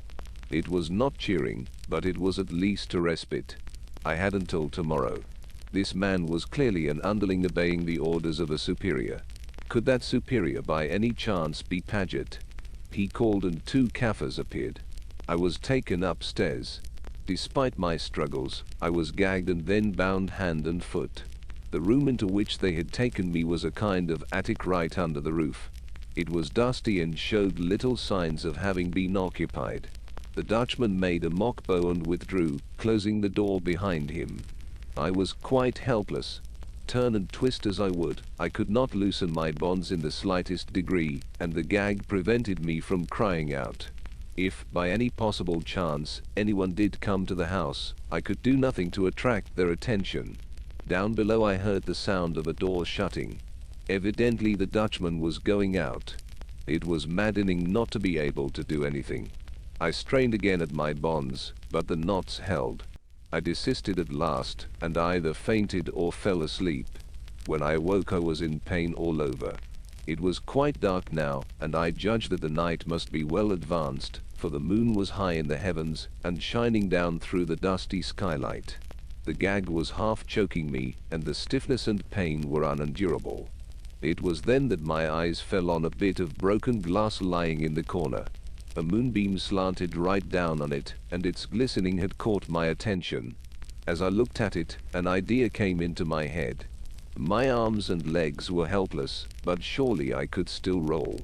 Slowly and awkwardly, I set myself in motion. It was not easy. Besides being extremely painful, since I could not guard my face with my arms, it was also exceedingly difficult to keep any particular direction. I tended to roll in every direction except the one I wanted to go. In the end, however, I came right up against my objective. It almost touched my bound hands. Even then it was not easy. It took an infinity of time before I could wriggle the glass into such a position, wedged against the wall, that it would rub up and down on my bonds. It was a long heart-rending process, and I almost despaired, but in the end I succeeded in sawing through the cords that bound my wrists. The rest was a matter of time. Once I had restored the circulation to my hands by rubbing the wrists vigorously, I was able to undo the gag. 1 or 2 full breaths did a lot for me. Very soon I had undone the last knot, though even then it was some time before I could stand on my feet, but at last I stood erect, swinging my arms to and fro to restore the circulation, and wishing above all things that I could get hold of something to eat. I waited about a quarter of an hour, to be quite sure of my recovered strength. Then I tiptoed noiselessly to the door. As I had hoped, it was not locked, only latched. I unlatched it and peeped cautiously out. Everything was still. The moonlight came in through a window and showed me the dusty, uncarpeted staircase. Cautiously I crept down it. Still no sound, but as I stood on the landing below, a faint murmur of voices reached me. I stopped dead and stood there for some time. A clock on the wall registered the fact that it was after midnight. I was fully aware of the risks I might run if I descended lower, but my curiosity was too much for me. With infinite precautions I prepared to explore. I crept softly down the last flight of stairs and stood in the square hall. I looked round me and then caught my breath with a gasp. A Kaffir boy was sitting by the hall door. He had not seen me, indeed I soon realized by his breathing that he was fast asleep. Should I retreat, or should I go on? The voices came from the room I had been shown into on arrival. One of them was that of my Dutch friend, the other I could not for the moment recognize, though it seemed vaguely familiar. In the end I decided that it was clearly my duty to hear all I could. I must risk the Kaffir boy waking up. I crossed the hall noiselessly and knelt by the study door. For a moment or two I could hear no better. The voices were louder, but I could not distinguish what they said. I applied my eye to the keyhole instead of my ear. As I had guessed, one of the speakers was the big Dutchman. The other man was sitting outside my circumscribed range of vision. Suddenly he rose to get himself a drink. His back, black-clad and decorous, came into view. Even before he turned round I knew who he was. Mr. Chichester. Now I began to make out the words. All the same, it is dangerous. Suppose her friends come after her. It was the big man speaking. Chichester answered him. He had dropped his clerical voice entirely. No wonder I had not recognized it. All bluff. They haven't an idea where she is. She spoke very positively. I dare say. I've looked into the matter, and we've nothing to fear. Anyway, it's the Colonel's orders. You don't want to go against them, I suppose. The Dutchman ejaculated something in his own language. I judged it to be a hasty disclaimer. But why not knock her on the head? He growled. It would be simple. The boat is all ready. She could be taken out to sea. Yes, said Chichester meditatively. That is what I should do. She knows too much, that is certain. But the Colonel is a man who likes to play a lone hand, though no one else must do so. Something in his own words seemed to awaken a memory that annoyed him. He wants information of some kind from this girl. He had paused before the information, and the Dutchman was quick to catch him up. Information. Something of the kind. Diamonds, I said to myself. And now, continued Chichester, give me the lists. For a long time their conversation was quite incomprehensible to me. It seemed to deal with large quantities of vegetables. Dates were mentioned, prices, and various names of places which I did not know. It was quite half an hour before they had finished their checking and counting. Good, said Chichester, and there was a sound as though he pushed back his chair. I will take these with me for the Colonel to see. When do you leave? 10 o'clock tomorrow morning will do. Do you want to see the girl before you go? No. There are strict orders that no one is to see her until the Colonel comes. Is she all right? I looked in on her when I came in for dinner. She was asleep, I think. What about food? A little starvation will do no harm. The Colonel will be here some time tomorrow. She will answer questions better if she is hungry. No one had better go near her till then. Is she securely tied up? The Dutchman laughed. What do you think? They both laughed. So did I, under my breath. Then, as the sounds seemed to beckon that they were about to come out of the room, I beat a hasty retreat. I was just in time. As I reached the head of the stairs, I heard the door of the room open, and at the same time the Kaffir stirred and moved. My retreat by the way of the hall door was not to be thought of. I retired prudently to the attic, gathered my bonds round me and lay down again on the floor, in case they should take it into their heads to come and look at me. They did not do so, however. After about an hour, I crept down the stairs, but the Kaffir by the door was awake and humming softly to himself. I was anxious to get out of the house, but I did not quite see how to manage it. In the end, I was forced to retreat to the attic again. The Kaffir was clearly on guard for the night. I remained there patiently all through the sounds of early morning preparation. The men breakfasted in the hall. I could hear their voices distinctly floating up the stairs. I was getting thoroughly unnerved. How on earth was I to get out of the house? I counseled myself to be patient. A rash move might spoil everything. After breakfast came the sounds of Chichester departing. To my intense relief, the Dutchman accompanied him. I waited breathlessly. Breakfast was being cleared away, the work of the house was being done. At last, the various activities seemed to die down. I slipped out from my lair once more. Very carefully I crept down the stairs. The hall was empty. Like a flash I was across it, had unlatched the door, and was outside in the sunshine. I ran down the drive like one possessed. Once outside, I resumed a normal walk. People stared at me curiously, and I do not wonder. My face and clothes must have been covered in dust from rolling about in the attic. At last I came to a garage. I went in. I have met with an accident, I explained. I want a car to take me to Cape Town at once. I must catch the boat to Durban. I had not long to wait. 10 minutes later I was speeding along in the direction of Cape Town. I must know if Chichester was on the boat. Whether to sail on her myself or not, I could not determine, but in the end I decided to do so. Chichester would not know that I had seen him in the villa at Muizenberg. He would doubtless lay further traps for me, but I was forewarned. And he was the man I was after, the man who was seeking the diamonds on behalf of the mysterious colonel. Alas, for my plans. As I arrived at the docks, the Kolmorden castle was steaming out to sea, and I had no means of knowing whether Chichester had sailed on her or not. Chapter 20. I drove to the hotel. There was no one in the lounge that I knew. I ran upstairs and tapped on Suzanne's door. Her voice bade me come in. When she saw who it was, she literally fell on my neck. "Anne, dear, where have you been? I've been worried to death about you. What have you been doing?" "Having adventures," I replied. Episode 3 of The Perils of Pamela. Close quote. I told her the whole story.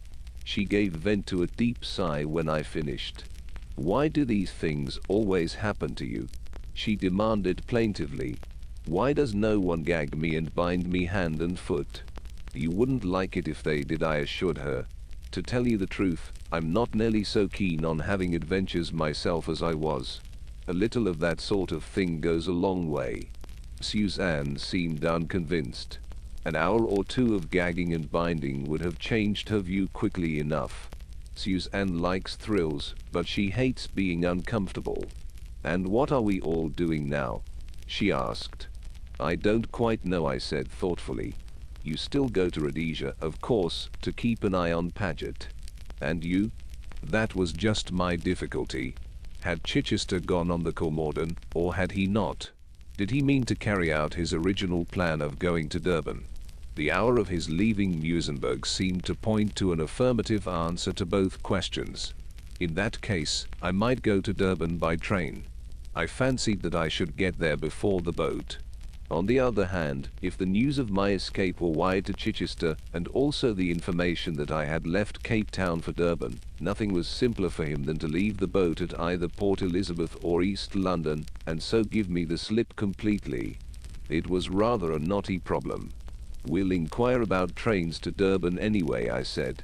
"And it's not too late for morning tea," said Suzanne. "We'll have it in the lounge."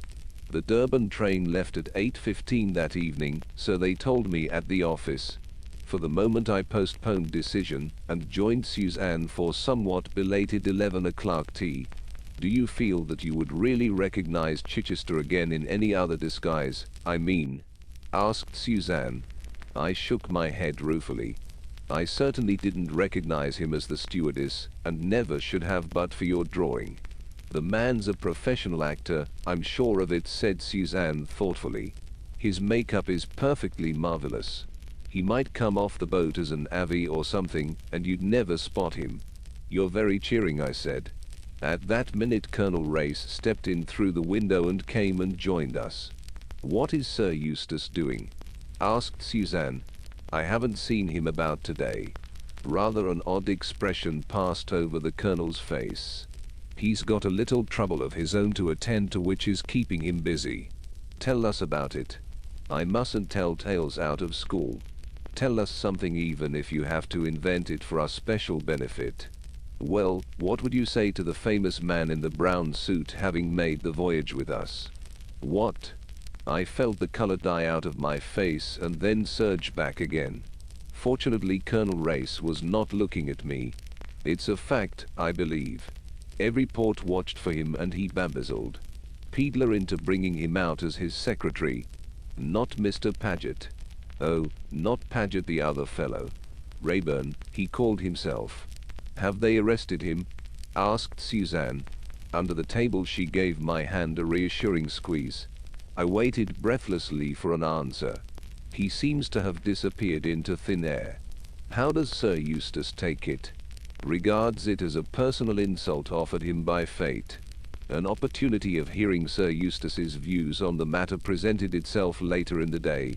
We were awakened from a refreshing afternoon nap by a page boy with a note. In touching terms it requested the pleasure of our company at tea in his sitting room. The poor man was indeed in a pitiable state. He poured out his troubles to us, encouraged by Suzanne's sympathetic murmurs. She does that sort of thing very well. First, a perfectly strange woman has the impertinence to get herself murdered in my house on purpose to annoy me, I do believe. Why my house?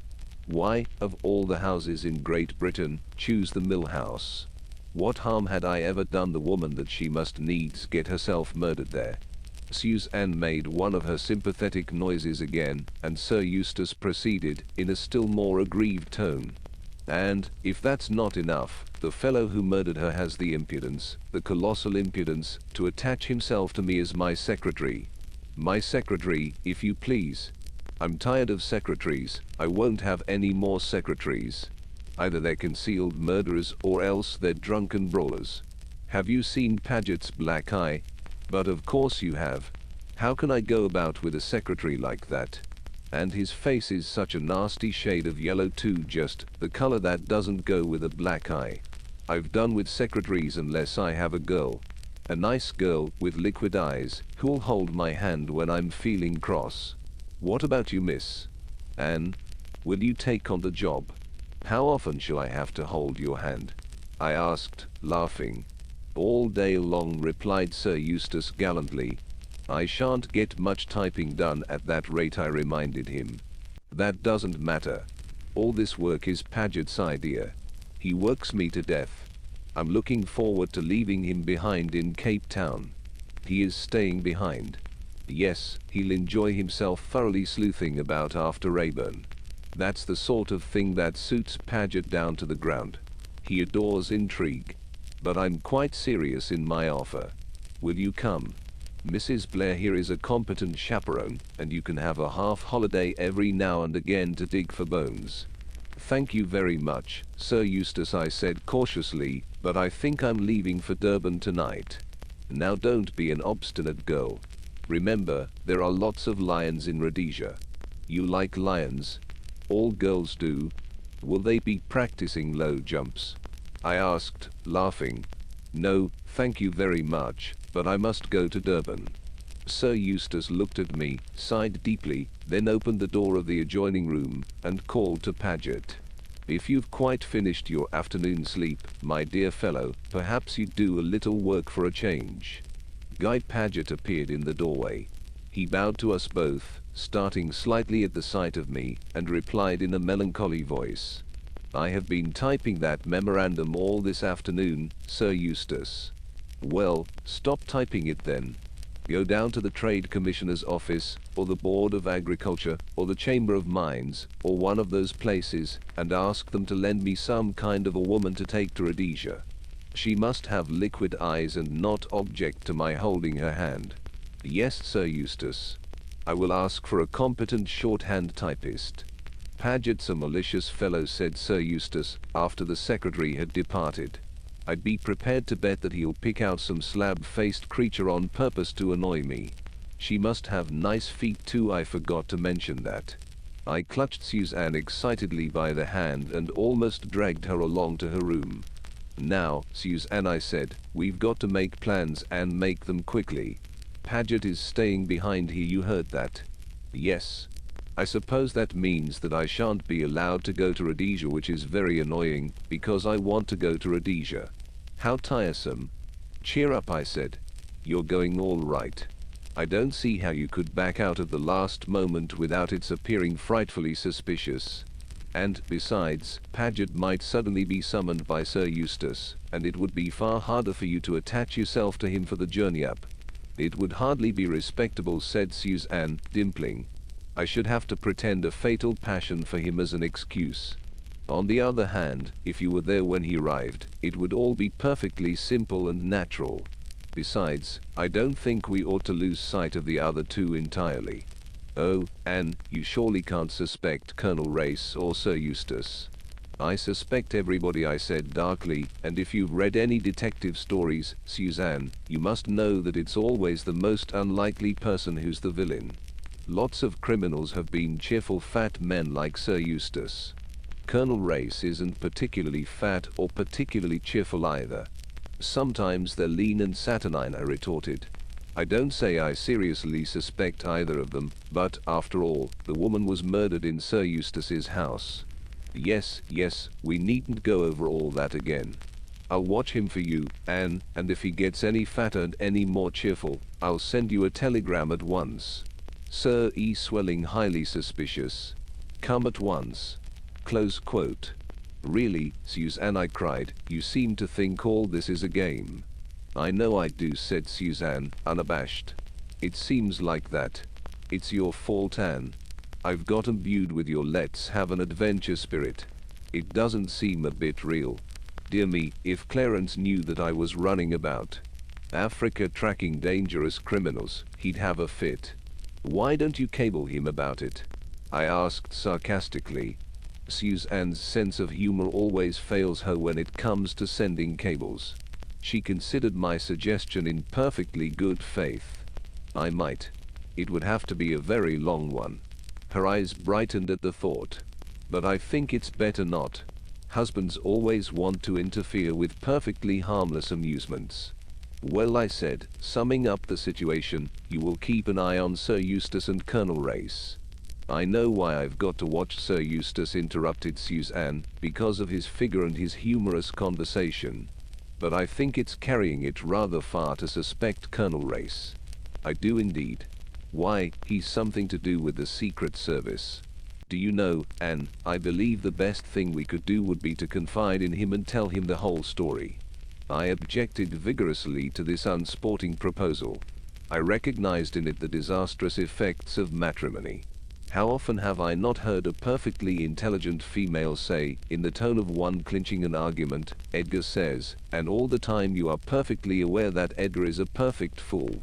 Suzanne, by reason of her married state, was yearning to lean upon some man or other. However, she promised faithfully that she would not breathe a word to Colonel Race, and we went on with our plan making. It's quite clear that I must stay here and watch Paget, and this is the best way to do it.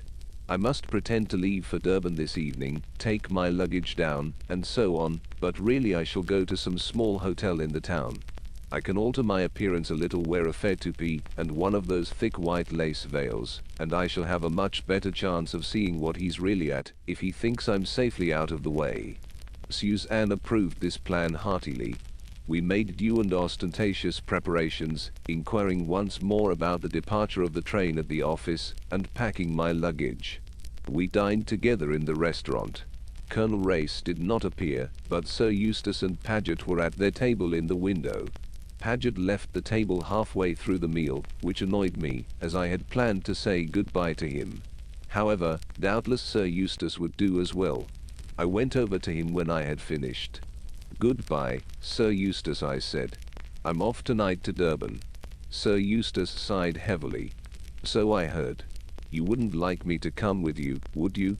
"I should love it." "Nice girl. Sure you won't change your mind and come and look for lions in Rhodesia?" "Quite sure." "He must be a very handsome fellow," said Sir Eustace plaintively. "Some young whippersnapper in Durban, I suppose, who puts my mature charms completely in the shade. By the way, Paget's going down in the car in a minute or two. He could take you to the station." "Oh, no, thank you," I said hastily. "Mrs. Blair and I have got our own taxi ordered. To go down with Guy Paget was the last thing I wanted." Sir Eustace looked at me attentively. "I don't believe you like Paget. I don't blame you. Of all the officious, interfering asses going about with the air of a martyr, and doing everything he can to annoy and upset me." "What has he done now?" I inquired with some curiosity. "He's got hold of a secretary for me. You never saw such a woman. 40, if she's a day, wears pince-nez and sensible boots and an air of brisk efficiency, that will be the death of me. A regular slab-faced woman. Won't she hold your hand?" "I devoutly hope not," exclaimed Sir Eustace. "That would be the last straw. Well, goodbye, liquid eyes. If I shoot a lion I shan't give you the skin after the base way you've deserted me." He squeezed my hand warmly and we parted. Suzanne was waiting for me in the hall. She was to come down to see me off. "Let's start at once," I said hastily, and motioned to the man to get a taxi. Then a voice behind me made me start. "Excuse me, Miss Beddingfeld, but I'm just going down in a car. I can drop you and Mrs. Blair at the station." "Oh, thank you," I said hastily. "But there's no need to trouble you." No trouble at all, I assure you. Put the luggage in, porter." I was helpless. I might have protested further, but a slight warning nudge from Suzanne urged me to be on my guard. "Thank you, Mr. Paget," I said coldly. We all got into the car. As we raced down the road into the town, I racked my brains for something to say. In the end, Paget himself broke the silence. "I have secured a very capable secretary for Sir Eustace," he observed. "Miss Pettigrew." "He wasn't exactly raving about her just now," I remarked. Paget looked at me coldly. "She is a proficient shorthand typist," he said repressively. We pulled up in front of the station. Here surely he would leave us. I turned with outstretched hand, but no. "I'll come and see you off. It's just 8 o'clock, your train goes in a quarter of an hour." He gave efficient directions to porters. I stood helpless, not daring to look at Suzanne. The man suspected. He was determined to make sure that I did go by the train. And what could I do? Nothing.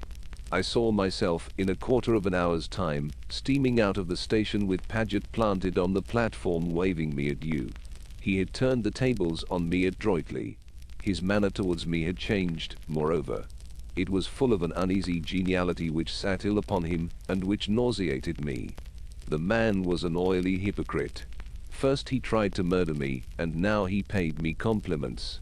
Did he imagine for 1 minute that I hadn't recognized him that night on the boat? No, it was a pose which he forced me to acquiesce in, his tongue in his cheek all the while. Helpless as a sheep, I moved along under his expert directions. My luggage was piled in my sleeping compartment. I had a 2-berth one to myself. It was 12 minutes past 8. In 3 minutes the train would start. But Paget had reckoned without Suzanne. "It will be a terribly hot journey," and she said suddenly. "Especially going through the Karoo tomorrow. You've got some eau de cologne or lavender water with you, haven't you?" My cue was plain. "Oh, dear," I cried. I left my eau de cologne on the dressing table at the hotel. Suzanne's habit of command served her well. She turned imperiously to Paget. "Mr. Paget. Quick. You've just time. There's a chemist almost opposite the station." Anne must have some eau de cologne. He hesitated, but Suzanne's imperative manner was too much for him. She is a born autocrat. He went. Suzanne followed him with her eyes till he disappeared. Quick, Anne, get out the other side in case he hasn't really gone, but is watching us from the end of the platform. Never mind your luggage. You can telegraph about that tomorrow. Oh, if only the train starts on time. I opened the gate on the opposite side to the platform and climbed down. Nobody was observing me. I could just see Suzanne standing where I had left her, looking up at the train and apparently chatting to me at the window. A whistle blew, the train began to draw out. Then I heard feet racing furiously up the platform. I withdrew to the shadow of a friendly bookstall and watched. Suzanne turned from waving her handkerchief to the retreating train. "Too late, Mr. Paget," she said cheerfully. "She's gone. Is that the eau de cologne? What a pity we didn't think of it sooner."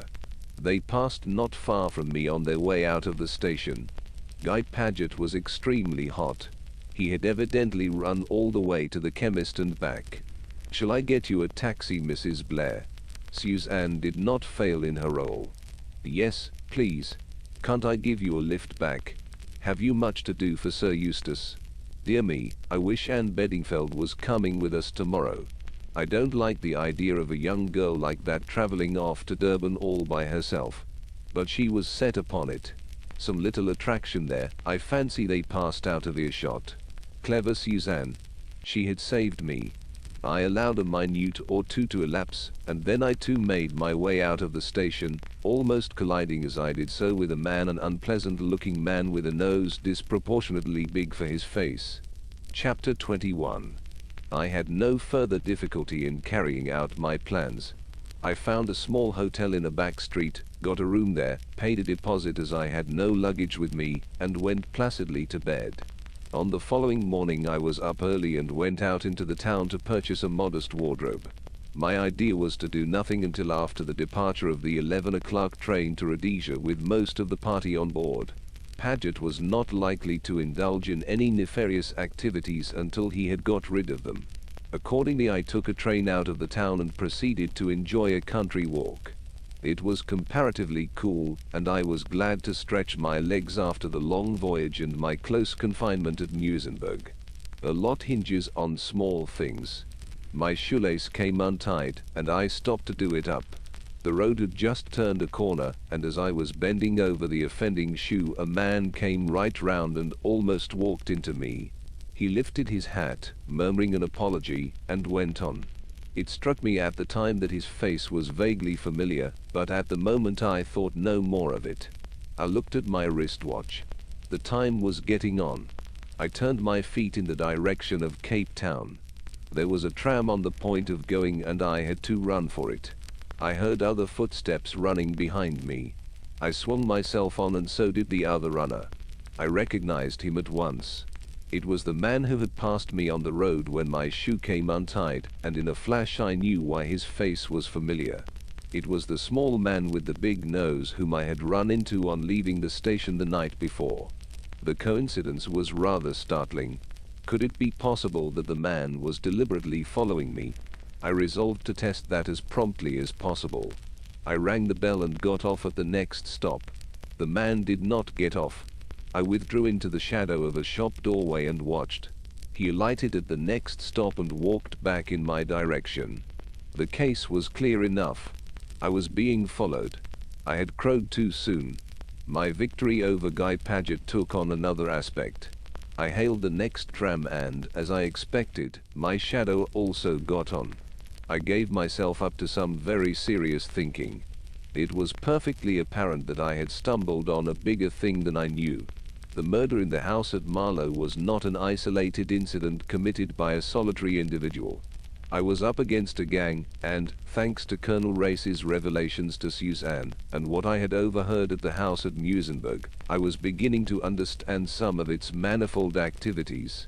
Systematized crime, organized by the man known to his followers as the Colonel. I remembered some of the talk I had heard on board ship, of the strike on the Rand, and the causes underlying it, and the belief that some secret organization was at work fomenting the agitation. That was the Colonel's work. His emissaries were acting according to plan. He took no part in these things himself, I had always heard, as he limited himself to directing and organizing. The brain work, not the dangerous labor for him. But still it well might be that he himself was on the spot, directing affairs from an apparently impeccable position. That, then, was the meaning of Colonel Race's presence on the Colmorden Castle. He was out after the arch-criminal. Everything fitted in with that assumption. He was someone high up in the Secret Service whose business it was to lay the Colonel by the heels. I nodded to myself. Things were becoming very clear to me. What of my part in the affair? Where did I come in? Was it only diamonds they were after? I shook my head. Great as the value of the diamonds might be, they hardly accounted for the desperate attempts which had been made to get me out of the way. No, I stood for more than that. In some way, unknown to myself, I was a menace, a danger. Some knowledge that I had, or that they thought I had, made them anxious to remove me at all costs, and that knowledge was bound up somehow with the diamonds. There was one person, I felt sure, who could enlighten me if he would. The man in the brown suit, Harry Rayburn. He knew the other half of the story. But he had vanished into the darkness. He was a hunted creature flying from pursuit. In all probability he and I would never meet again. ... I brought myself back with a jerk to the actualities of the moment. It was no good thinking sentimentally of Harry Rayburn. He had displayed the greatest antipathy to me from the first. Or, at least, there I was again dreaming. The real problem was what to do now. I, priding myself upon my role of watcher, had become the watched. And I was afraid. For the first time, I began to lose my nerve. I was the little bit of grit that was impeding the smooth working of the great machine, and I fancied that the machine would have a short way with little bits of grit. Once Harry Rayburn had saved me, once I had saved myself, but I felt suddenly that the odds were heavily against me. My enemies were all around me in every direction, and they were closing in. If I continued to play a lone hand, I was doomed. I rallied myself with an effort. After all, what could they do? I was in a civilized city with policemen every few yards. I would be wary in future. They should not trap me again as they had done in Muizenberg. As I reached this point in my meditations, the tram arrived at Adderley Street. I got out. Undecided what to do, I walked slowly up the left-hand side of the street. I did not trouble to look if my watcher was behind me. I knew he was. I walked into Cartwright's and ordered 2 coffee ice cream sodas to steady my nerves. A man, I suppose, would have had a stiff peg. But girls derive a lot of comfort from ice cream sodas. I applied myself to the end of the straw with gusto. The cool liquid went trickling down my throat in the most agreeable manner. I pushed the first glass aside empty. I was sitting on one of the little high stools in front of the counter. Out of the tail of my eye, I saw my tracker come in and sit down unostentatiously at a little table near the door. I finished the second coffee soda and demanded a maple one. I can drink practically an unlimited amount of ice cream sodas. Suddenly the man by the door got up and went out. That surprised me.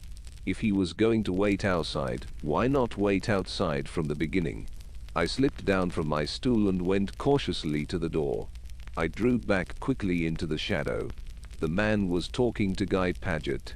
If I had ever had any doubts, that would have settled it. Paget had his watch out and was looking at it. They exchanged a few brief words, and then the secretary swung on down the street towards the station. Evidently he had given his orders. But what were they? Suddenly my heart leapt into my mouth. The man who had followed me crossed to the middle of the road and spoke to a policeman. He spoke at some length, gesticulating towards Cartwright's and evidently explaining something. I saw the plan at once. I was to be arrested on some charge or other, pocket picking, perhaps. It would be easy enough for the gang to put through a simple little matter like that. Of what good to protest my innocence? They would have seen to every detail. Long ago they had brought a charge of robbing De Beers against Harry Rayburn, and he had not been able to disprove it, though I had little doubt but that he had been absolutely blameless. What chance had I against such a frame-up as the Colonel could devise? I glanced up at the clock almost mechanically, and immediately another aspect of the case struck me. I saw the point of Guy Paget's looking at his watch. It was just on 11, and at 11 the mail train left for Rhodesia, bearing with it the influential friends who might otherwise come to my rescue.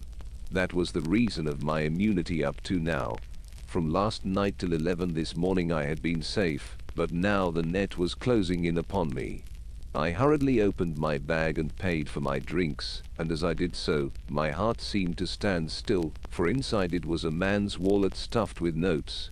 It must have been deftly introduced into my handbag as I left the tram. Promptly I lost my head. I hurried out of Cartwright's. The little man with the big nose and the policeman were just crossing the road. They saw me, and the little man designated me excitedly to the policeman. I took to my heels and ran. I judged him to be a slow policeman. I should get a start. But I had no plan, even then. I just ran for my life down Adderley Street. People began to stare. I felt that in another minute someone would stop me. An idea flashed into my head. "The station?" I asked, in a breathless gasp. "Just down on the right." I sped on. It is permissible to run for a train. I turned into the station, but as I did so I heard footsteps close behind me. The little man with the big nose was a champion sprinter. I foresaw that I should be stopped before I got to the platform I was in search of. I looked up to the clock 1 minute to 11. I might just do it if my plan succeeded. I had entered the station by the main entrance in Adderley Street. I now darted out again through the side exit. Directly opposite me was the side entrance to the post office, the main entrance to which is in Adderley Street. As I expected, my pursuer, instead of following me in, ran down the street to cut me off when I emerged by the main entrance, or to warn the policeman to do so. In an instant I slipped across the street again and back into the station. I ran like a lunatic. It was just 11. The long train was moving as I appeared on the platform. A porter tried to stop me, but I wriggled myself out of his grasp and sprang upon the footboard. I mounted the 2 steps and opened the gate. I was safe. The train was gathering way. We passed a man standing by himself at the end of the platform. I waved to him. "Goodbye, Mr. Paget," I shouted. Never have I seen a man more taken aback. He looked as though he had seen a ghost. In a minute or two I was having trouble with the conductor, but I took a lofty tone. "I am Sir Eustace Peeler's secretary," I said haughtily. "Please take me to his private car." Suzanne and Colonel Race were standing on the rear observation platform. They both uttered an exclamation of utter surprise at seeing me. "Hullo, Miss Anne," cried Colonel Race. "Where have you turned up from? I thought you'd gone to Durban." "What an unexpected person you are." Suzanne said nothing, but her eyes asked 100 questions. "I must report myself to my chief," I said demurely. "Where is he?" "He's in the office middle compartment dictating at an incredible rate to the unfortunate Miss Pettigrew." "This enthusiasm for work is something new," I commented. "H''M," said Colonel Race. "His idea is, I think, to give her sufficient work to chain her to her typewriter in her own compartment for the rest of the day." I laughed. Then, followed by the other 2, I sought out Sir Eustace. He was striding up and down the circumscribed space, hurling a flood of words at the unfortunate secretary whom I now saw for the first time. A tall, square woman in drab clothing, with pince-nez and an efficient air. I judged that she was finding it difficult to keep pace with Sir Eustace, for her pencil was flying along, and she was frowning horribly. I stepped into the compartment. "Come aboard, sir," I said saucily. Sir Eustace paused dead in the middle of a complicated sentence on the labor situation, and stared at me. Miss Pettigrew must be a nervous creature, in spite of her efficient air, for she jumped as though she had been shot. "God bless my soul!" ejaculated Sir Eustace. "What about the young man in Durban?" "I prefer you," I said softly. "Darling," said Sir Eustace, "you can start holding my hand at once." Miss Pettigrew coughed, and Sir Eustace hastily withdrew his hand. "Ah, yes," he said. "Let me see, where were we? Yes, Tilman Roos in his speech at What's the Matter? Why aren't you taking it down? I think, said Colonel Race gently, that Miss Pettigrew has broken her pencil. He took it from her and sharpened it. Sir Eustace stared, and so did I. There was something in Colonel Race's tone that I did not quite understand. Chapter 22. Extract from the Diary of Sir Eustace Peeler. I am inclined to abandon my reminiscences. Instead, I shall write a short article entitled Secretaries I Have Had. As regards secretaries, I seem to have fallen under a blight. At one minute I have no secretaries, at another I have too many. At the present minute I am journeying to Rhodesia with a pack of women. Race goes off with the two best looking, of course, and leaves me with the dud. That is what always happens to me, and, after all, this is my private car, not Race's. Also, Anne Beddingfeld is accompanying me to Rhodesia on the pretext of being my temporary secretary. But all this afternoon she has been out on the observation platform with Race exclaiming at the beauty of the Hex River Pass. It is true that I told her her principal duty would be to hold my hand. But she isn't even doing that. Perhaps she is afraid of Miss Pettigrew. I don't blame her if so. There is nothing attractive about Miss Pettigrew. She is a repellent female with large feet, more like a man than a woman. There is something very mysterious about Anne Beddingfeld. She jumped on board the train at the last minute, puffing like a steam engine, for all the world as though she's been running a race, and yet Paget told me that he'd seen her off to Durban last night. Either Paget has been drinking again, or else the girl must have an astral body. And she never explains. Nobody ever explains. Yes, secretaries I have had. Number 1, a murderer fleeing from justice. Number 2, a secret drinker who carries on disreputable intrigues in Italy. Number 3, a beautiful girl who possesses the useful faculty of being in two places at once. Number 4, Miss Pettigrew, who, I have no doubt, is really a particularly dangerous crook in disguise. Probably one of Paget's Italian friends that he has palmed off on me. I shouldn't wonder if the world found some day that it had been grossly deceived by Paget. On the whole, I think Rayburn was the best of the bunch. He never worried me or got in my way. Guy Paget has had the impertinence to have the stationary trunk put in here. None of us can move without falling over it. I went out on the observation platform just now, expecting my appearance to be greeted with hails of delight. Both the women were listening spellbound to one of Race's traveller's tales. I shall label this car not Sir Eustace Peeler and Party, but Colonel Race and Harem. Then Mrs. Blair must needs begin taking silly photographs. Every time we went round a particularly appalling curve, as we climbed higher and higher, she snapped at the engine. You see the point, she cried delightedly. It must be some curve if you can photograph the front part of the train from the back, and with the mountain background it will look awfully dangerous. I pointed out to her that no one could possibly tell it had been taken from the back of the train. She looked at me pityingly. I shall write underneath it, taken from the train. Engine going round a curve. Close quote. You could write that under any snapshot of a train, I said. Women never think of these simple things. I'm glad we've come up here in daylight, cried Anne Beddingfeld. I shouldn't have seen this if I'd gone last night to Durban, should I? No, said Colonel Race, smiling. You'd have woken up tomorrow morning to find yourself in the Karoo, a hot dusty desert of stones and rocks. I'm glad I changed my mind, said Anne, sighing contentedly and looking round. It was rather a wonderful sight. The great mountains all around, through which we turned and twisted and labored ever steadily upwards. Is this the best train in the day to Rhodesia? Asked Anne Beddingfeld. In the day? Laughed Race. Why, my dear Miss Anne, there are only 3 trains a week. Mondays, Wednesdays, and Saturdays. Do you realize that you don't arrive at the falls until Saturday next? How well we shall know each other by that time, said Mrs. Blair maliciously. How long are you going to stay at the falls, Sir Eustace? That depends, I said cautiously. On what? On how things go at Johannesburg. My original idea was to stay a couple of days at the falls, which I've never seen, though this is my 3rd visit to Africa, and Then go on to Joburg and study the conditions of things on the Rand. At home, you know, I pose as being an authority on South African politics. But from all I hear, Joburg will be a particularly unpleasant place to visit in about a week's time. I don't want to study conditions in the midst of a raging revolution. Race smiled in a rather superior manner. I think your fears are exaggerated, Sir Eustace.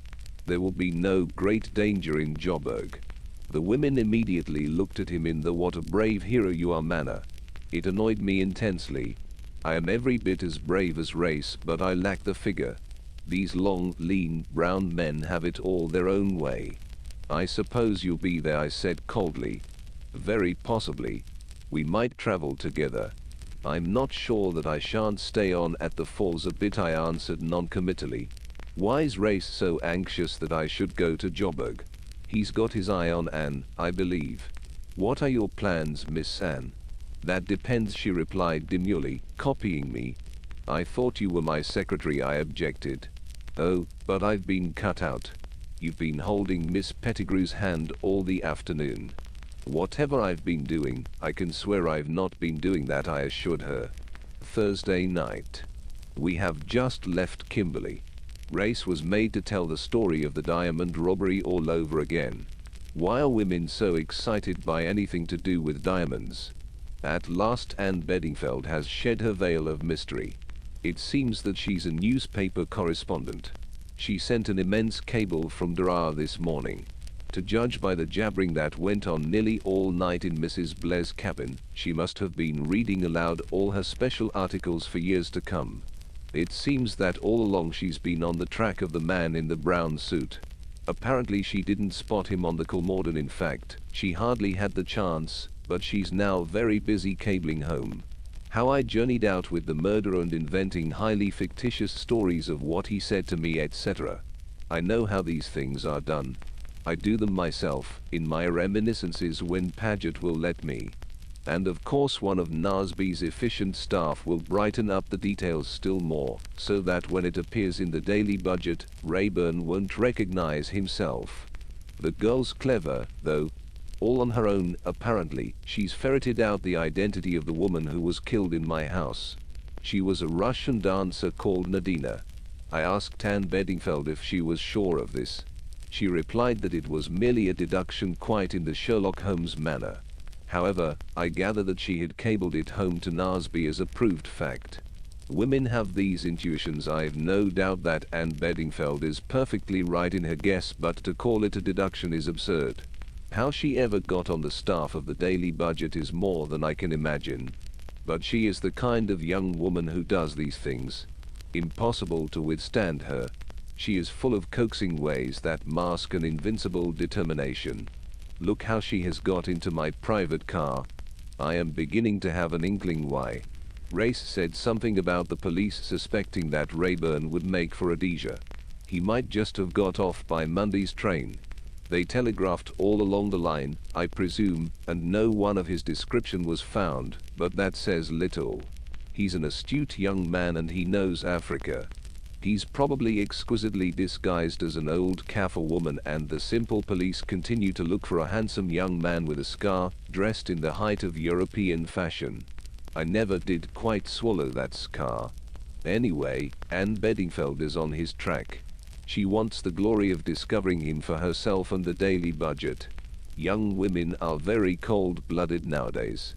I hinted to her that it was an unwomanly action. She laughed at me. She assured me that did she run him to earth her fortune was made.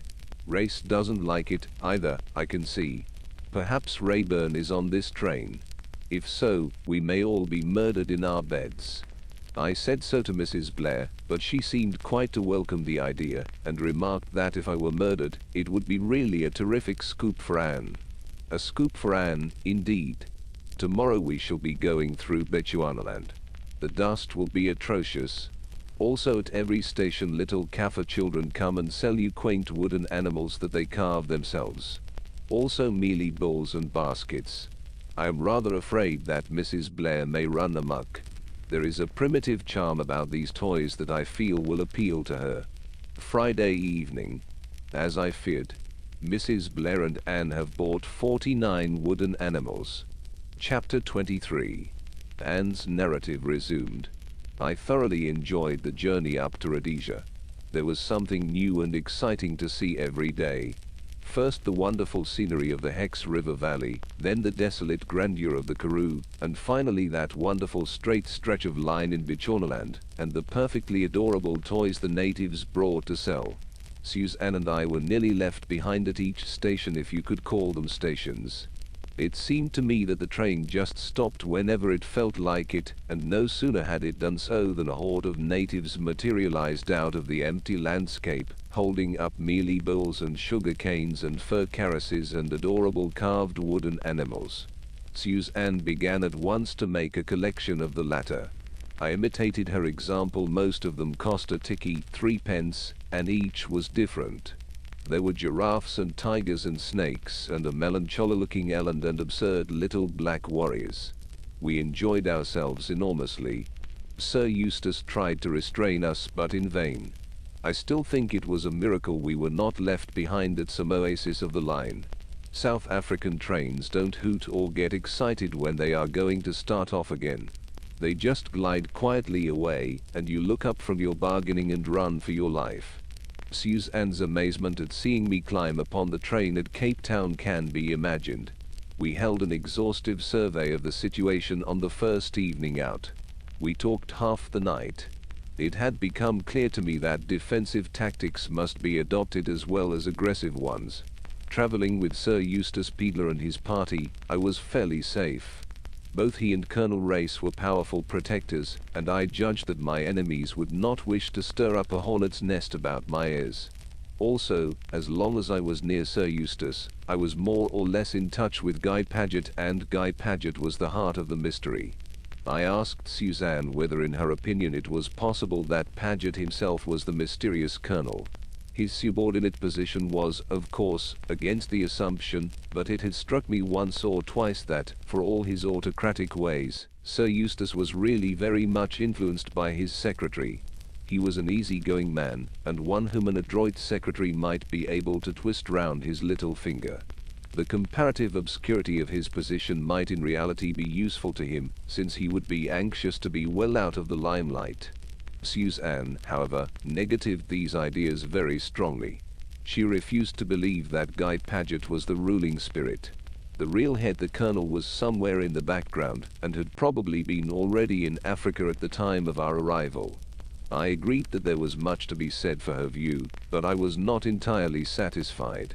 For in each suspicious instance Paget had been shown as the directing genius.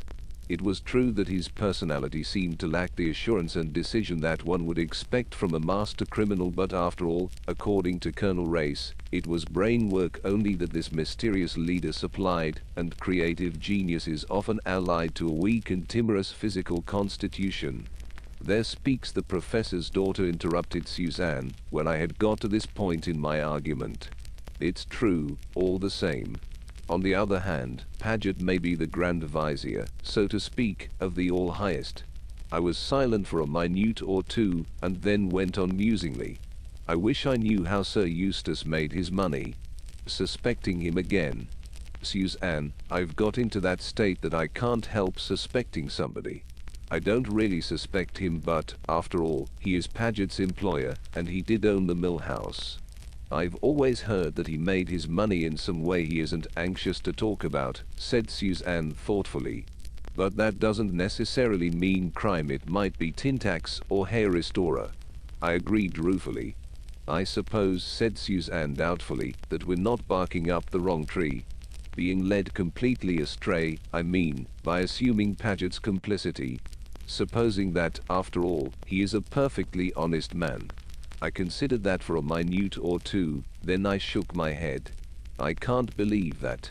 After all, he has his explanations for everything." "Why, yes, but they're not very convincing. For instance, the night he tried to throw me overboard on the Colmorden, he says he followed Rayburn up on deck, and Rayburn turned and knocked him down. Now we know that's not true."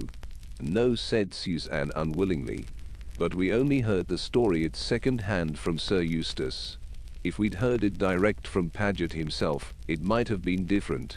You know how people always get a story a little wrong when they repeat it.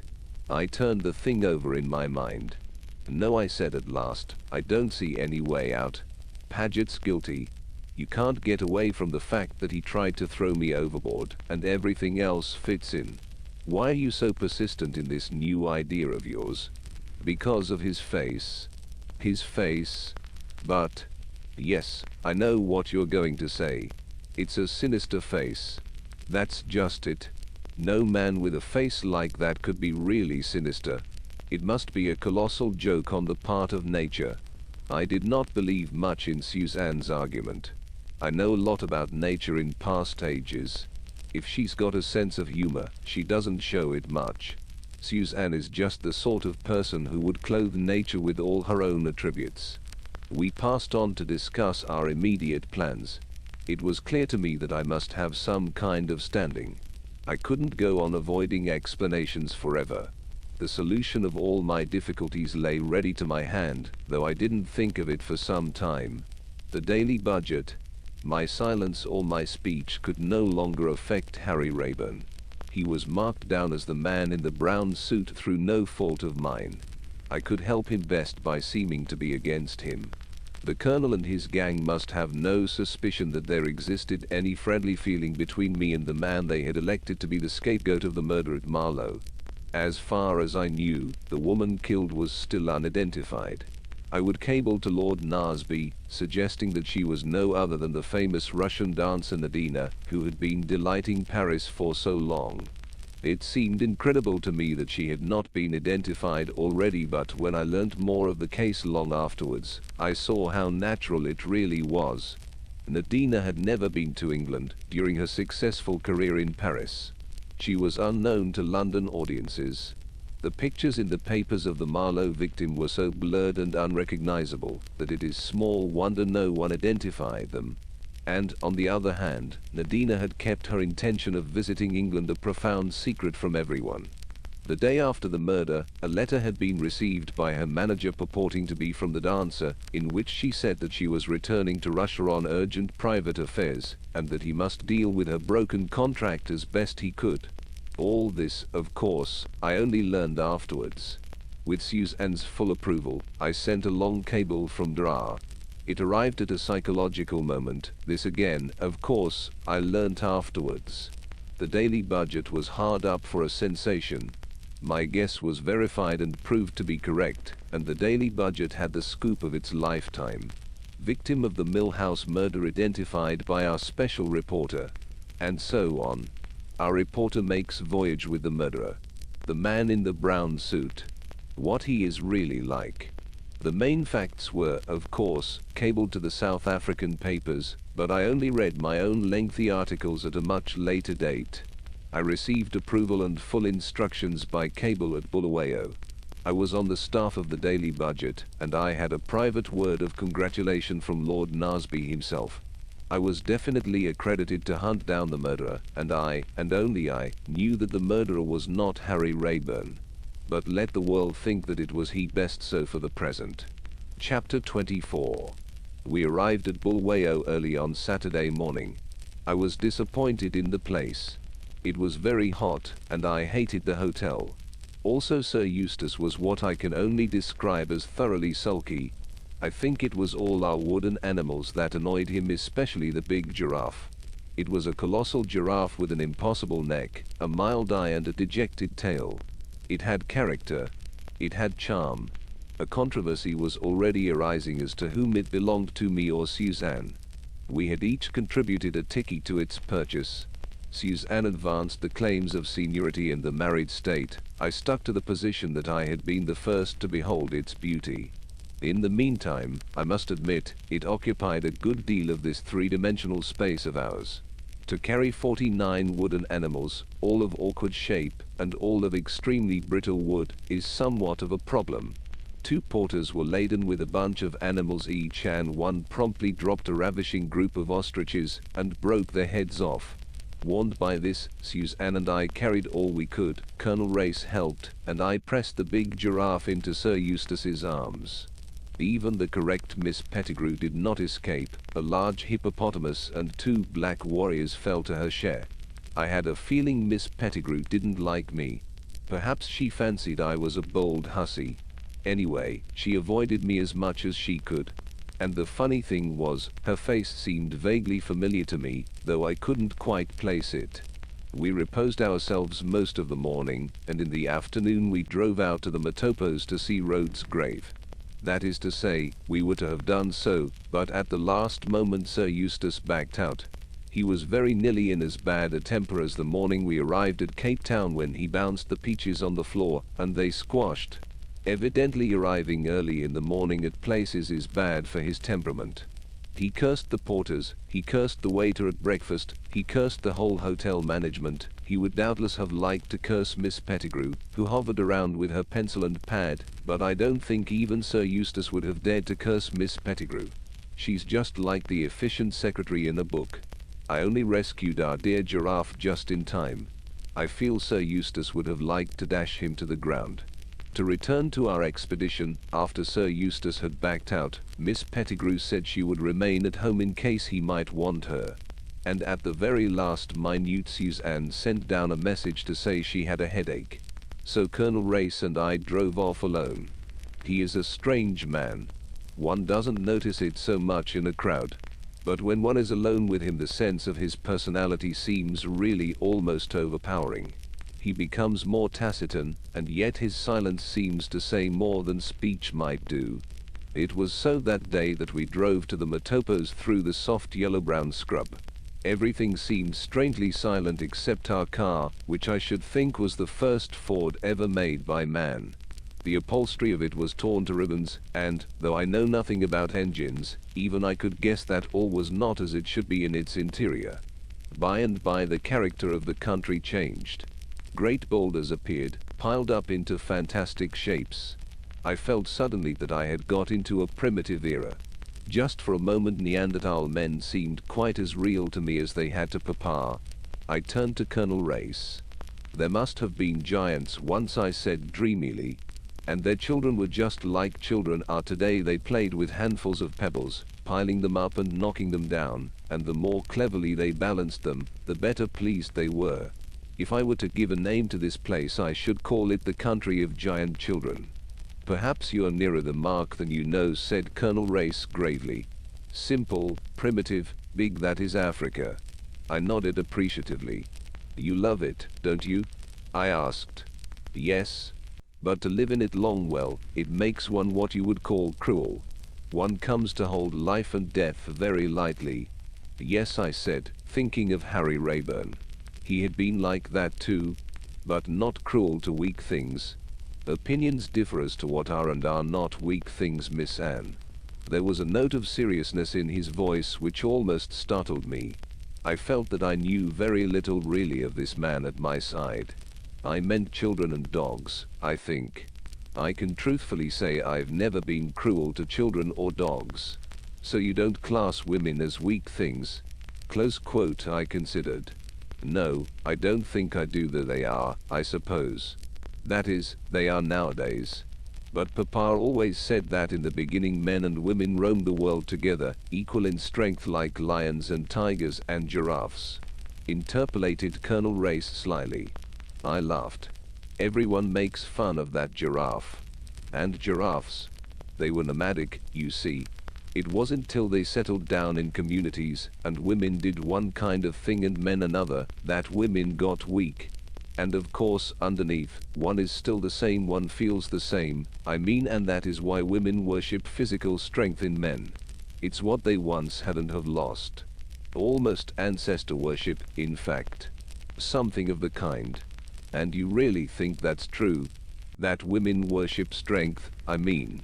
I think it's quite true if one's honest.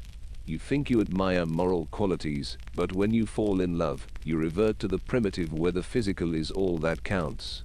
But I don't think that's the end. If you lived in primitive conditions it would be all right, but you don't, and so, in the end, the other thing wins after all. It's the things that are apparently conquered that always do win, isn't it? They win in the only way that counts. Like what the Bible says about losing your life and finding it.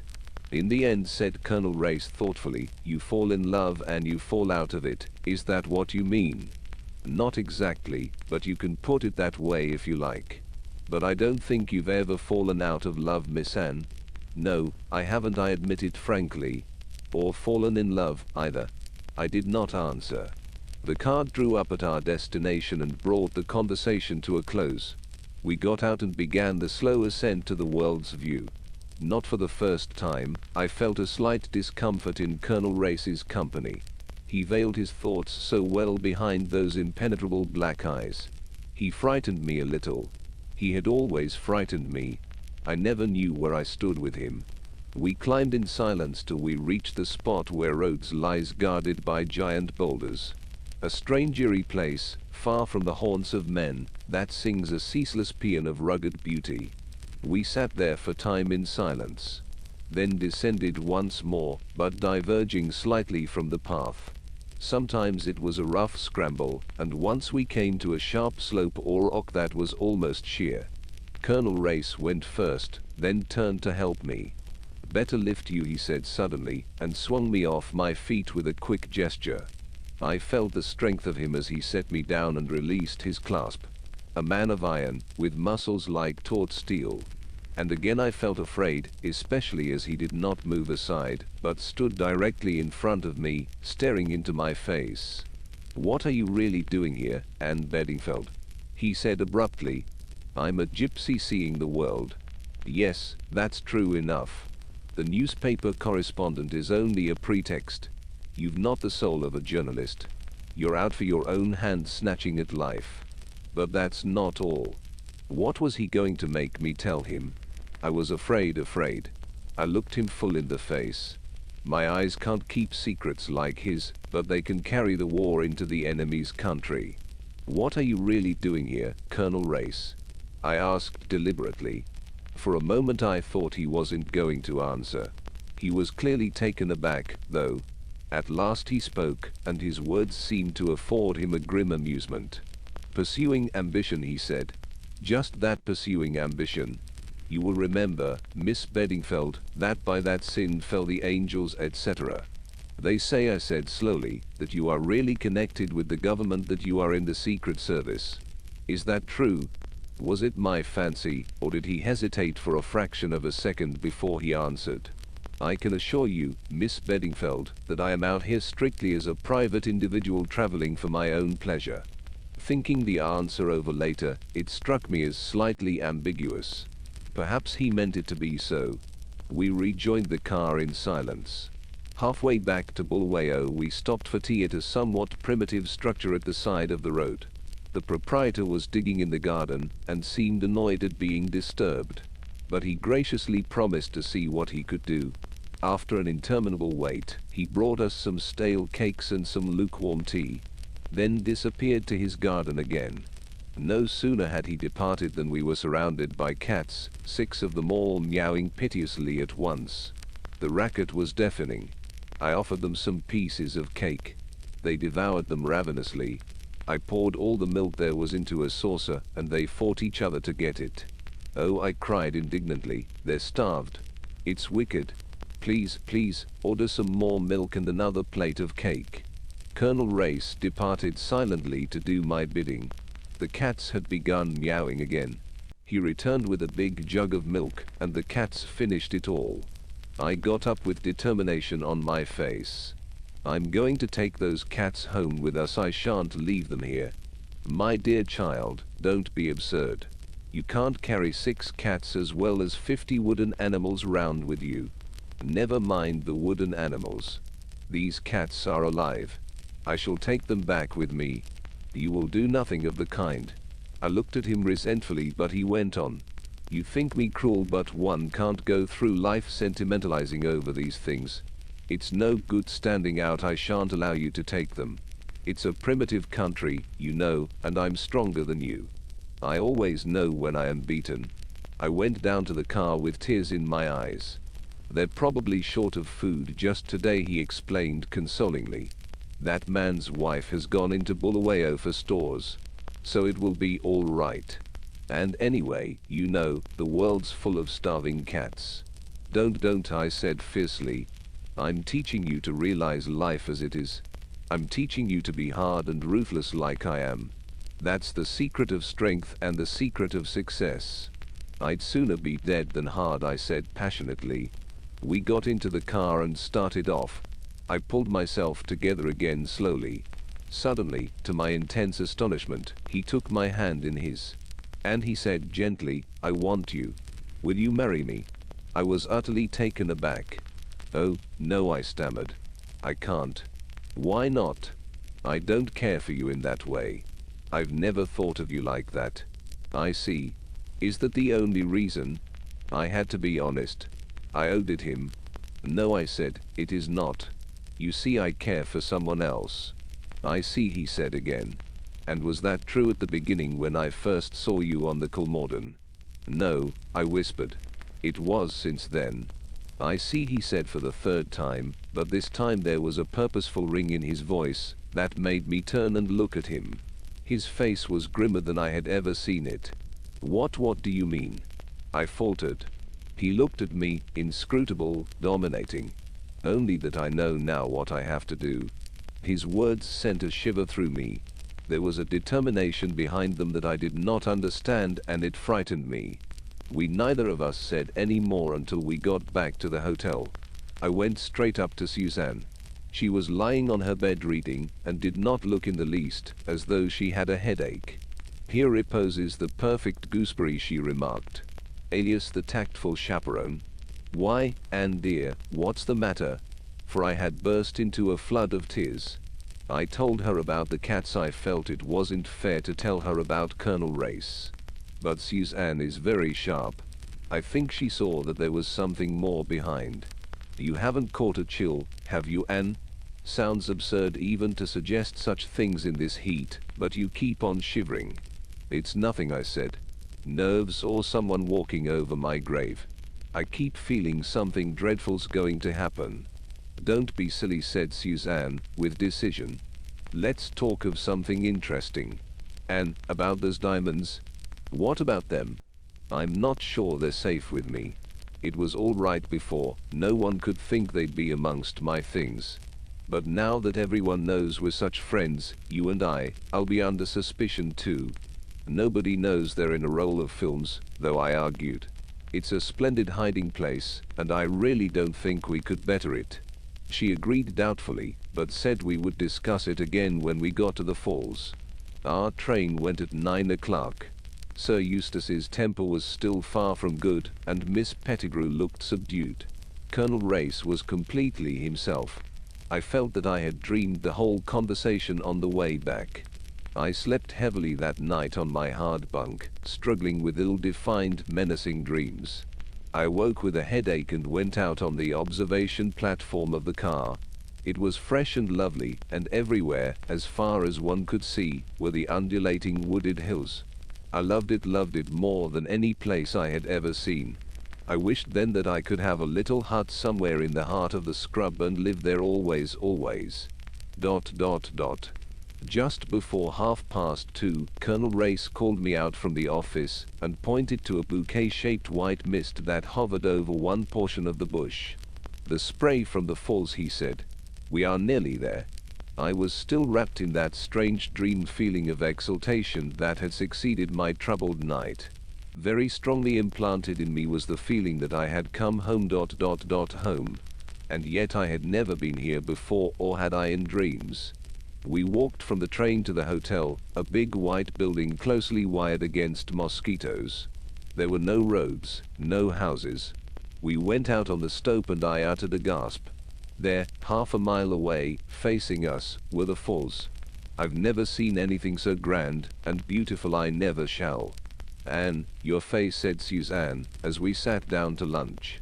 I've never seen you like this before. She stared at me curiously. Am I? I laughed, but I felt that my laugh was unnatural. It's just that I love it all. It's more than that. A little frown crossed her brow, one of apprehension. Yes, I was happy, but beyond that I had the curious feeling that I was waiting for something that would happen soon. I was excited, restless. After tea we strolled out, got on the trolley and were pushed by smiling blacks down the little tracks of rails to the bridge. It was a marvelous sight, the great chasm and the rushing waters below, and the veil of mist and spray in front of us, that parted every now and then for one brief minute, to show the cataract of water, and then closed up again in its impenetrable mystery. That, to my mind, has always been the fascination of the falls, their elusive quality. You always think you are going to see, and you never do.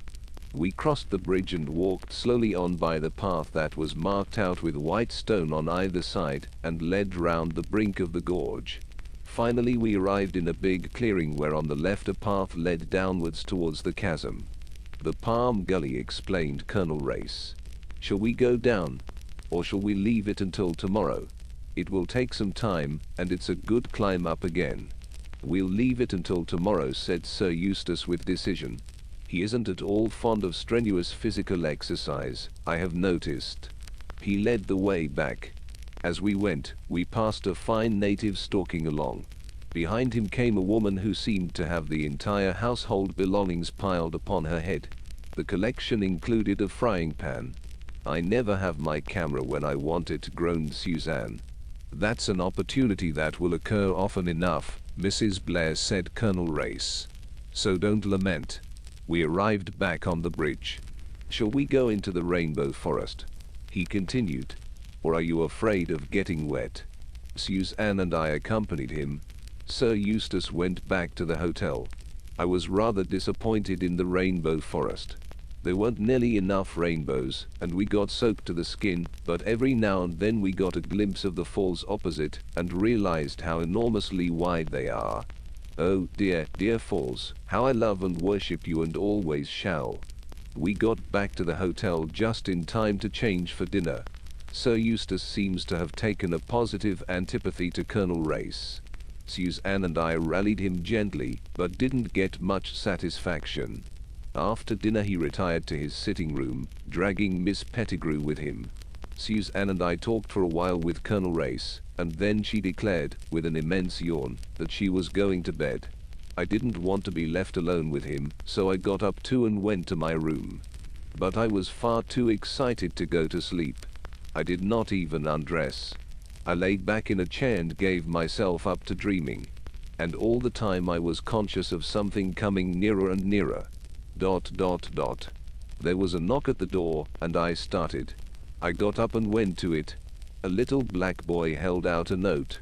It was addressed to me in a handwriting I did not know. I took it and came back into the room. I stood there holding it. At last I opened it. It was very short. "I must see you. I dare not come to the hotel. Will you come to the clearing by the Palm Gully? In memory of cabin 17, please come. The man you knew was Harry Rayburn." My heart beat to suffocation.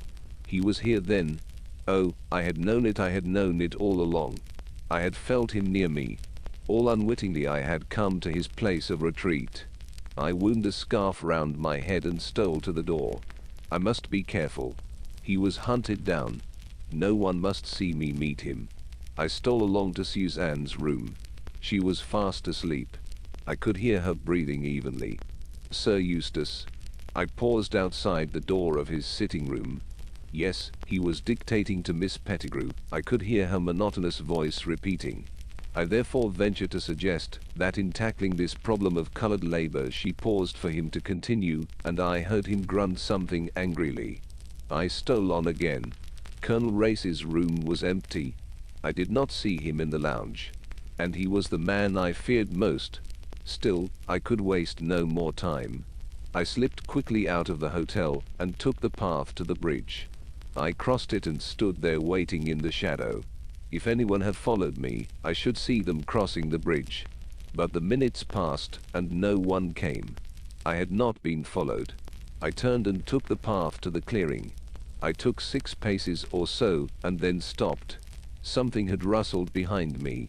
It could not be anyone who had followed me from the hotel. It was someone who was already here, waiting. And immediately, without rhyme or reason, but with the sureness of instinct, I knew that it was I myself who was threatened. It was the same feeling as I had had on the Colmorden that night, a sure instinct warning me of danger. I looked sharply over my shoulder. Silence. I moved on a pace or two. Again I heard that rustle. Still walking, I looked over my shoulder again. A man's figure came out of the shadow. He saw that I saw him and jumped forward, hard on my track. It was too dark to recognize anybody. All I could see was that he was tall and a European, not a native. I took to my heels and ran. I heard him pounding behind. I ran quicker, keeping my eyes fixed on the white stones that showed me where to step, for there was no moon that night. And suddenly my foot felt nothingness. I heard the man behind me laugh, an evil, sinister laugh. It rang in my ears as I fell headlong down to destruction far beneath. Chapter 25. I came to myself slowly and painfully. I was conscious of an aching head and a shooting pain down my left arm when I tried to move, and everything seemed dreamlike and unreal. Nightmare visions floated before me. I felt myself falling again. Once Harry Rayburn's face seemed to come to me out of the mist. Almost I imagined it real. Then it floated away again, mocking me. Once, I remember, someone put a cup to my lips and I drank.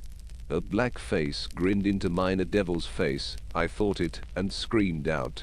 Then dreams again, long troubled dreams in which I vainly sought Harry Rayburn to warn him what of?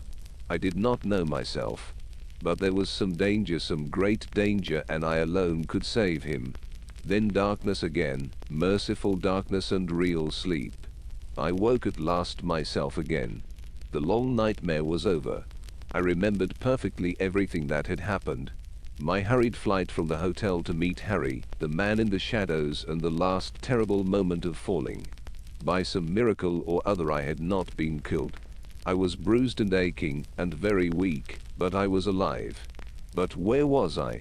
Moving my head with difficulty, I looked round me. I was in a small room with rough wooden walls. On them were huge skins of animals and various tusks of ivory. I was lying on a kind of rough couch, also covered with skins, and my left arm was bandaged up and felt stiff and uncomfortable.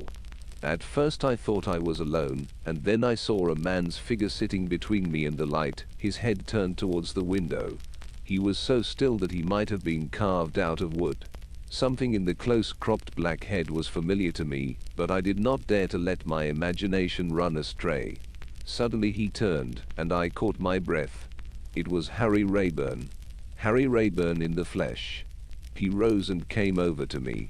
"Feeling better?" he said a trifle awkwardly. I could not answer. The tears were running down my face. I was weak still, but I held his hand in both of mine. If only I could die like this, whilst he stood there looking down on me with that new look in his eyes. "Don't cry, Anne. Please don't cry. You're safe now. No one shall hurt you." He went and fetched a cup and brought it to me. "Drink some of this milk." I drank obediently. He went on talking, in a low coaxing tone, such as he might have used to a child. "Don't ask any more questions now. Go to sleep again. You'll be stronger by and by. I'll go away if you like." "No," I said urgently. No. "Then I'll stay." He brought a small stool over beside me and sat there.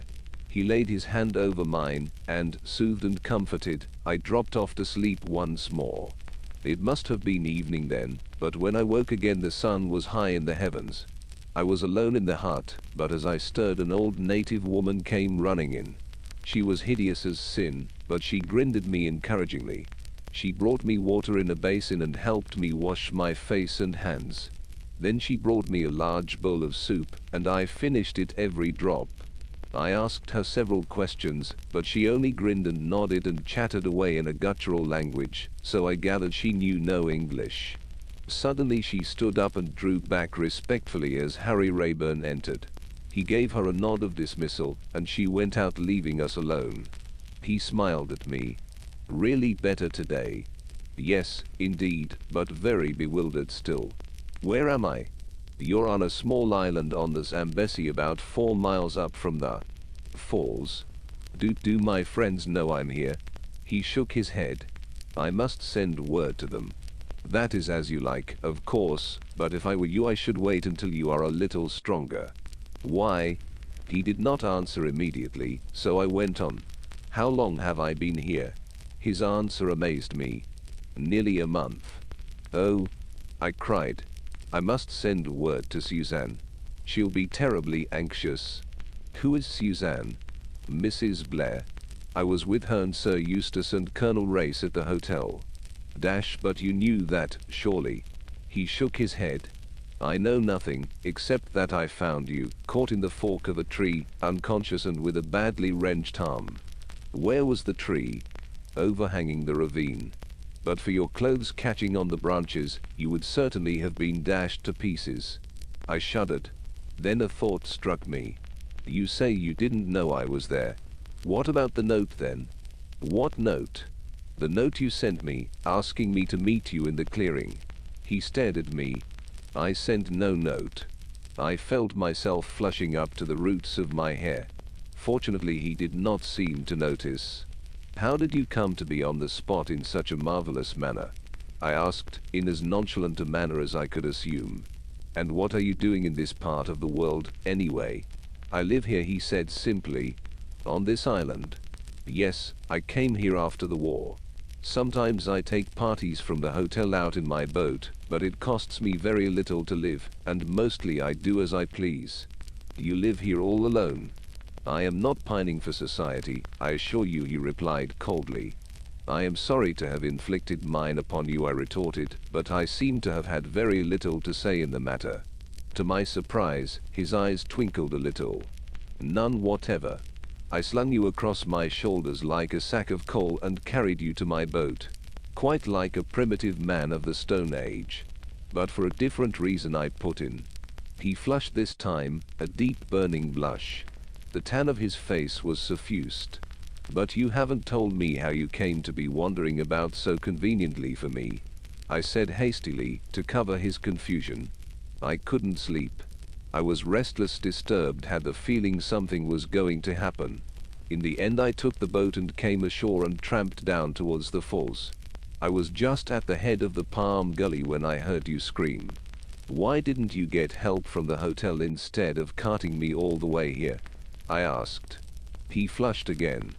I suppose it seems an unpardonable liberty to you, but I don't think that even now you realize your danger. You think I should have informed your friends, pretty friends, who allowed you to be decoyed out to death. No, I swore to myself that I'd take better care of you than anyone else could. Not a soul comes to this island. I got old Botany, whom I cured of a fever once, to come and look after you. She's loyal. She'll never say a word. I could keep you here for months, and no one would ever know. I could keep you here for months, and no one would ever know. How some words please one. You did quite right, I said quietly, and I shall not send word to anyone. A day or so more anxiety doesn't make much difference. It's not as though they were my own people. They're only acquaintances, really, even Suzanne. And whoever wrote that note must have known a great deal. It was not the work of an outsider. I managed to mention the note this time without blushing at all. If you would be guided by me, he said, hesitating. I don't expect I shall be, I answered candidly. But there's no harm in hearing. Do you always do what you like, Miss Beddingfeld? Usually, I replied cautiously. To anyone else I would have said, always. I pity your husband, he said unexpectedly. You needn't, I retorted. I shouldn't dream of marrying anyone unless I was madly in love with him. And of course there is really nothing a woman enjoys so much as doing all the things she doesn't like for the sake of someone she does like. And the more self-willed she is, the more she likes it. I'm afraid I disagree with you. The boot is on the other leg as a rule. He spoke with a slight sneer. Exactly, I cried eagerly. And that's why there are so many unhappy marriages. It's all the fault of the men. Either they give way to their women and then the women despise them, or else they are utterly selfish, insist on their own way, and never say thank you. Successful husbands make their wives do just what they want, and then make a frightful fuss of them for doing it. Women like to be mastered, but they hate not to have their sacrifices appreciated. On the other hand, men don't really appreciate women who are nice to them all the time. When I'm married, I shall be a devil most of the time, but every now and then, when my husband least expects it, I shall show him what a perfect angel I can be." Harry laughed outright. "What a cat and dog life you will lead." "Lovers always fight," I assured him, "because they don't understand each other. And by the time they do understand each other, they aren't in love anymore." "Does the reverse hold true? Are people who fight each other always lovers?" I don't know," I said, momentarily confused. He turned away to the fireplace. "Like some more soup?" he asked in a casual tone. "Yes, please. I'm so hungry that I would eat a hippopotamus." "That's good." He busied himself with the fire. I watched. "When I can get off the couch, I'll cook for you," I promised. "I don't suppose you know anything about cooking."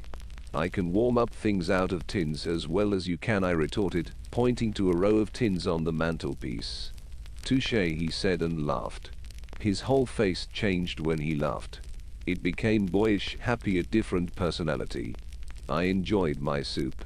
As I ate it, I reminded him that he had not, after all, tendered me his advice. "Ah, yes, what I was going to say was this. If I were you, I would stay quietly perdu here until you are quite strong again. Your enemies will believe you dead. They will hardly be surprised at not finding the body. It would have been dashed to pieces on the rocks and carried down with the torrent." I shivered. "Once you are completely restored to health, you can journey quietly on to Beira and get a boat to take you back to England." "That would be very tame," I objected scornfully. "There speaks a foolish schoolgirl." "I'm not a foolish schoolgirl," I cried indignantly. "I'm a woman." He looked at me with an expression I could not fathom, as I sat up flushed and excited. "God help me, so you are," he muttered and went abruptly out. My recovery was rapid. The two injuries I had sustained were a knock on the head and a badly wrenched arm. The latter was the most serious and, to begin with, my rescuer had believed it to be actually broken. A careful examination, however, convinced him that it was not so, and although it was very painful, I was recovering the use of it quite quickly. It was a strange time. We were cut off from the world, alone together as Adam and Eve might have been, but with what a difference. Old Botany hovered about, counting no more than a dog might have done. I insisted on doing the cooking, or as much of it as I could manage with one arm. Harry was out a good part of the time, but we spent long hours together lying out in the shade of the palms, talking and quarreling, discussing everything under high heaven, quarreling and making it up again. We bickered a good deal, but there grew up between us a real and lasting comradeship, such as I could never have believed possible. That and something else. The time was drawing near, I knew it, when I should be well enough to leave, and I realized it with a heavy heart. Was he going to let me go? Without a word? Without a sign? He had fits of silence, long moody intervals, moments when he would spring up and tramp off by himself. One evening the crisis came. We had finished our simple meal and were sitting in the doorway of the hut. The sun was sinking. Hairpins were necessities of life with which Harry had not been able to provide me, and my hair, straight and black, hung to my knees. I sat, my chin on my hands, lost in meditation. I felt rather than saw Harry looking at me. "You look like a witch," Anne, he said at last, and there was something in his voice that had never been there before.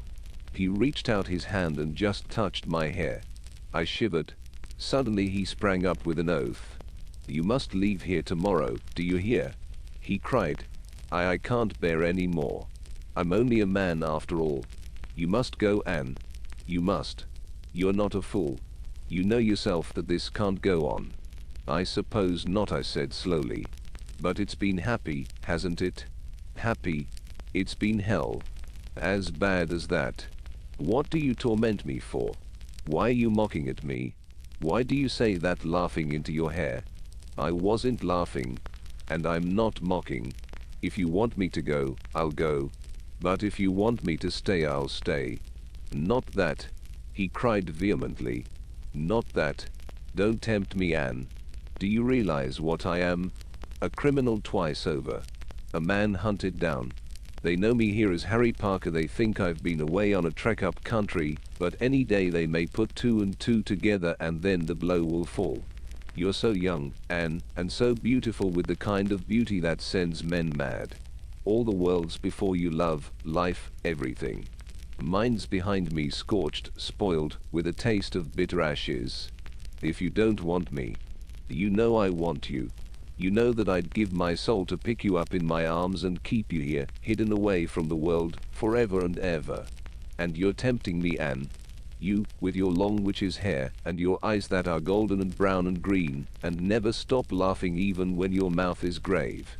But I'll save you from yourself and from me. You shall go tonight.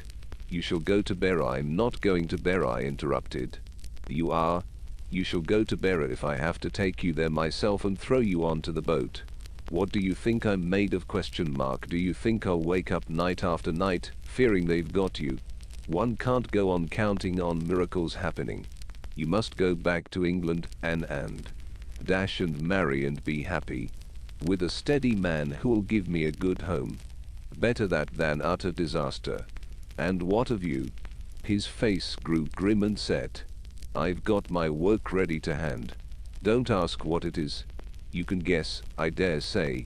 But I'll tell you this, I'll clear my name, or die in the attempt, and I'll choke the life out of the damned scoundrel who did his best to murder you the other night. We must be fair, I said. He didn't actually push me over. He'd no need to. His plan was cleverer than that. I went up to the path afterwards. Everything looked all right, but by the marks on the ground I saw that the stones which outlined the path had been taken up and put down again in a slightly different place. There are tall bushes growing just over the edge. He'd balanced the outside stones on them so that you'd think you were still on the path when in reality you were stepping into nothingness. God help him if I lay my hands upon him. He paused a minute and then said, in a totally different tone, "We've never spoken of these things, Anne, have we? But the time's come. I want you to hear the whole story from the beginning. If it hurts you to go over the past, don't tell me," I said in a low voice. "But I want you to know. I never thought I should speak of that part of my life to anyone. Funny, isn't it, the tricks fate plays?" He was silent for a minute or two.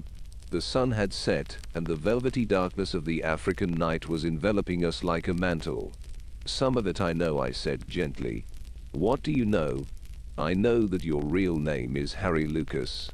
Still he hesitated, not looking at me, but staring straight out in front of him. I had no clue as to what was passing in his mind, but at last he jerked his head forward, as though acquiescing in some unspoken decision of his own, and began his story. Chapter 26. You are right. My real name is Harry Lucas.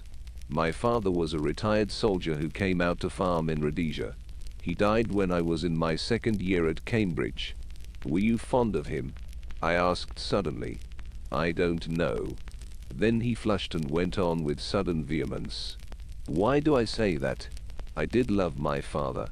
We said bitter things to each other the last time I saw him, and we had many rows over my wildness and my debts, but I cared for the old man. I know how much now when it's too late," he continued more quietly. "It was at Cambridge that I met the other fellow. Young Eardsley." "Yes, young Eardsley.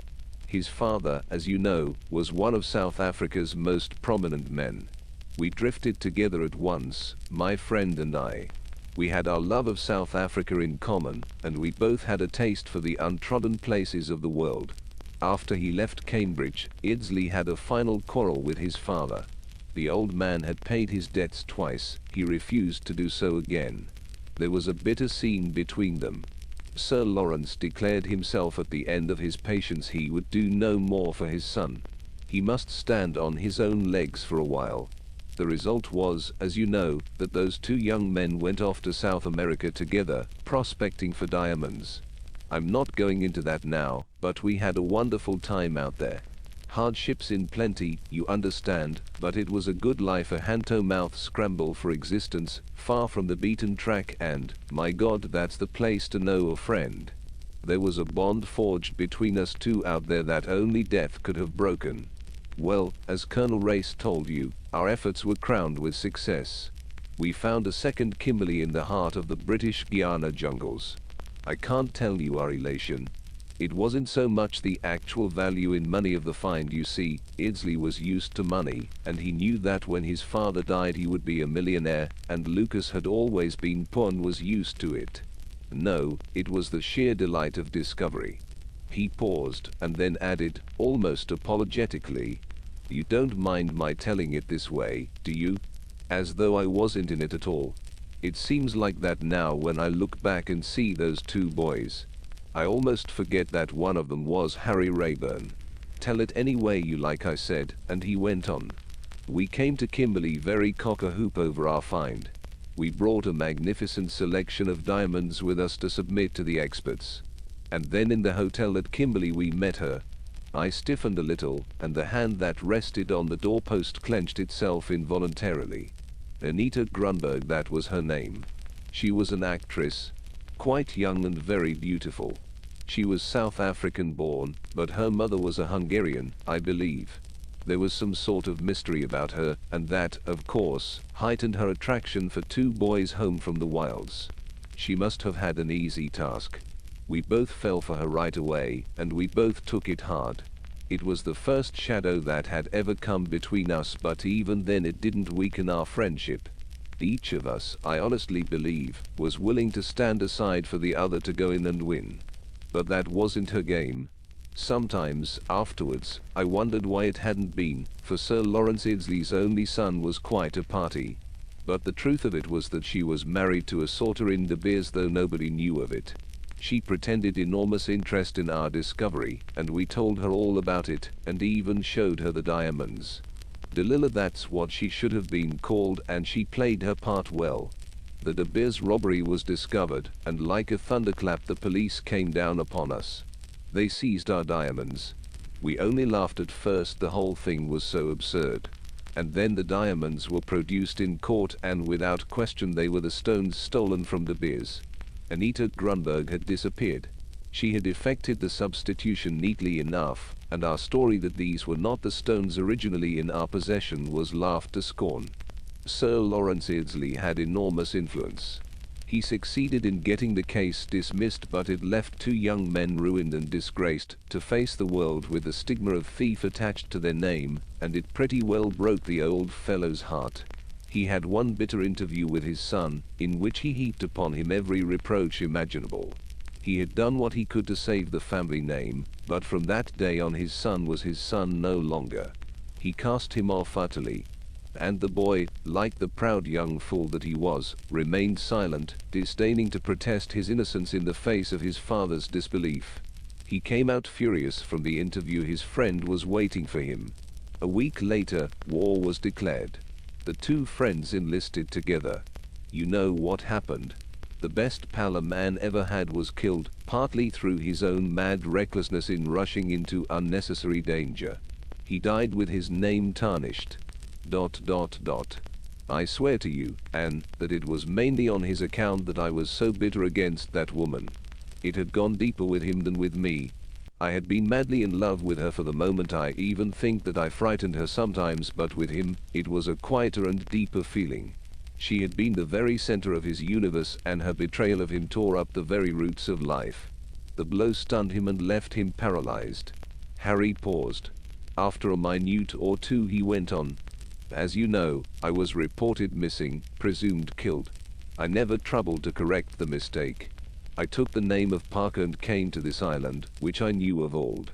At the beginning of the war I had had ambitious hopes of proving my innocence, but now all that spirit seemed dead. All I felt was, what's the good? My pal was dead, neither he nor I had any living relations who would care. I was supposed to be dead too. Let it remain at that. I led a peaceful existence here, neither happy nor unhappy, numbed of all feeling. I see now, though I did not realize it at the time, that that was partly the effect of the war. And then one day something occurred to wake me right up again. I was taking a party of people in my boat on a trip up the river, and I was standing at the landing stage, helping them in, when one of the men uttered a startled exclamation. It focused my attention on him. He was a small, thin man with a beard, and he was staring at me for all he was worth, as though I was a ghost. So powerful was his emotion that it awakened my curiosity. I made inquiries about him at the hotel and learned that his name was Carton, that he came from Kimberley, and that he was a diamond sorter employed by De Beers. In a minute all the old sense of wrong surged over me again. I left the island and went to Kimberley. I could find out little more about him, however. In the end, I decided that I must force an interview. I took my revolver with me. In the brief glimpse I had had of him, I had realized that he was a physical coward. No sooner were we face to face than I recognized that he was afraid of me. I soon forced him to tell me all he knew. He had engineered part of the robbery, and Anita Grunberg was his wife. He had once caught sight of both of us when we were dining with her at the hotel, and, having read that I was killed, my appearance in the flesh at the falls had startled him badly. He and Anita had married quite young, but she had soon drifted away from him. She had got in with a bad lot, he told me, and it was then for the first time that I heard of the Colonel. Carton himself had never been mixed up in anything except this one affair, so he solemnly assured me, and I was inclined to believe him. He was emphatically not of the stuff of which successful criminals are made. I still had the feeling that he was keeping back something. As a test, I threatened to shoot him there and then, declaring that I cared very little what became of me now. In a frenzy of terror he poured out a further story. It seems that Anita Grunberg did not quite trust the Colonel. Whilst pretending to hand over to him the stones she had taken from the hotel, she kept back some in her own possession. Carton advised her, with his technical knowledge, which to keep. If, at any time, these stones were produced, they were of such color and quality as to be readily identifiable, and the experts at De Beers would admit at once that these stones had never passed through their hands. In this way, my story of a substitution would be supported, my name would be cleared, and suspicion would be diverted to the proper quarter. I gathered that, contrary to his usual practice, the Colonel himself had been concerned in this affair, therefore Anita felt satisfied that she had a real hold over him, should she need it. Carton now proposed that I should make a bargain with Anita Grunberg, or Nadina, as she now called herself. For a sufficient sum of money, he thought that she would be willing to give up the diamonds and betray her former employer. He would cable to her immediately. I was still suspicious of Carton. He was a man whom it was easy enough to frighten, but who, in his fright, would tell so many lies that to sift the truth out from them would be no easy job. I went back to the hotel and waited. By the following evening I judged that he would have received the reply to his cable. I called round to his house and was told that Mr. Carton was away, but would be returning on the morrow. Instantly I became suspicious. In the nick of time I found out that he was in reality sailing for England on the Colmorden Castle, which left Cape Town in 2 days' time. I had just time to journey down and catch the same boat. I had no intention of alarming Carton by revealing my presence on board. I had done a good deal of acting in my time at Cambridge, and it was comparatively easy for me to transform myself into a grave-bearded gentleman of middle age. I avoided Carton carefully on board the boat, keeping to my own cabin as far as possible under the pretense of illness. I had no difficulty in trailing him when we got to London. He went straight to an hotel and did not go out until the following day. He left the hotel shortly before 1 o'clock. I was behind him. He went straight to a house agent in Knightsbridge. There he asked for particulars of houses to let on the river. I was at the next table also inquiring about houses. Then suddenly in walked Anita Grunberg, Nadina, whatever you like to call her. Superb, insolent, and almost as beautiful as ever. God, how I hated her. There she was, the woman who had ruined my life and who had also ruined a better life than mine. At that minute I could have put my hands round her neck and squeezed the life out of her inch by inch. Just for a minute or two I saw red. I hardly took in what the agent was saying. It was her voice that I heard next, high and clear, with an exaggerated foreign accent. The Mill House, Marlow. The property of Sir Eustace Peedler. That sounds as though it might suit me. At any rate, I will go and see it. The man wrote her an order, and she walked out again in her regal insolent manner. Not by word or a sign had she recognized Carton, yet I was sure that their meeting there was a preconceived plan. Then I started to jump to conclusions. Not knowing that Sir Eustace was at Cannes, I thought that this house hunting business was a mere pretext for meeting him in the mill house. I knew that he had been in South Africa at the time of the robbery, and never having seen him, I immediately leaped to the conclusion that he himself was the mysterious colonel of whom I had heard so much. I followed my two suspects along Knightsbridge. Nadina went into the Hyde Park Hotel. I quickened my pace and went in also. She walked straight into the restaurant, and I decided that I would not risk her recognizing me at the moment, but would continue to follow Carton. I was in great hopes that he was going to get the diamonds, and that by suddenly appearing and making myself known to him when he least expected it, I might startle the truth out of him. I followed him down into the tube station at Hyde Park Corner. He was standing by himself at the end of the platform. There was some girl standing near, but no one else. I decided that I would accost him then and there. You know what happened. In the sudden shock of seeing a man whom he imagined far away in South Africa, he lost his head and stepped back upon the line. He was always a coward. Under the pretext of being a doctor, I managed to search his pockets. There was a wallet with some notes in it, and one or two unimportant letters. There was a roll of films which I must have dropped somewhere later, and there was a piece of paper with an appointment made on it for the 22nd on the Kilmorden Castle. In my haste to get away before anyone detained me, I dropped that also, but fortunately I remembered the figures. I hurried to the nearest cloakroom and hastily removed my makeup. I did not want to be laid by the heels for picking a dead man's pocket. Then I retraced my steps to the Hyde Park Hotel. Nadina was still having lunch. I needn't describe in detail how I followed her down to Marlow. She went into the house, and I spoke to the woman at the lodge, pretending that I was with her. Then I, too, went in. He stopped.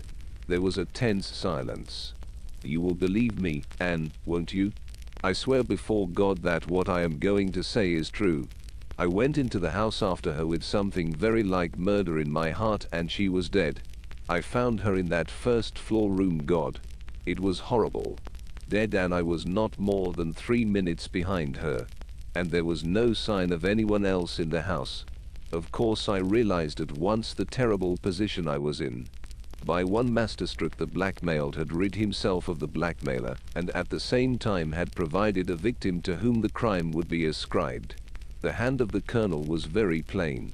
For the second time I was to be his victim. Fool that I had been to walk into the trap so easily. I hardly know what I did next. I managed to go out of the place looking fairly normal, but I knew that it could not be long before the crime was discovered, and a description of my appearance telegraphed all over the country. I lay low for some days, not daring to make a move. In the end, chance came to my aid. I overheard a conversation between two middle-aged gentlemen in the street, one of whom proved to be Sir Eustace Peeler. I at once conceived the idea of attaching myself to him as his secretary. The fragment of conversation I had overheard gave me my clue. I was now no longer so sure that Sir Eustace Peeler was the colonel. His house might have been appointed as a rendezvous by accident, or for some obscure motive that I had not fathomed. Do you know, I interrupted, that Guy Paget was in Marlow at the date of the murder? That settles it then. I thought he was at Cannes with Sir Eustace. He was supposed to be in Florence, but he certainly never went there. I'm pretty certain he was really in Marlow, but of course I can't prove it. And to think I never suspected Paget for a minute until the night he tried to throw you overboard. The man's a marvelous actor. Yes, isn't he? That explains why the mill house was chosen. Paget could probably get in and out of it unobserved. Of course he made no objection to my accompanying Sir Eustace across in the boat. He didn't want me laid by the heels immediately. You see, evidently Nadina didn't bring the jewels with her to the rendezvous, as they had counted on her doing. I fancy that Carton really had them and concealed them somewhere on the Kilmorden Castle. That's where he came in. They hoped that I might have some clue as to where they were hidden. As long as the colonel did not recover the diamonds, he was still in danger, hence his anxiety to get them at all costs. Where the devil Carton hid them, if he did hide them, I don't know. That's another story I quoted. My story. And I'm going to tell it to you now. Chapter 27. Harry listened attentively whilst I recounted all the events that I have narrated in these pages. The thing that bewildered and astonished him most was to find that all along the diamonds had been in my possession, or rather in Suzanne's. That was a fact he had never suspected. Of course, after hearing his story, I realized the point of Carton's little arrangement, or rather Nadina's, since I had no doubt that it was her brain which had conceived the plan. No surprise tactics executed against her or her husband could result in the seizure of the diamonds. The secret was locked in her own brain, and the Colonel was not likely to guess that they had been entrusted to the keeping of an ocean steward. Harry's vindication from the old charge of theft seemed assured. It was the other graver charge that paralyzed all our activities. For, as things stood, he could not come out in the open to prove his case. The one thing we came back to, again and again, was the identity of the Colonel. Was he, or was he not, Guy Paget? I should say he was, but for one thing, said Harry. It seems pretty much of a certainty that it was Paget who murdered Anita Grunberg at Marlow, and that certainly lends color to the supposition that he is actually the Colonel, since Anita's business was not of the nature to be discussed with a subordinate. No, the only thing that militates against that theory is the attempt to put you out of the way the night of your arrival here. You saw Paget left behind at Cape Town. By no possible means could he have arrived here before the following Wednesday. He is unlikely to have any emissaries in this part of the world, and all his plans were laid to deal with you in Cape Town. He might, of course, have cabled instructions to some lieutenant of his in Johannesburg, who could have joined the Rhodesian train at Mafeking, but his instructions would have had to be particularly definite to allow of that note being written. We sat silent for a moment, then Harry went on slowly. You say that Mrs. Blair was asleep when you left the hotel, and that you heard Sir Eustace dictating to Miss Pettigrew. Where was Colonel Race? I could not find him anywhere. Had he any reason to believe that you and I might be friendly with each other? He might have had, I answered thoughtfully, remembering our conversation on the way back from the Matopos. He's a very powerful personality, I continued, but not at all my idea of the Colonel. And, anyway, such an idea would be absurd. He's in the Secret Service. How do we know that he is? It's the easiest thing in the world to throw out a hint of that kind. No one contradicts it, and the rumor spreads until everyone believes it as gospel truth. It provides an excuse for all sorts of doubtful doings. Anne, do you like Race? I do and I don't. He repels me and at the same time fascinates me. But I know one thing, I'm always a little afraid of him. He was in South Africa, you know, at the time of the Kimberley robberies, said Harry slowly. But it was he who told Suzanne all about the Colonel, and how he had been in Paris trying to get on his track. Camouflage of a particularly clever kind. But where does Paget come in? Is he in Race's pay? Perhaps, said Harry slowly, he doesn't come in at all. What? Think back, Anne. Did you ever hear Paget's own account of that night on the Colmorden? Yes, through Sir Eustace. I repeated it. Harry listened closely. He saw a man coming from the direction of Sir Eustace's cabin, and followed him up on deck. Is that what he says? Now, who had the cabin opposite to Sir Eustace? Colonel Race. Supposing Colonel Race crept up on deck, and, foiled in his attack on you, fled round the deck and met Paget just coming through the saloon door. He knocks him down and springs inside, closing the door. We dash round and find Paget lying there. How's that? You forget that he declares positively it was you who knocked him down. Well, suppose that just as he regains consciousness he sees me disappearing in the distance. Wouldn't he take it for granted that I was his assailant? Especially as he thought all along it was I he was following. It's possible, yes, I said slowly. But it alters all our ideas. And there are other things. Most of them are open to explanation. The man who followed you in Cape Town spoke to Paget, and Paget looked at his watch. The man might have merely asked him the time. It was just a coincidence, you mean? Not exactly. There's a method in all this, connecting Paget with the affair. Why was the mill house chosen for the murder? Was it because Paget had been in Kimberley when the diamonds were stolen? Would he have been made the scapegoat if I had not appeared so providentially upon the scene? Then you think he may be entirely innocent. It looks like it, but if so, we've got to find out what he was doing in Marlow. If he's got a reasonable explanation of that, we're on the right track. He got up. It's past midnight. Turn in, Anne, and get some sleep. Just before dawn I'll take you over in the boat. You must catch the train at Livingston. I've got a friend there who will keep you hidden away until the train starts. You go to Bulawayo and catch the bearer train there. I can find out from my friend in Livingston what's going on at the hotel and where your friends are now. Bearer, I said meditatively. Yes, Anne, it's bearer for you. This is man's work. Leave it to me. We had had a momentary respite from emotion whilst we talked the situation out, but it was on us again now. We did not even look at each other. Very well, I said, and passed into the hut. I lay down on the skin-covered couch, but I didn't sleep, and outside I could hear Harry Rayburn pacing up and down through the long dark hours. At last he called me. Come, Anne, it's time to go. I got up and came out obediently. It was still quite dark, but I knew that dawn was not far off. We'll take the canoe, not the motorboat, Harry began, when suddenly he stopped dead and held up his hand. Hush! What's that? I listened, but could hear nothing. His ears were sharper than mine, however, the ears of a man who has lived long in the wilderness. Presently I heard it too, the faint splash of paddles in the water coming from the direction of the right bank of the river, and rapidly approaching our little landing stage. We strained our eyes in the darkness, and could make out a dark blur on the surface of the water. It was a boat. Then there was a momentary spurt of flame. Someone had struck a match. By its light I recognized one figure, the red-bearded Dutchman of the villa at Muizenberg. The others were natives. Quick, back to the hut. Harry swept me back with him. He took down a couple of rifles and a revolver from the wall. Can you load a rifle? I never have. Show me how. I grasped his instructions well enough. We closed the door, and Harry stood by the window which overlooked the landing stage.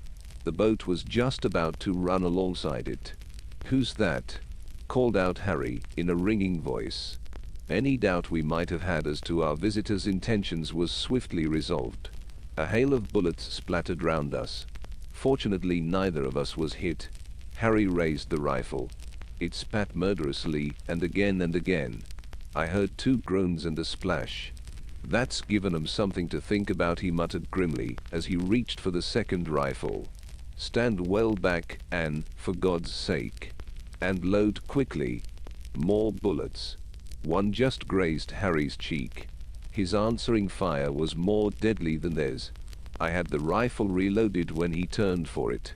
He caught me close with his left arm and kissed me once savagely before he turned to the window again. Suddenly he uttered a shout. They're going, had enough of it. They're a good mark out there on the water, and they can't see how many of us there are. They're routed for the moment, but they'll come back. We'll have to get ready for them. He flung down the rifle and turned to me.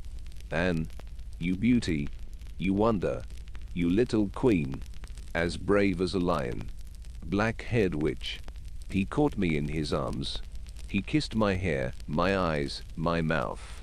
And now to business, he said, suddenly releasing me. Get out those tins of paraffin.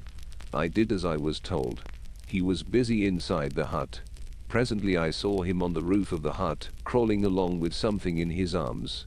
He rejoined me in a minute or two. Go down to the boat. We'll have to carry it across the island to the other side. He picked up the paraffin as I disappeared.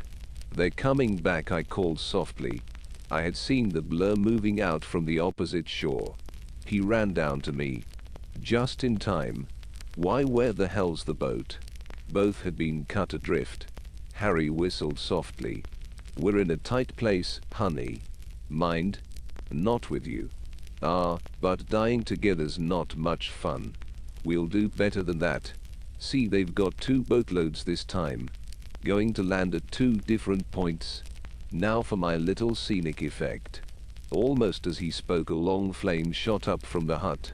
Its light illuminated two crouching figures huddled together on the roof. My old clothes stuffed with rags, but they won't tumble to it for some time. Come, Anne, we've got to try desperate means. Hand in hand, we raced across the island.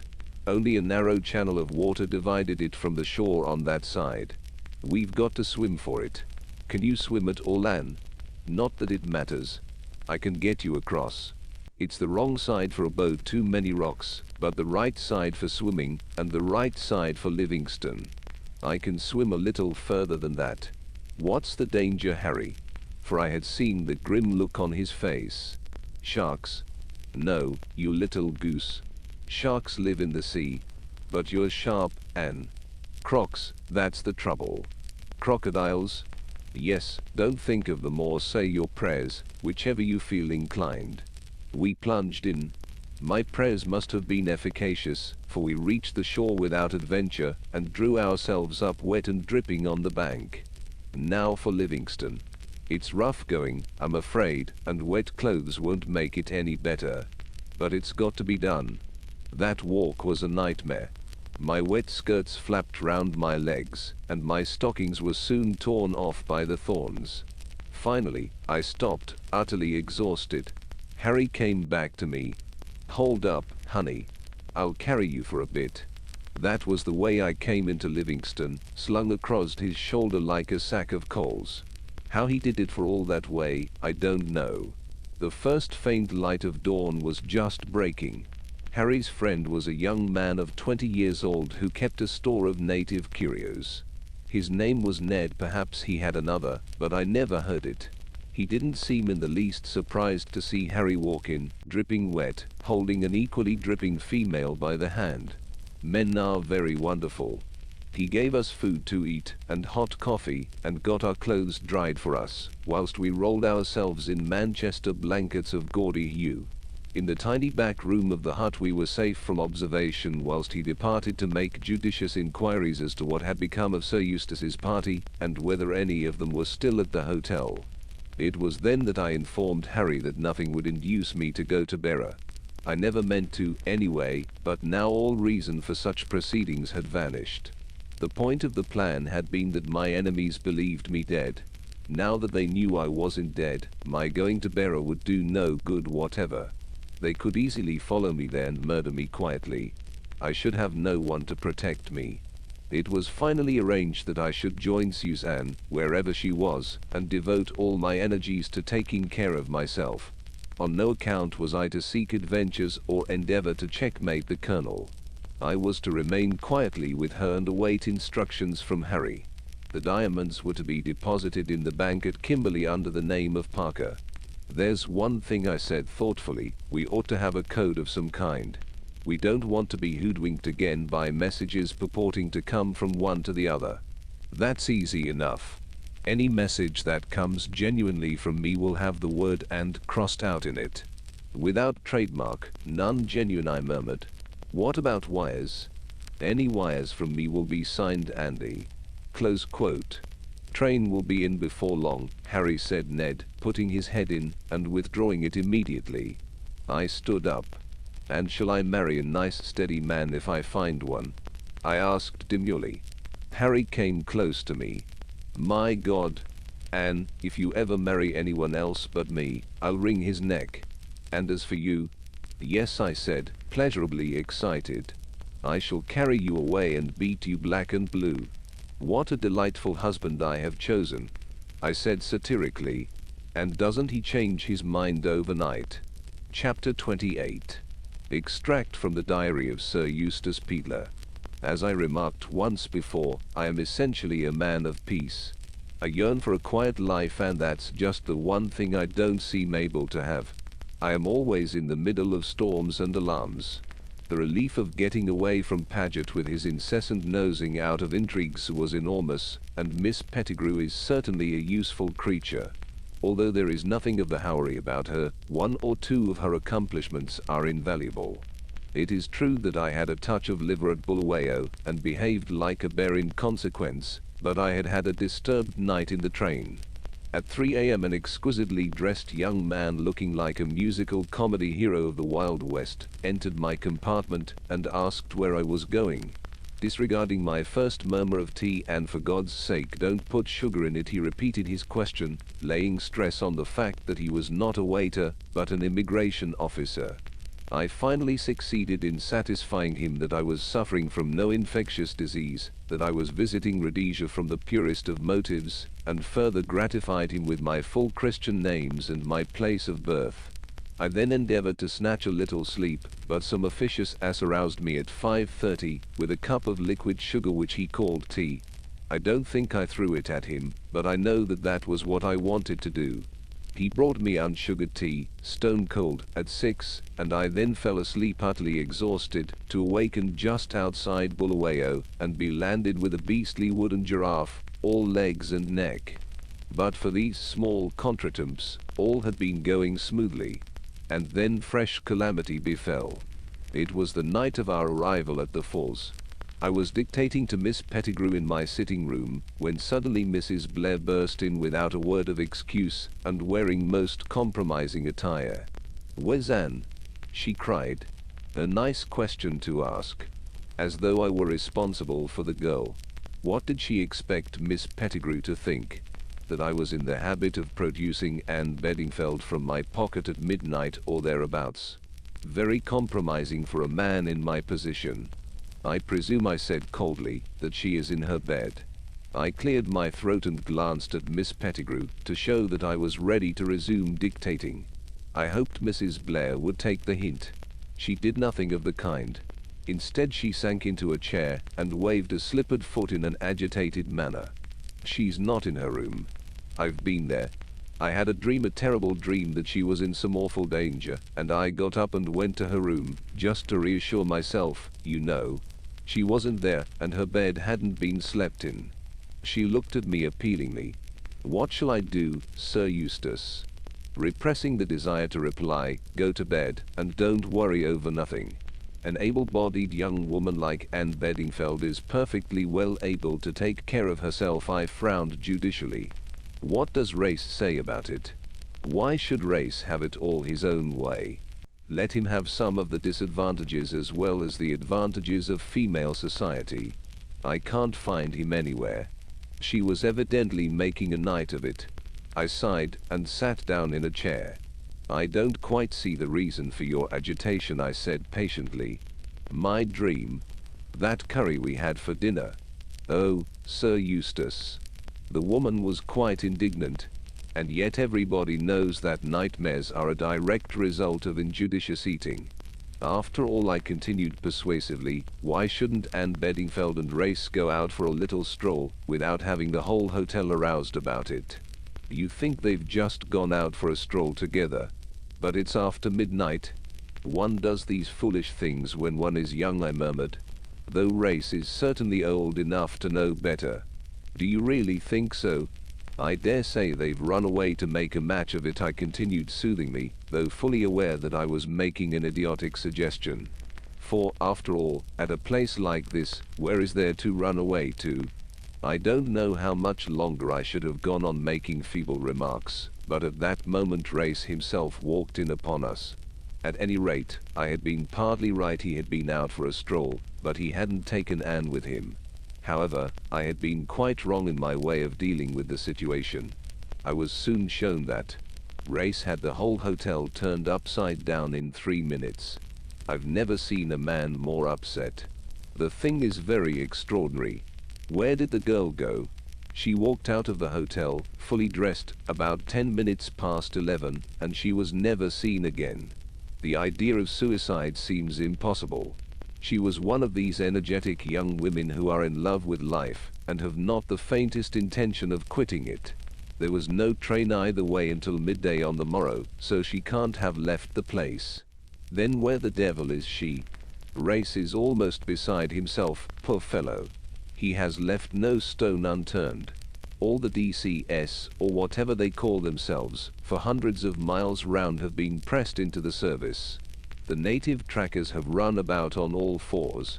Everything that can be done is being done, but no sign of Anne Beddingfeld. The accepted theory is that she walked in her sleep. There are signs on the path near the bridge which seem to show that the girl walked deliberately off the edge. If so, of course, she must have been dashed to pieces on the rocks below. Unfortunately, most of the footprints were obliterated by a party of tourists who chose to walk that way early on the Monday morning. I don't know that it's a very satisfactory theory. In my young days, I was always told that sleepwalkers couldn't hurt themselves, that their own sixth sense took care of them. I don't think the theory satisfies Mrs. Blair either. I can't make that woman out. Her whole attitude towards Race has changed. She watches him now like a cat or mouse, and she makes obvious efforts to bring herself to be civil to him. And they used to be such friends. Altogether she is unlike herself, nervous, hysterical, starting and jumping at the least sound. I am beginning to think that it is high time I went to Joburg. A rumor came along yesterday of a mysterious island somewhere up the river, with a man and a girl on it. Race got very excited. It turned out to be all a mare's nest, however. The man had been there for years, and is well known to the manager of the hotel. He takes parties up and down the river in the season, and points out crocodiles and a stray hippopotamus or so to them. I believe that he keeps a tame one which is trained to bite pieces out of the boat on occasions. Then he fends it off with a boat hook, and the party feel they have really got to the back of beyond at last. How long the girl has been there is not definitely known, but it seems pretty clear that she can't be Anne, and there is a certain delicacy in interfering in other people's affairs. If I were this young fellow, I should certainly kick Race off the island if he came asking questions about my love affairs. Later. It is definitely settled that I go to Joburg tomorrow. Race urges me to do so. Things are getting unpleasant there, by all I hear, but I might as well go before they get worse. I dare say I shall be shot by a striker anyway. Mrs. Blair was to have accompanied me, but at the last minute she changed her mind and decided to stay on at the falls. It seems as though she couldn't bear to take her eyes off Race. She came to me tonight and said, with some hesitation, that she had a favor to ask. Would I take charge of her souvenirs for her? Not the animals, I asked, in lively alarm. I always felt that I should get stuck with those beastly animals sooner or later. In the end, we effected a compromise. I took charge of 2 small wooden boxes for her which contained fragile articles. The animals are to be packed by the local store in vast crates and sent to Cape Town by rail, where Paget will see to their being stored. The people who are packing them say that they are of a particularly awkward shape left parenthesis, and that special cases will have to be made. I pointed out to Mrs. Blair that by the time she has got them home, those animals will have cost her easily £1 apiece. Paget is straining at the leash to rejoin me in Joburg. I shall make an excuse of Mrs. Blair's cases to keep him in Cape Town. I have written him that he must receive the cases and see to their safe disposal, as they contain rare curios of immense value. So all is settled, and I and Miss Pettigrew go off into the blue together. And anyone who has seen Miss Pettigrew will admit that it is perfectly respectable. Chapter 29. Johannesburg, March 6th. There is something about the state of things here that is not at all healthy. To use the well-known phrase that I have so often read, we are all living on the edge of a volcano. Bands of strikers, or so-called strikers, patrol the streets and scowl at one in a murderous fashion. They are picking out the bloated capitalists ready for when the massacres begin, I suppose. You can't ride in a taxi if you do, strikers pull you out again. And the hotels hint pleasantly that when the food gives out they will fling you out on the mat. I met Reeves, my labor friend of the Colmorden, last night. He has cold feet worse than any man I ever saw. He's like all the rest of these people. They make inflammatory speeches of enormous length, solely for political purposes, and then wish they hadn't. He's busy now going about and saying he didn't really do it. When I met him, he was just off to Cape Town, where he meditates making a 3-day speech in Dutch, vindicating himself, and pointing out that the things he said really meant something entirely different. I am thankful that I do not have to sit in the Legislative Assembly of South Africa. The House of Commons is bad enough, But at least we have only one language and some slight restriction as to length of speeches. When I went to the assembly before leaving Cape Town, I listened to a grey-haired gentleman with a drooping moustache, who looked exactly like the mock turtle in Alice in Wonderland. He dropped out his words one by one in a particularly melancholy fashion. Every now and then he galvanized himself to further efforts by ejaculating something that sounded like Platskeet uttered fortissimo and in marked contrast to the rest of his delivery. When he did this, half his audience yelled woof, woof, which is possibly Dutch for here, here, and the other half woke up with a start from the pleasant nap they had been having. I was given to understand that the gentleman had been speaking for at least 3 days. They must have a lot of patience in South Africa. I have invented endless jobs to keep Paget in Cape Town, but at last the fertility of my imagination has given out, and he joins me tomorrow in the spirit of the faithful dog who comes to die by his master's side. And I was getting on so well with my reminiscences too. I had invented some extraordinarily witty things that the strike leaders said to me and I said to the strike leaders. This morning I was interviewed by a government official. He was urbane, persuasive and mysterious in turn. To begin with, he alluded to my exalted position and importance, and suggested that I should remove myself, or be removed by him, to Pretoria. "You expect trouble, then?" I asked. His reply was so worded as to have no meaning whatsoever, so I gathered that they were expecting serious trouble. I suggested to him that his government were letting things go rather too far. There is such a thing as giving a man enough rope, and letting him hang himself, Sir Eustace. Oh, quite so, quite so. It is not the strikers themselves who are causing the trouble. There is some organization at work behind them. Arms and explosives have been pouring in, and we have made a haul of certain documents which throw a good deal of light on the methods adopted to import them. There is a regular code. Potatoes mean detonators, cauliflower, rifles, other vegetables stand for various explosives. That's very interesting, I commented. More than that, Sir Eustace, we have every reason to believe that the man who runs the whole show, the directing genius of the affair, is at this minute in Johannesburg. He stared at me so hard that I began to fear that he suspected me of being the man. I broke out into a cold perspiration at the thought, and began to regret that I had ever conceived the idea of inspecting a miniature revolution at first hand. No trains are running from Joburg to Pretoria, he continued. But I can arrange to send you over by private car. In case you should be stopped on the way, I can provide you with 2 separate passes, one issued by the Union government, and the other stating that you are an English visitor who has nothing whatsoever to do with the Union. One for your people, and one for the strikers, eh? Exactly. The project did not appeal to me. I know what happens in a case of that kind. You get flustered and mix the things up. I should hand the wrong pass to the wrong person, and it would end in my being summarily shot by a bloodthirsty rebel, or one of the supporters of law and order whom I notice guarding the streets wearing bowler hats and smoking pipes, with rifles tucked carelessly under their arms. Besides, what should I do with myself in Pretoria? Admire the architecture of the Union buildings, and listen to the echoes of the shooting round Johannesburg. I should be penned up there God knows how long. They've blown up the railway line already, I hear. It isn't even as if one could get a drink there. They put the place under martial law 2 days ago. My dear fellow, I said, you don't seem to realize that I'm studying conditions on the Rand. How the devil am I going to study them from Pretoria? I appreciate your care for my safety, but don't worry about me, I shall be all right. I warn you, Sir Eustace, that the food question is already serious. A little fasting will improve my figure, I said, with a sigh. We were interrupted by a telegram being handed to me. I read it with amazement. Anne is safe. Here with me at Kimberley. Suzanne Blair. I don't think I ever really believed in the annihilation of Anne.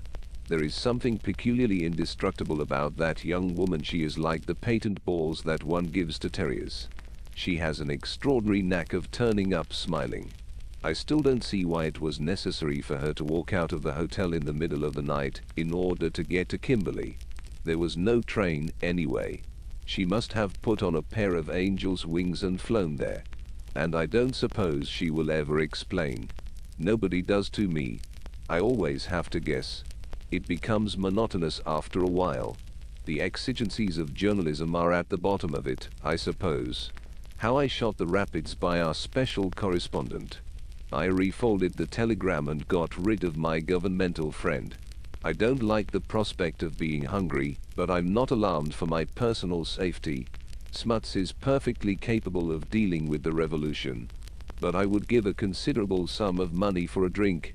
I wonder if Paget will have the sense to bring a bottle of whiskey with him when he arrives tomorrow. I put on my hat and went out, intending to buy a few souvenirs. The curio shops in Joburg are rather pleasant. I was just studying a window full of imposing caresses when a man coming out of the shop cannoned into me. To my surprise, it turned out to be Race. I can't flatter myself that he looked pleased to see me. As a matter of fact, he looked distinctly annoyed, but I insisted on his accompanying me back to the hotel. I get tired of having no one but Miss Pettigrew to talk to. I had no idea you were in Joburg, I said chattily. When did you arrive? Last night. Where are you staying? With friends. He was disposed to be extraordinarily taciturn, and seemed to be embarrassed by my questions. I hope they keep poultry, I remarked. A diet of new-laid eggs, and the occasional slaughtering of an old cock, will be decidedly agreeable soon, from all I hear. By the way, I said, when we were back in the hotel, have you heard that Miss Beddingfeld is alive and kicking? He nodded. She gave us quite a fright, I said airily. Where the devil did she go to that night? That's what I'd like to know. She was on the island all the time. Which island? Not the one with the young man on it. Yes. How very improper, I said. Paget will be quite shocked. He always did disapprove of Anne Beddingfeld. I suppose that was the young man she originally intended to meet in Durban. I don't think so. Don't tell me anything if you don't want to, I said, by way of encouraging him. I fancy that this is a young man we should all be very glad to lay our hands on. Not, I cried, in rising excitement. He nodded. Harry Rayburn, alias Harry Lucas, that's his real name, you know. He's given us all the slip once more, but we're bound to rope him in soon. Dear me, I murmured. We don't suspect the girl of complicity in any case. On her side it's just a love affair. I always did think Race was in love with Anne. The way he said those last words made me feel sure of it. She's gone to Beira, he continued rather hastily. Indeed, I said, staring. How do you know? She wrote to me from Bulawayo, telling me she was going home that way. The best thing she can do, poor child. Somehow, I don't fancy she is in Beira, I said meditatively. She was just starting when she wrote. I was puzzled. Somebody was clearly lying. Without stopping to reflect that Anne might have excellent reasons for her misleading statements, I gave myself up to the pleasure of scoring off Race. He is always so cocksure. I took the telegram from my pocket and handed it to him. Then how do you explain this? I asked nonchalantly. He seemed dumbfounded. She said she was just starting for Beira, he said, in a dazed voice. I know that Race is supposed to be clever. He is, in my opinion, rather a stupid man. It never seemed to occur to him that girls do not always tell the truth. Kimberly too. What are they doing there? He muttered. Yes, that surprised me. I should have thought Miss Anne would have been in the thick of it here, gathering copy for the daily budget. Kimberly, he said again. The place seemed to upset him. There's nothing to see there, the pits aren't being worked.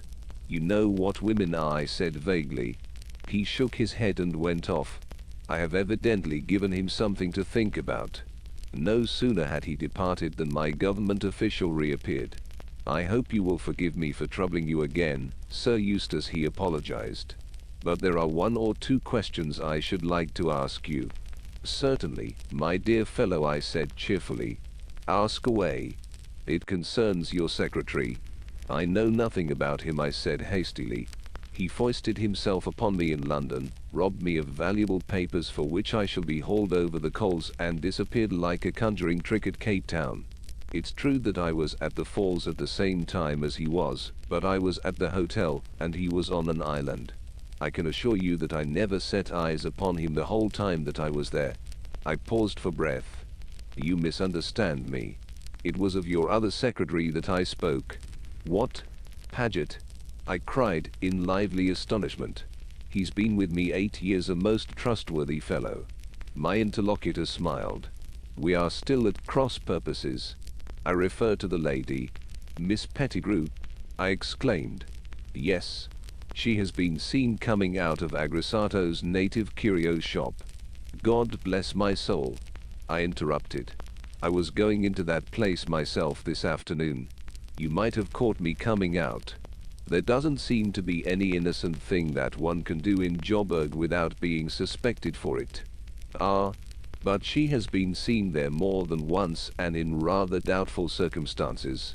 I may as well tell you in confidence, Sir Eustace, that the place is suspected of being a well-known rendezvous used by the secret organization behind this revolution. That is why I should be glad to hear all that you can tell me about this lady. Where and how did you come to engage her?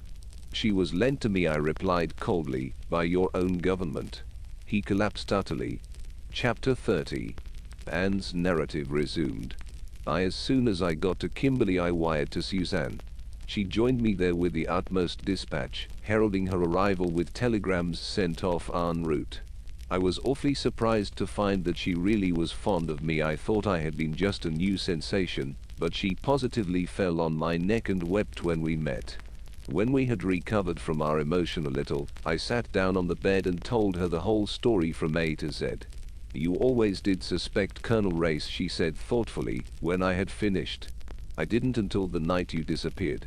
I liked him so much all along and thought he would make such a nice husband for you. Oh, Anne, dear, don't be cross, but how do you know that this young man of yours is telling the truth? You believe every word he says. Of course I do, I cried indignantly. But what is there in him that attracts you so? I don't see that there's anything in him at all except his rather reckless good looks and his modern, chic come Stone Age, love-making. I poured out the vials of my wrath upon Suzanne for some minutes. Just because you're comfortably married and getting fat, you've forgotten that there's any such thing as romance, I ended. Oh, I'm not getting fat, Anne. All the worry I've had about you lately must have worn me to a shred. You look particularly well nourished, I said coldly. I should say you must have put on about half a stone. And I don't know that I'm so comfortably married either, continued Suzanne in a melancholy voice. I've been having the most dreadful cables from Clarence ordering me to come home at once. At last I didn't answer them, and now I haven't heard for over a fortnight. I'm afraid I didn't take Suzanne's matrimonial troubles very seriously. She will be able to get round Clarence all right when the time comes. I turned the conversation to the subject of the diamonds. Suzanne looked at me with a dropped jaw. I must explain, Anne. You see, as soon as I began to suspect Colonel Race, I was terribly upset about the diamonds. I wanted to stay on at the falls in case he might have kidnapped you somewhere close by, but didn't know what to do about the diamonds. I was afraid to keep them in my possession.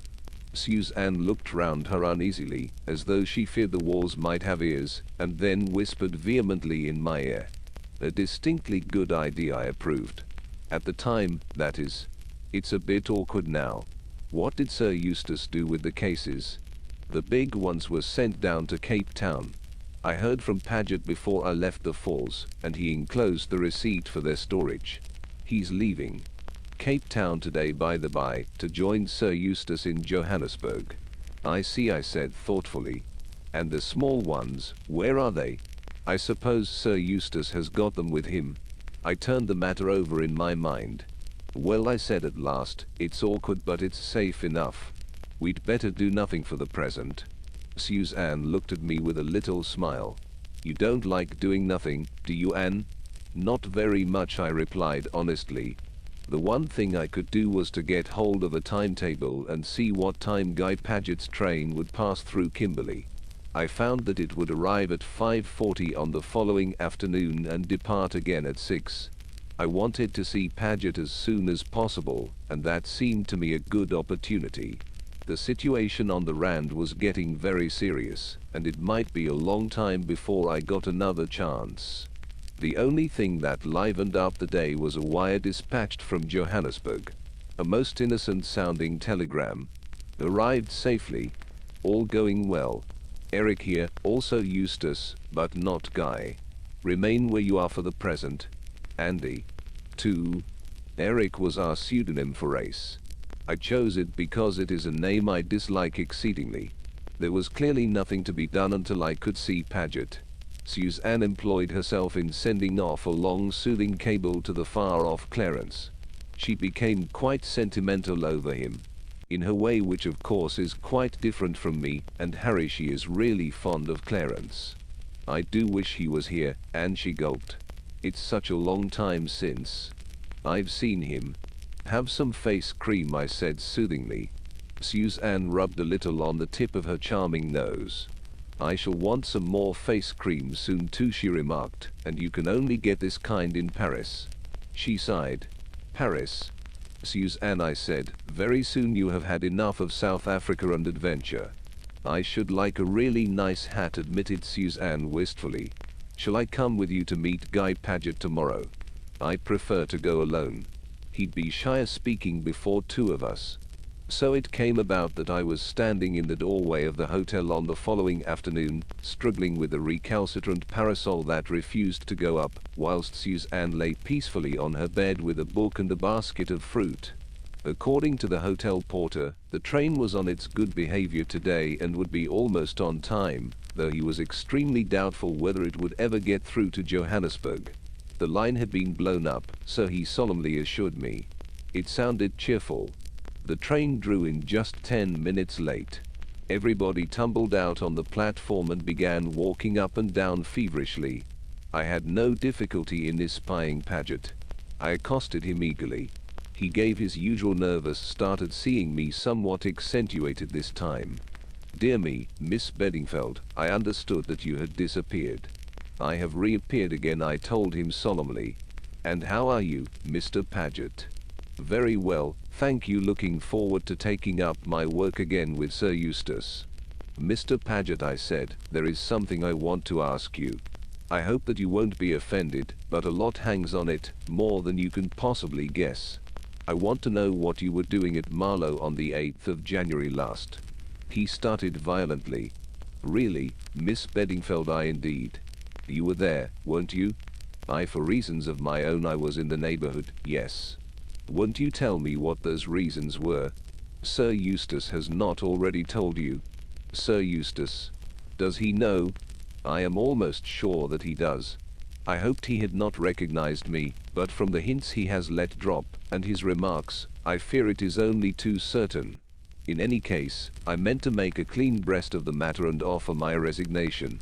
He is a peculiar man, Miss Beddingfeld, with an abnormal sense of humor. It seems to amuse him to keep me on tenterhooks. All the time, I dare say, he was perfectly well aware of the true facts. Possibly he has known them for years. I hoped that sooner or later I should be able to understand what Paget was talking about. He went on fluently. It is difficult for a man of Sir Eustace's standing to put himself in my position. I know that I was in the wrong, but it seemed a harmless deception. I would have thought it better taste on his part to have tackled me outright instead of indulging in covert jokes at my expense. A whistle blew, and the people began to surge back into the train.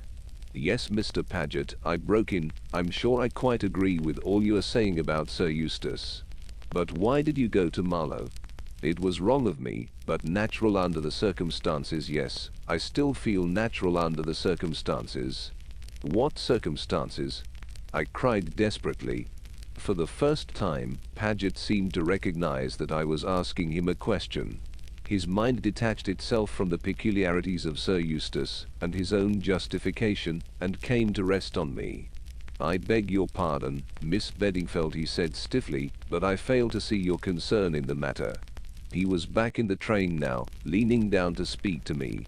I felt desperate. What could one do with a man like that? Of course, if it's so dreadful that you'd be ashamed to speak of it to me, I began spitefully. At last I had found the right stop. Paget stiffened and flushed. Dreadful? Ashamed? I don't understand you. Then tell me. In 3 short sentences he told me. At last I knew Paget's secret. It was not in the least what I expected. I walked slowly back to the hotel. There a wire was handed to me. I tore it open. It contained full and definite instructions for me to proceed forthwith to Johannesburg, or rather to a station this side of Johannesburg, where I should be met by a car. It was signed, not Andy, but Harry. I sat down in a chair to do some very serious thinking. Chapter 31. From the Diary of Sir Eustace Peedler. Johannesburg, March 7th. Paget has arrived. He is in a blue funk, of course. Suggested at once that we should go off to Pretoria. Then, when I had told him kindly but firmly that we were going to remain here, he went to the other extreme, wished he had his rifle here, and began bucking about some bridge he guarded during the Great War. A railway bridge at Little Pewcombe Junction, or something of that sort. I soon cut that short by telling him to unpack the big typewriter. I thought that would keep him employed for some time, because the typewriter was sure to have gone wrong, it always does, and he would have to take it somewhere to be mended. But I had forgotten Paget's powers of being in the right. I've already unpacked all the cases, Sir Eustace. The typewriter is in perfect condition. What do you mean all the cases? The 2 small cases as well. I wish you wouldn't be so officious, Paget. Those small cases were no business of yours. They belong to Mrs. Blair. Paget looked crestfallen. He hates to make a mistake. So you can just pack them up again neatly, I continued. After that you can go out and look around you. Joburg will probably be a heap of smoking ruins by tomorrow, so it may be your last chance. I thought that would get rid of him successfully for the morning, at any rate. There is something I want to say to you when you have the leisure, Sir Eustace. I haven't got it now, I said hastily. At this minute I have absolutely no leisure whatsoever. Paget retired. By the way, I called after him, what was there in those cases of Mrs. Blair's? Some fur rugs, and a couple of fur hats, I think. That's right, I assented. She bought them on the train. They are hats of a kind, though I hardly wonder at your not recognizing them. I dare say she's going to wear one of them at Ascot. What else was there? Some rolls of films, and some baskets, a lot of baskets. There would be, I assured him. Mrs. Blair is the kind of woman who never buys less than a dozen or so of anything. I think that's all, Sir Eustace, except some miscellaneous odds and ends, a motor veil and some odd gloves, that sort of thing. If you hadn't been a born idiot, Paget, you would have seen from the start that those couldn't possibly be my belongings. I thought some of them might belong to Miss Pettigrew. Ah, that reminds me, what do you mean by picking me out such a doubtful character as a secretary? And I told him about the searching cross-examination I had been put through. Immediately I was sorry. I saw a glint in his eye that I know only too well. I changed the conversation hurriedly. But it was too late. Paget was on the warpath. He next proceeded to bore me with a long pointless story about the Kolmorden. It was about a roll of films and a wager. The roll of films being thrown through a porthole in the middle of the night by some steward who ought to have known better. I hate horseplay. I told Paget so, and he began to tell me the story all over again. He tells a story extremely badly, anyway. It was a long time before I could make head or tail of this one. I did not see him again until lunchtime. Then he came in brimming over with excitement, like a bloodhound on the scent. I never have cared for bloodhounds. The upshot of it all was that he had seen Rayburn. What? I cried, startled. Yes, he had caught sight of someone whom he was sure was Rayburn crossing the street. Paget had followed him. And who do you think I saw him stop and speak to? Miss Pettigrew. What? Yes, Sir Eustace. And that's not all. I've been making inquiries about her. Wait a bit. What happened to Rayburn? He and Miss Pettigrew went into that corner curio shop. I uttered an involuntary exclamation. Paget stopped inquiring me. Nothing, I said. Go on. I waited outside for ages, but they didn't come out. At last I went in. Sir Eustace, there was no one in the shop. There must be another way out. I stared at him. As I was saying, I came back to the hotel and made some inquiries about Miss Pettigrew. Paget lowered his voice and breathed hard, as he always does when he wants to be confidential. Sir Eustace, a man was seen coming out of her room last night. I raised my eyebrows. And I always regarded her as a lady of such eminent respectability, I murmured. Paget went on without heeding. I went straight up and searched her room. What do you think I found? I shook my head. This. Paget held up a safety razor and a stick of shaving soap. What should a woman want with these? I don't suppose Paget ever reads the advertisements in the high-class ladies' papers. I do. Whilst not proposing to argue with him on the subject, I refused to accept the presence of the razor as proof positive of Miss Pettigrew's sex.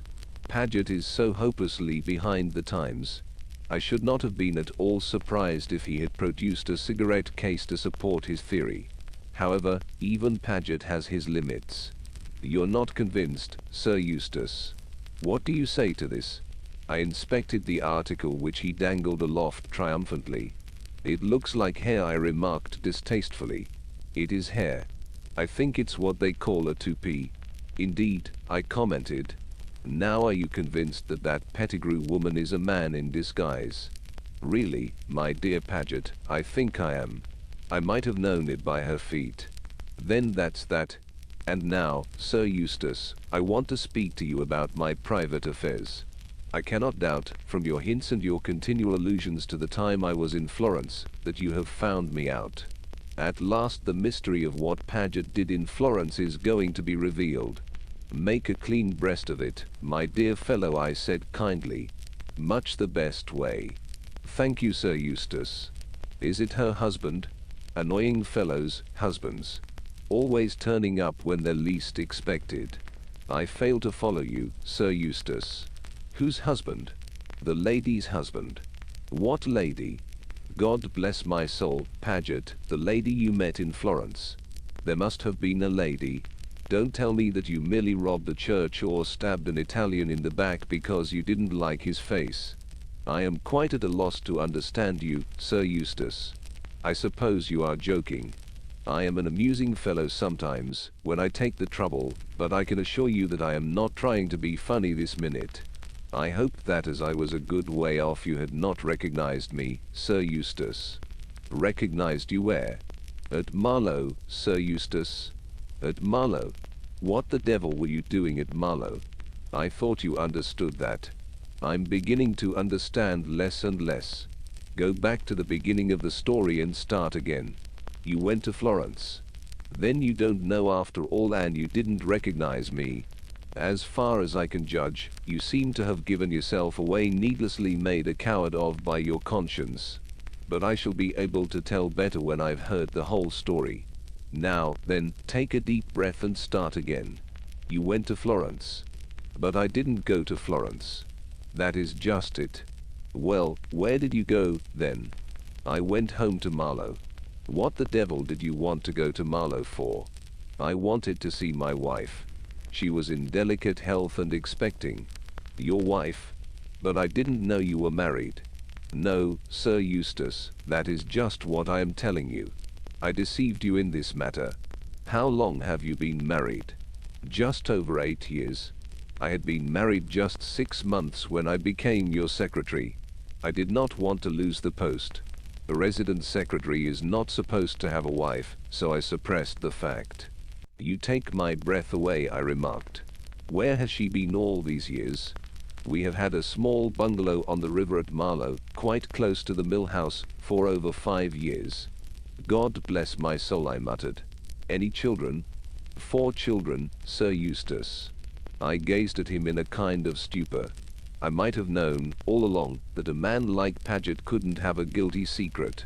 The respectability of Paget has always been my bane. That's just the kind of secret he would have, a wife and 4 children. Have you told this to anyone else? I demanded at last, when I had gazed at him in fascinated interest for quite a long while. Only Miss Beddingfeld. She came to the station at Kimberley. I continued to stare at him. He fidgeted under my glance. I hope, Sir Eustace, that you are not seriously annoyed. My dear fellow, I said, I don't mind telling you here and now that you've blinking well torn it. I went out seriously ruffled. As I passed the corner curio shop, I was assailed by a sudden irresistible temptation and went in. The proprietor came forward obsequiously, rubbing his hands. Can I show you something? Furs, curios? I want something quite out of the ordinary, I said. It's for a special occasion. Will you show me what you've got? Perhaps you will come into my back room. We have many specialities there. That is where I made a mistake. And I thought I was going to be so clever. I followed him through the swinging portieres. Chapter 32. Anne's narrative resumed. I had great trouble with Suzanne. She argued, she pleaded, she even wept before she would let me carry out my plan. But in the end I got my own way. She promised to carry out my instructions to the letter and came down to the station to bid me a tearful farewell. I arrived at my destination the following morning early. I was met by a short black-bearded Dutchman whom I had never seen before. He had a car waiting and we drove off. There was a queer booming in the distance, and I asked him what it was. Guns, he answered laconically. So there was fighting going on in Joburg. I gathered that our objective was a spot somewhere in the suburbs of the city. We turned and twisted and made several detours to get there, and every minute the guns were nearer. It was an exciting time. At last we stopped before a somewhat ramshackle building. The door was opened by a Kaffir boy. My guide signed to me to enter. I stood irresolute in the dingy square hall. The man passed me and threw open a door. The young lady to see Mr. Harry Rayburn, he said, and laughed. Thus announced, I passed in. The room was sparsely furnished and smelt of cheap tobacco smoke. Behind a desk a man sat writing. He looked up and raised his eyebrows. Dear me, he said, if it isn't Miss Beddingfeld. I must be seeing double, I apologized. Is it Mr. Chichester, or is it Miss Pettigrew? There is an extraordinary resemblance to both of them. Both characters are in abeyance for the moment. I have doffed my petticoats and my cloth likewise. Won't you sit down? I accepted a seat composedly. It would seem, I remarked, that I have come to the wrong address. From your point of view, I am afraid you have. Really, Miss Beddingfeld, to fall into the trap a second time. It was not very bright of me, I admitted meekly. Something about my manner seemed to puzzle him. You hardly seem upset by the occurrence, he remarked dryly. Would my going into heroics have any effect upon you? I asked. It certainly would not. My great-aunt Jane always used to say that a true lady was neither shocked nor surprised at anything that might happen, I murmured dreamily. I endeavour to live up to her precepts. I read Mr. Chichester Pettigrew's opinion so plainly written on his face that I hastened into speech once more. You really are positively marvelous at make-up, I said generously. All the time you were Miss Pettigrew, I never recognized you, even when you broke your pencil in the shock of seeing me climb upon the train at Cape Town. He tapped upon the desk with the pencil he was holding in his hand at the minute. All this is very well in its way, but we must get to business. Perhaps, Miss Beddingfeld, you can guess why we required your presence here. You will excuse me, I said, but I never do business with anyone but principals. I had read the phrase or something like it in a moneylender's circular, and I was rather pleased with it. It certainly had a devastating effect upon Mr. Chichester Pettigrew. He opened his mouth and then shut it again. I beamed upon him. My great-uncle George's maxim, I added, as an afterthought. Great-aunt Jane's husband, you know. He made knobs for brass beds. I doubt if Chichester Pettigrew had ever been ragged before. He didn't like it at all. I think you would be wise to alter your tone, young lady. I did not reply, but yawned a delicate little yawn that hinted at intense boredom. What the devil, he began forcibly. I interrupted him. I can assure you it's no good shouting at me. We are only wasting time here. I have no intention of talking with underlings. You will save a lot of time and annoyance by taking me straight to Sir Eustace Peeler. 2. He looked dumbfounded. Yes, I said. Sir Eustace Peeler. Aye, excuse me. He bolted from the room like a rabbit. I took advantage of the respite to open my bag and powder my nose thoroughly. Also, I settled my hat at a more becoming angle. Then I settled myself to wait with patience for my enemy's return. He reappeared in a subtly chastened mood. Would you come this way, Miss Beddingfeld? I followed him up the stairs. He knocked at the door of a room, a brisk come-in sounded from inside, and he opened the door and motioned to me to pass inside.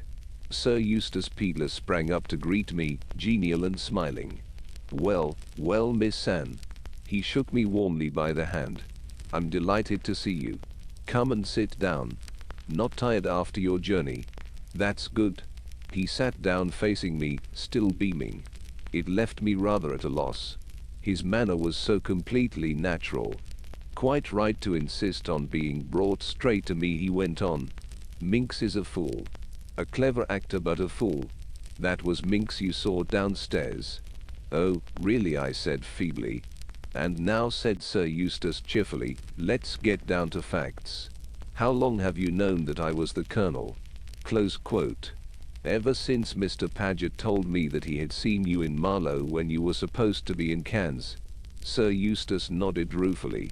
Yes, I told the fool he'd blinking well torn it. He didn't understand, of course. His whole mind was set on whether I'd recognized him. It never occurred to him to wonder what I was doing down there. A piece of sheer bad luck that was. I arranged it all so carefully too, sending him off to Florence, telling the hotel I was going over to Nice for one night or possibly two. Then, by the time the murder was discovered, I was back again in Cannes, with nobody dreaming that I'd ever left the Riviera. He still spoke quite naturally and unaffectedly. I had to pinch myself to understand that this was all real, that the man in front of me was really that deep-dyed criminal, the Colonel. I followed things out in my mind.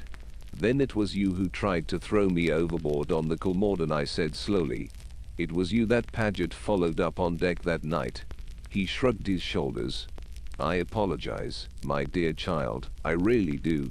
I always liked you, but you were so confoundedly interfering. I couldn't have all my plans brought to naught by a chit of a girl. I think your plan at the falls was really the cleverest, I said, endeavoring to look at the thing in a detached fashion. I would have been ready to swear anywhere that you were in the hotel when I went out. Seeing is believing in future. Yes, Minx had one of his greatest successes as Miss Pettigrew, and he can imitate my voice quite creditably. There is one thing I should like to know. Yes? How did you induce Paget to engage her? Oh, that was quite simple. She met Paget in the doorway of the Trade Commissioner's office or the Chamber of Mines, or wherever it was he went, told him I had phoned down in a hurry, and that she had been selected by the government department in question. Paget swallowed it like a lamb. You're very frank, I said, studying him. There's no earthly reason why I shouldn't be. I didn't like the sound of that. I hastened to put my own interpretation on it. You believe in the success of this revolution. You've burnt your boats. For an otherwise intelligent young woman, that's a singularly unintelligent remark. No, my dear child, I do not believe in this revolution. I give it a couple of days longer and it will fizzle out ignominiously. Not one of your successes, in fact. I said nastily. Like all women, you've no idea of business. The job I took on was to supply certain explosives and arms heavily paid for to foment feeling generally, and to incriminate certain people up to the hilt. I've carried out my contract with complete success, and I was careful to be paid in advance.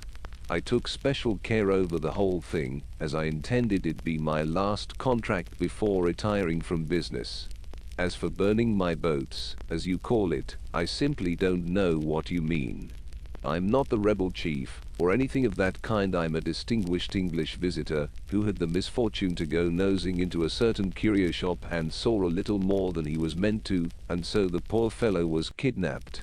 tomorrow, or the day after, when circumstances permit, I shall be found tied up somewhere, in a pitiable state of terror and starvation. Ah, I said slowly. But what about me? That's just it, said Sir Eustace softly. What about you? I've got you here. I don't want to rub it in any way, but I've got you here very neatly. The question is, what am I going to do with you? The simplest way of disposing of you, and, I may add, the pleasantest to myself, is the way of marriage. Wives can't accuse their husbands, you know, and I'd rather like a pretty young wife to hold my hand and glance at me out of liquid eyes. Don't flash them at me so. You quite frighten me. I see that the plan does not commend itself to you. It does not. Sir Eustace sighed. A pity. But I am no Adelphi villain. The usual trouble, I suppose. You love another, as the books say. I love another. I thought as much first. I thought it was that long-legged pompous ass, Race, but I suppose it's the young hero who fished you out of the falls that night. Women have no taste. Neither of those two have half the brains that I have. I'm such an easy person to underestimate. I think he was right about that. Although I knew well enough the kind of man he was and must be, I could not bring myself to realize it. He had tried to kill me on more than one occasion. He had actually killed another woman, and he was responsible for endless other deeds of which I knew nothing, and yet I was quite unable to bring myself into the frame of mind for appreciating his deeds as they deserved. I could not think of him as other than our amusing, genial traveling companion. I could not even feel frightened of him, and yet I knew he was capable of having me murdered in cold blood if it struck him as necessary. The only parallel I can think of is the case of Stevenson's Long John Silver. He must have been much the same kind of man. Well, well, said this extraordinary person, leaning back in his chair. It's a pity that the idea of being Lady Peedler doesn't appeal to you. The other alternatives are rather crude. I felt a nasty feeling going up and down my spine. Of course I had known all along that I was taking a big risk, but the prize had seemed worth it. Would things turn out as I had calculated, or would they not? The fact of the matter is, Sir Eustace was continuing, I've a weakness for you. I really don't want to proceed to extremes. Suppose you tell me the whole story, from the very beginning, and let's see what we can make of it. But no romancing, mind, I want the truth. I was not going to make any mistake over that. I had a great deal of respect for Sir Eustace's shrewdness. It was a moment for the truth, the whole truth, and nothing but the truth. I told him the whole story, omitting nothing, up to the moment of my rescue by Harry. When I had finished, he nodded his head in approval. Wise girl. You've made a clean breast of the thing. And let me tell you, I should soon have caught you out if you hadn't. A lot of people wouldn't believe your story anyway, especially the beginning part, but I do. You're the kind of girl who would start off like that at a moment's notice, on the slenderest of motives. You've had amazing luck, of course, but sooner or later the amateur runs up against the professional, and then the result is a foregone conclusion. I am the professional. I started on this business when I was quite a youngster. All things considered, it seemed to me a good way of getting rich quickly. I always could think things out and devise ingenious schemes, and I never made the mistake of trying to carry out my schemes myself. Always employ the expert, that has been my motto. The one time I departed from it I came to grief, but I couldn't trust anyone to do that job for me. Nadina knew too much. I'm an easygoing man, kind-hearted and good-tempered so long as I'm not thwarted. Nadina both thwarted me and threatened me just as I was at the apex of a successful career. Once she was dead and the diamonds were in my possession, I was safe. I've come to the conclusion now that I bungled the job. That idiot Paget, with his wife and family. My fault. It tickled my sense of humor to employ the fellow, with his cinquecento poisoner's face and his mid-Victorian soul. A maxim for you, my dear Anne. Don't let your sense of humor carry you away. For years I've had an instinct that it would be wise to get rid of Paget, but the fellow was so hard-working and conscientious that I honestly couldn't find an excuse for sacking him. So I let things drift. But we're wandering from the point. The question is what to do with you. Your narrative was admirably clear, but there is one thing that still escapes me. Where are the diamonds now?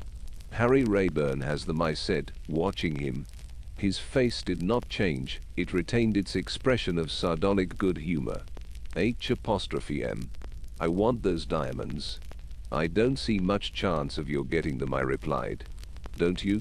Now I do. I don't want to be unpleasant, but I should like you to reflect that a dead girl also found in this quarter of the city will occasion no surprise. There's a man downstairs who does those sort of jobs very neatly. Now, you're a sensible young woman. What I propose is this. You will sit down and write to Harry Rayburn, telling him to join you here and bring the diamonds with him. I won't do anything of the kind. Don't interrupt your elders. I propose to make a bargain with you. The diamonds in exchange for your life. And don't make any mistake about it, your life is absolutely in my power. And Harry, I'm far too tender-hearted to part two young lovers. He shall go free too, on the understanding, of course, that neither of you interfere with me in the future. And what guarantee have I that you will keep your side of the bargain? None whatever, my dear girl. You have to trust me and hope for the best. Of course, if you're in an heroic mood and prefer annihilation, that's another matter. This was what I had been playing for. I was careful not to jump at the bait. Gradually I allowed myself to be bullied and cajoled into yielding. I wrote at Sir Eustace's dictation. Dear Harry, I think I see a chance of establishing your innocence beyond any possible doubt. Please follow my instructions minutely. Go to Agrisato's curio shop. Ask to see something out of the ordinary for a special occasion. The man will then ask you to come into the back room. Go with him. You will find a messenger who will bring you to me. Do exactly as he tells you. Be sure and bring the diamonds with you. Not a word to anyone. Sir Eustace stopped. I leave the fancy touches to your own imagination, he remarked. But be careful to make no mistakes. Open quote, yours forever and ever, Anne will be sufficient, I remarked. I wrote in the words. Sir Eustace stretched out his hand for the letter and read it through. That seems all right. Now the address. I gave it him. It was that of a small shop which received letters and telegrams for a consideration. He struck the bell upon the table with his hand. Chichester Pettigrew, alias Minx, answered the summons. This letter is to go immediately the usual route. Very well, Colonel. He looked at the name on the envelope. Sir Eustace was watching him keenly. A friend of yours, I think. Of mine. The man seemed startled. You had a prolonged conversation with him in Johannesburg yesterday. A man came up and questioned me about your movements and those of Colonel Race. I gave him misleading information. Excellent, my dear fellow, excellent, said Sir Eustace genially. My mistake. I chanced to look at Chichester Pettigrew as he left the room. He was white to the lips, as though in deadly terror. No sooner was he outside than Sir Eustace picked up a speaking tube that rested by his elbow and spoke down it. That you, Schwart, watch Minx. He's not to leave the house without orders. He put the speaking tube down again and frowned, slightly tapping the table with his hand. May I ask you a few questions, Sir Eustace, I said, after a minute or two of silence. Certainly. What excellent nerves you have, Anne. You are capable of taking an intelligent interest in things when most girls would be sniffling and wringing their hands. Why did you take Harry as your secretary instead of giving him up to the police? I wanted those cursed diamonds. Nadina, the little devil, was playing off your Harry against me. Unless I gave her the price she wanted, she threatened to sell them back to him. That was another mistake I made. I thought she'd have them with her that day. But she was too clever for that. Carton, her husband, was dead too. I'd no clue whatsoever as to where the diamonds were hidden. Then I managed to get a copy of a wireless message sent to Nadina by someone on board the Colmorden, either Carton or Rayburn. I didn't know which. It was a duplicate of that piece of paper you picked up. 17/1/22 it ran.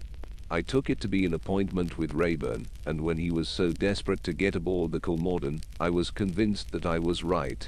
so I pretended to swallow his statements and let him come.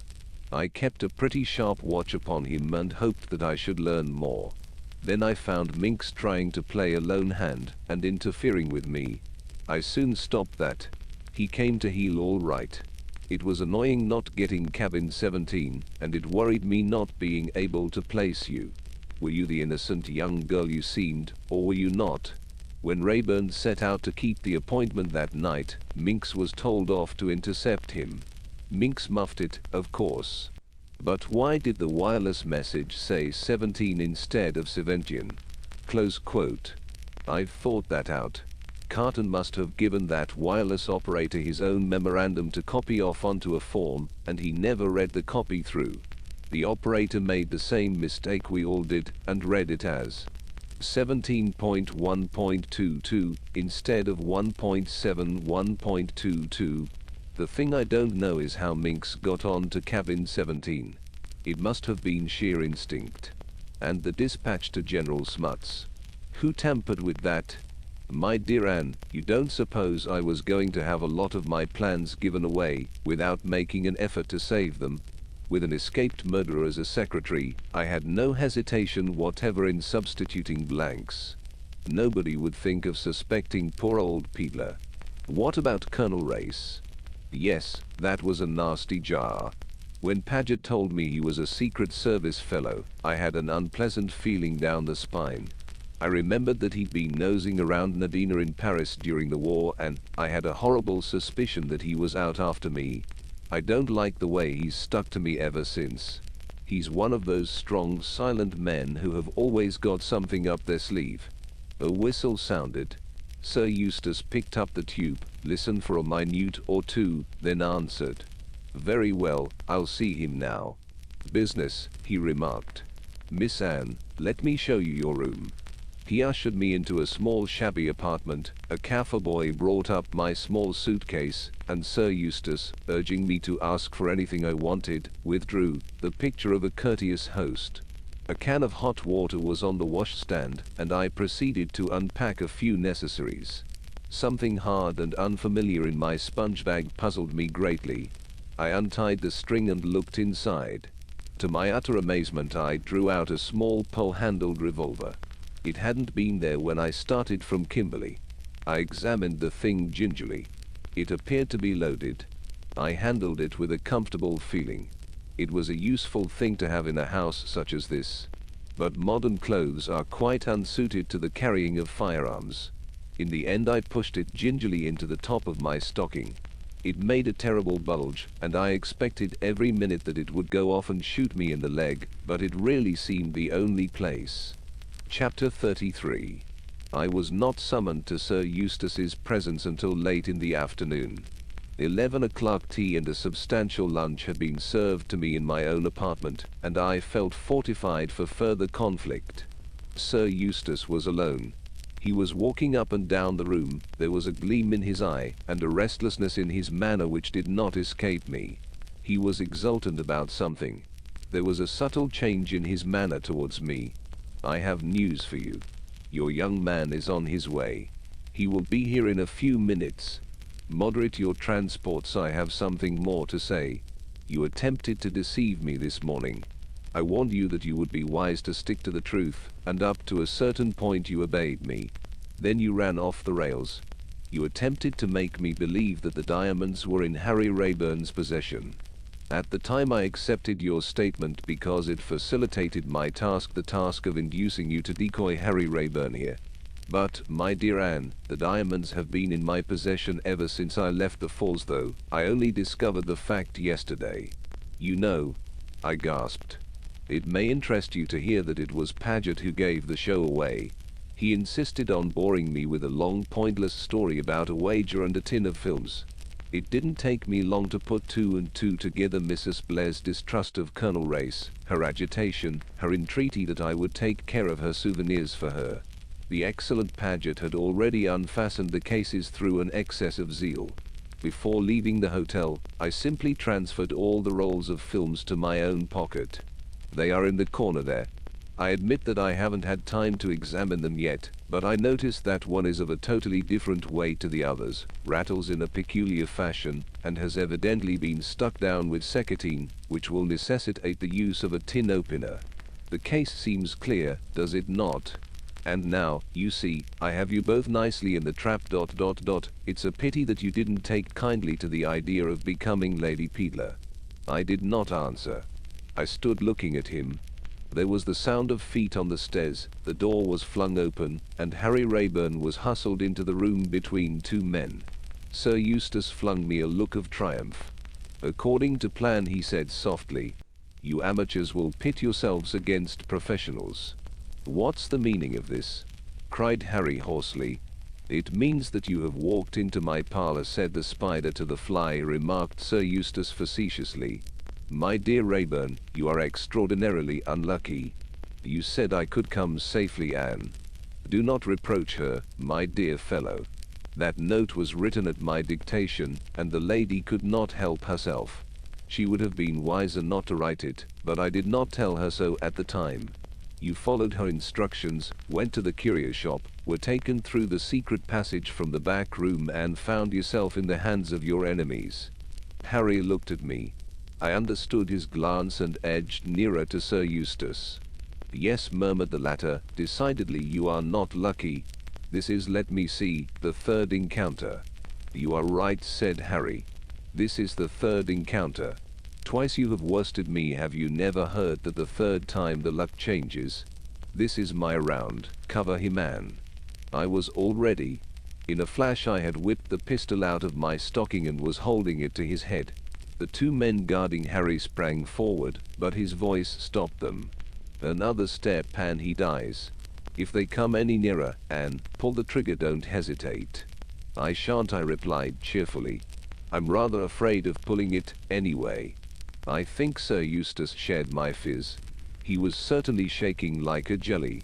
"Stay where you are," he commanded, and the men stopped obediently. "Tell them to leave the room," said Harry. Sir Eustace gave the order. The men filed out, and Harry shot the bolt across the door behind them. "Now we can talk," he observed grimly, and, coming across the room, he took the revolver out of my hand. Sir Eustace uttered a sigh of relief and wiped his forehead with a handkerchief. "I'm shockingly out of condition," he observed. "I think I must have a weak heart. I am glad that revolver is in competent hands. I didn't trust Miss Anne with it. Well, my young friend, as you say, now we can talk. I'm willing to admit that you stole a march upon me. Where the devil that revolver came from I don't know. I had the girl's luggage searched when she arrived. And where did you produce it from now? You hadn't got it on you a minute ago." "Yes, I had," I replied. "It was in my stocking. I don't know enough about women. I ought to have studied them more," said Sir Eustace sadly. "I wonder if Paget would have known that." Harry rapped sharply on the table. "Don't play the fool. If it weren't for your grey hairs, I'd throw you out of the window. You damned scoundrel. Grey hairs, or no grey hairs, He advanced a step or two, and Sir Eustace skipped nimbly behind the table. "The young are always so violent," he said reproachfully.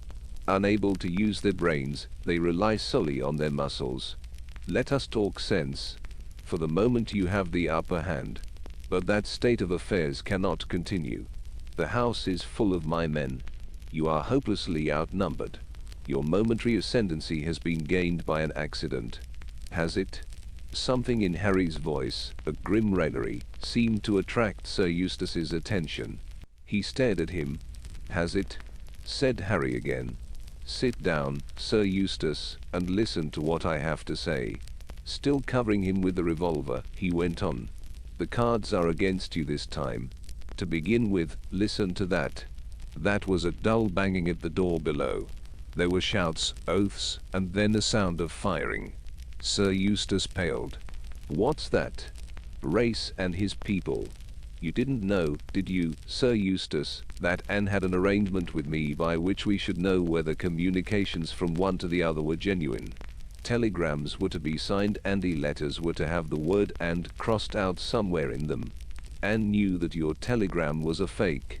She came here of her own free will, walked deliberately into the snare, in the hope that she might catch you in your own trap. Before leaving Kimberley she wired both to me and to Race. Mrs. Blair has been in communication with us ever since. I received the letter written at your dictation, which was just what I expected. I had already discussed the probabilities of a secret passage leading out of the curio shop with Race, and he had discovered the place where the exit was situated. There was a screaming, tearing sound, and a heavy explosion which shook the room. They're shelling this part of the town. I must get you out of here, Anne. A bright light flared up. The house opposite was on fire. Sir Eustace had risen and was pacing up and down. Harry kept him covered with the revolver. So you see, Sir Eustace, the game is up. It was you yourself who very kindly provided us with the clue of your whereabouts. Race's men were watching the exit of the secret passage. In spite of the precautions you took, they were successful in following me here. Sir Eustace turned suddenly. Very clever. Very creditable. But I've still a word to say. If I've lost the trick, so have you. You'll never be able to bring the murder of Nadina home to me. I was in Marlow on that day, that's all you've got against me. No one can prove that I even knew the woman. But you knew her, you had a motive for killing her, and your record's against you. You're a thief, remember, a thief. There's one thing you don't know, perhaps. I've got the diamonds. And here goes. With an incredibly swift movement, he stooped, swung up his arm and threw. There was a tinkle of breaking glass as the object went through the window and disappeared into the blazing mass opposite. There goes your only hope of establishing your innocence over the Kimberley affair. And now we'll talk. I'll drive a bargain with you. You've got me cornered. Race will find all he needs in this house. There's a chance for me if I can get away. I'm done for if I stay, but so are you, young man. There's a skylight in the next room. A couple of minutes start and I shall be all right.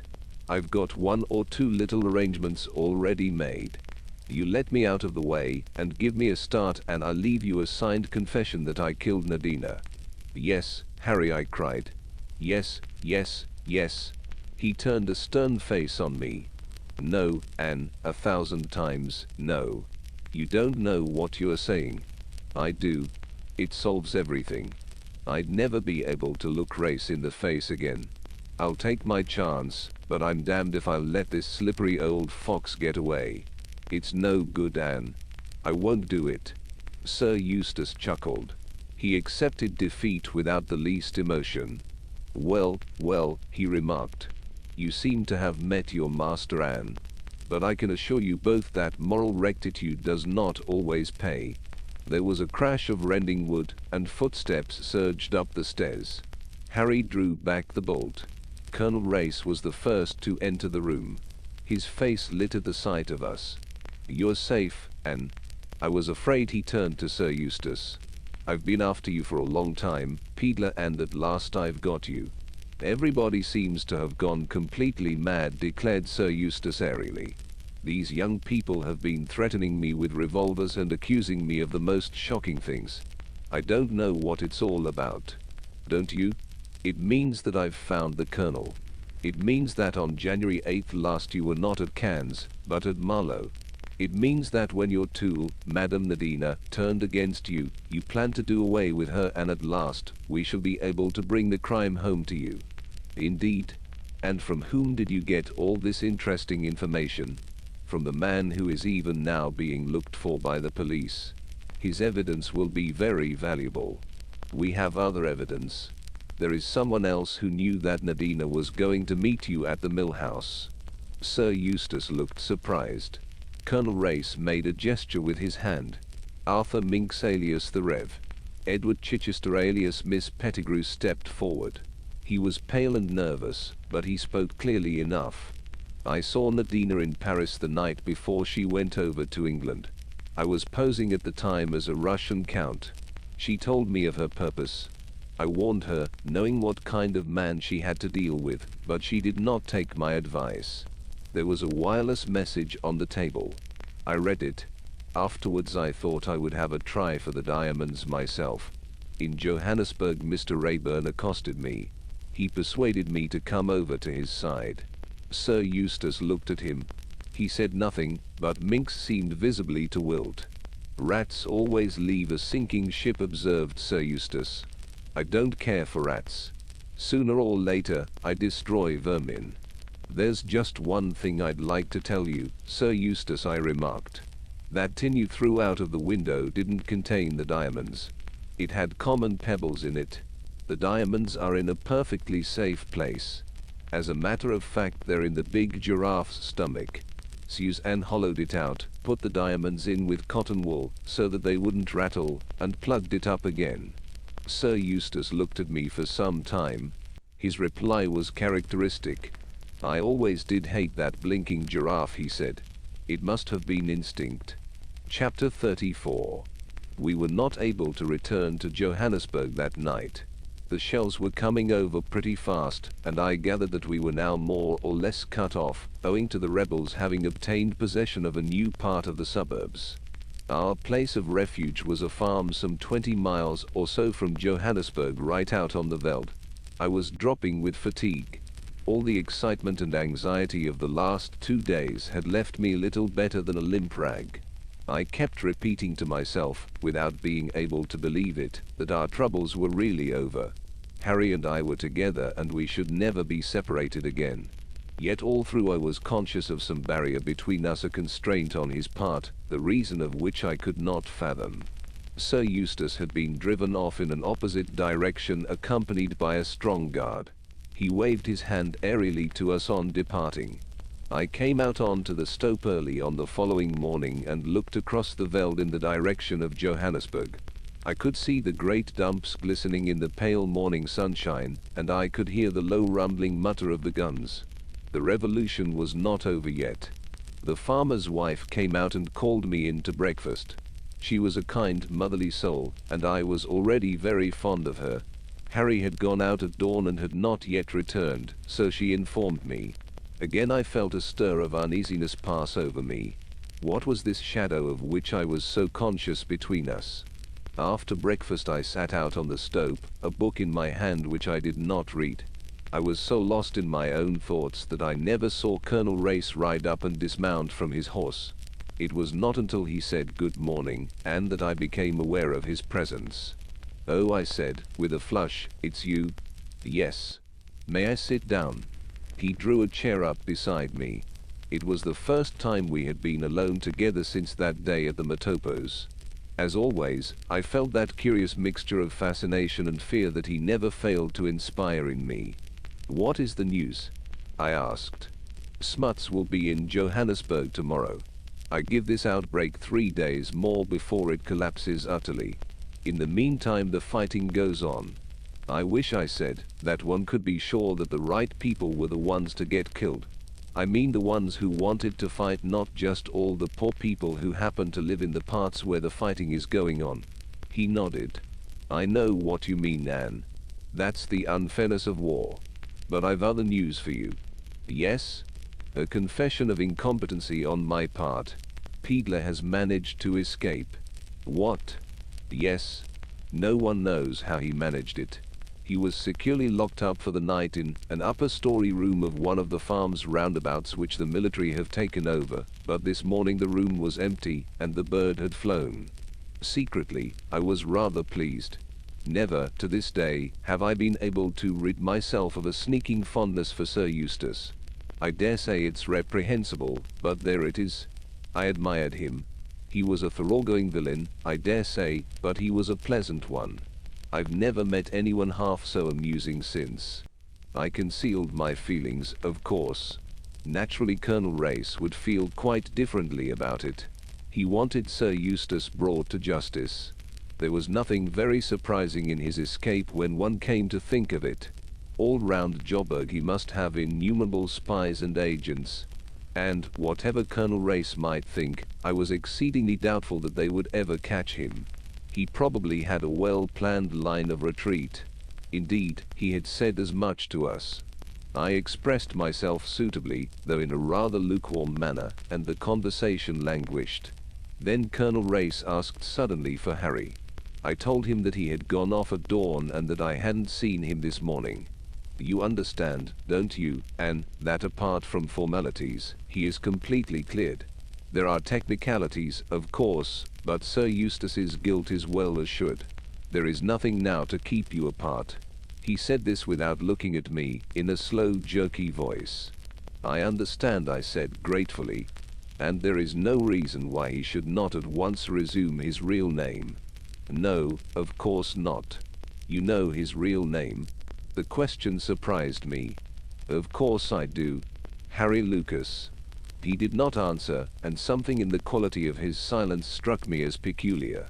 Anne, do you remember that, as we drove home from the Matopos that day, I told you that I knew what I had to do?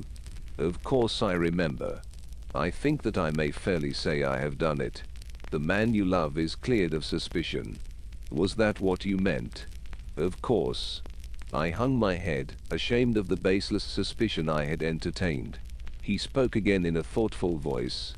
When I was a mere youngster, I was in love with a girl who jilted me.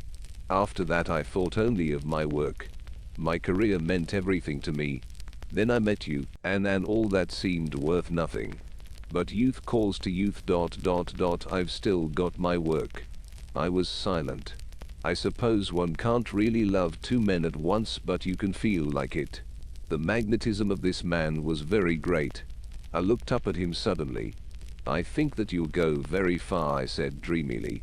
I think that you've got a great career ahead of you. You'll be one of the world's big men. I felt as though I was uttering a prophecy. I shall be alone, though. All the people who do really big things are. You think so? I'm sure of it. He took my hand and said in a low voice, I'd rather have had the other. Then Harry came striding round the corner of the house. Colonel Race rose. Good morning, Lucas, he said. For some reason Harry flushed up to the roots of his hair. Yes, I said gaily, you must be known by your real name now. But Harry was still staring at Colonel Race. So you know, sir, he said at last. I never forget a face. I saw you once as a boy. What's all this about? I asked, puzzled, looking from one to the other. It seemed a conflict of wills between them. Race won. Harry turned slightly away. I suppose you're right, sir. Tell her my real name. Anne, this isn't Harry Lucas. Harry Lucas was killed in the war. This is John Harold Idsley. Chapter 35. With his last words, Colonel Race had swung away and left us. I stood staring after him. Harry's voice recalled me to myself. Anne, forgive me, say you forgive me. He took my hand in his and almost mechanically I drew it away. Why did you deceive me? I don't know that I can make you understand. I was afraid of all that sort of thing, the power and fascination of wealth. I wanted you to care for me just for myself, for the man I was without ornaments and trappings. You mean you didn't trust me? You can put it that way if you like, but it isn't quite true. I'd become embittered, suspicious, always prone to look for ulterior motives, and it was so wonderful to be cared for in the way you cared for me. I see, I said slowly. I was going over in my own mind the story he had told me. For the first time I noted discrepancies in it which I had disregarded: an assurance of money, the power to buy back the diamonds of Nadina, the way in which he had preferred to speak of both men from the point of view of an outsider. And when he had said my friend, he had meant not Idsley, but Lucas. It was Lucas, the quiet fellow, who had loved Nadina so deeply. How did it come about? I asked. We were both reckless, anxious to get killed. One night we exchanged identification discs for luck. Lucas was killed the next day, blown to pieces. I shuddered. But why didn't you tell me now? This morning. You couldn't have doubted my caring for you by this time. Anne, I didn't want to spoil it all. I wanted to take you back to the island. What's the good of money? It can't buy happiness. We'd have been happy on the island. I tell you, I'm afraid of that other life. It nearly rotted me through once. Did Sir Eustace know who you really were? Oh, yes. And Carton? No. He saw us both with Nadina at Kimberley one night, but he didn't know which was which. He accepted my statement that I was Lucas, and Nadina was deceived by his cable. She was never afraid of Lucas. He was a quiet chap, very deep. But I always had the devil's own temper. She'd have been scared out of her life if she'd known that I'd come to life again. Harry, if Colonel Race hadn't told me, what did you mean to do? Say nothing. Go on as Lucas. And your father's millions? Race was welcome to them. Anyway, he would make a better use of them than I ever shall. Anne, what are you thinking about? You're frowning so. I'm thinking, I said slowly, that I almost wish Colonel Race hadn't made you tell me. No. He was right. I owed you the truth. He paused, then said suddenly, you know, Anne, I'm jealous of Race. He loves you too, and he's a bigger man than I am or ever shall be. I turned to him, laughing. Harry, you idiot.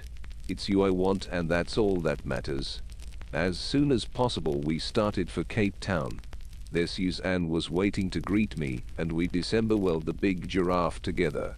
When the revolution was finally quelled, Colonel Race came down to Cape Town, and at his suggestion the big villa at Muizenberg that had belonged to Sir Lawrence Iddesleigh was reopened, and we all took up our abode in it.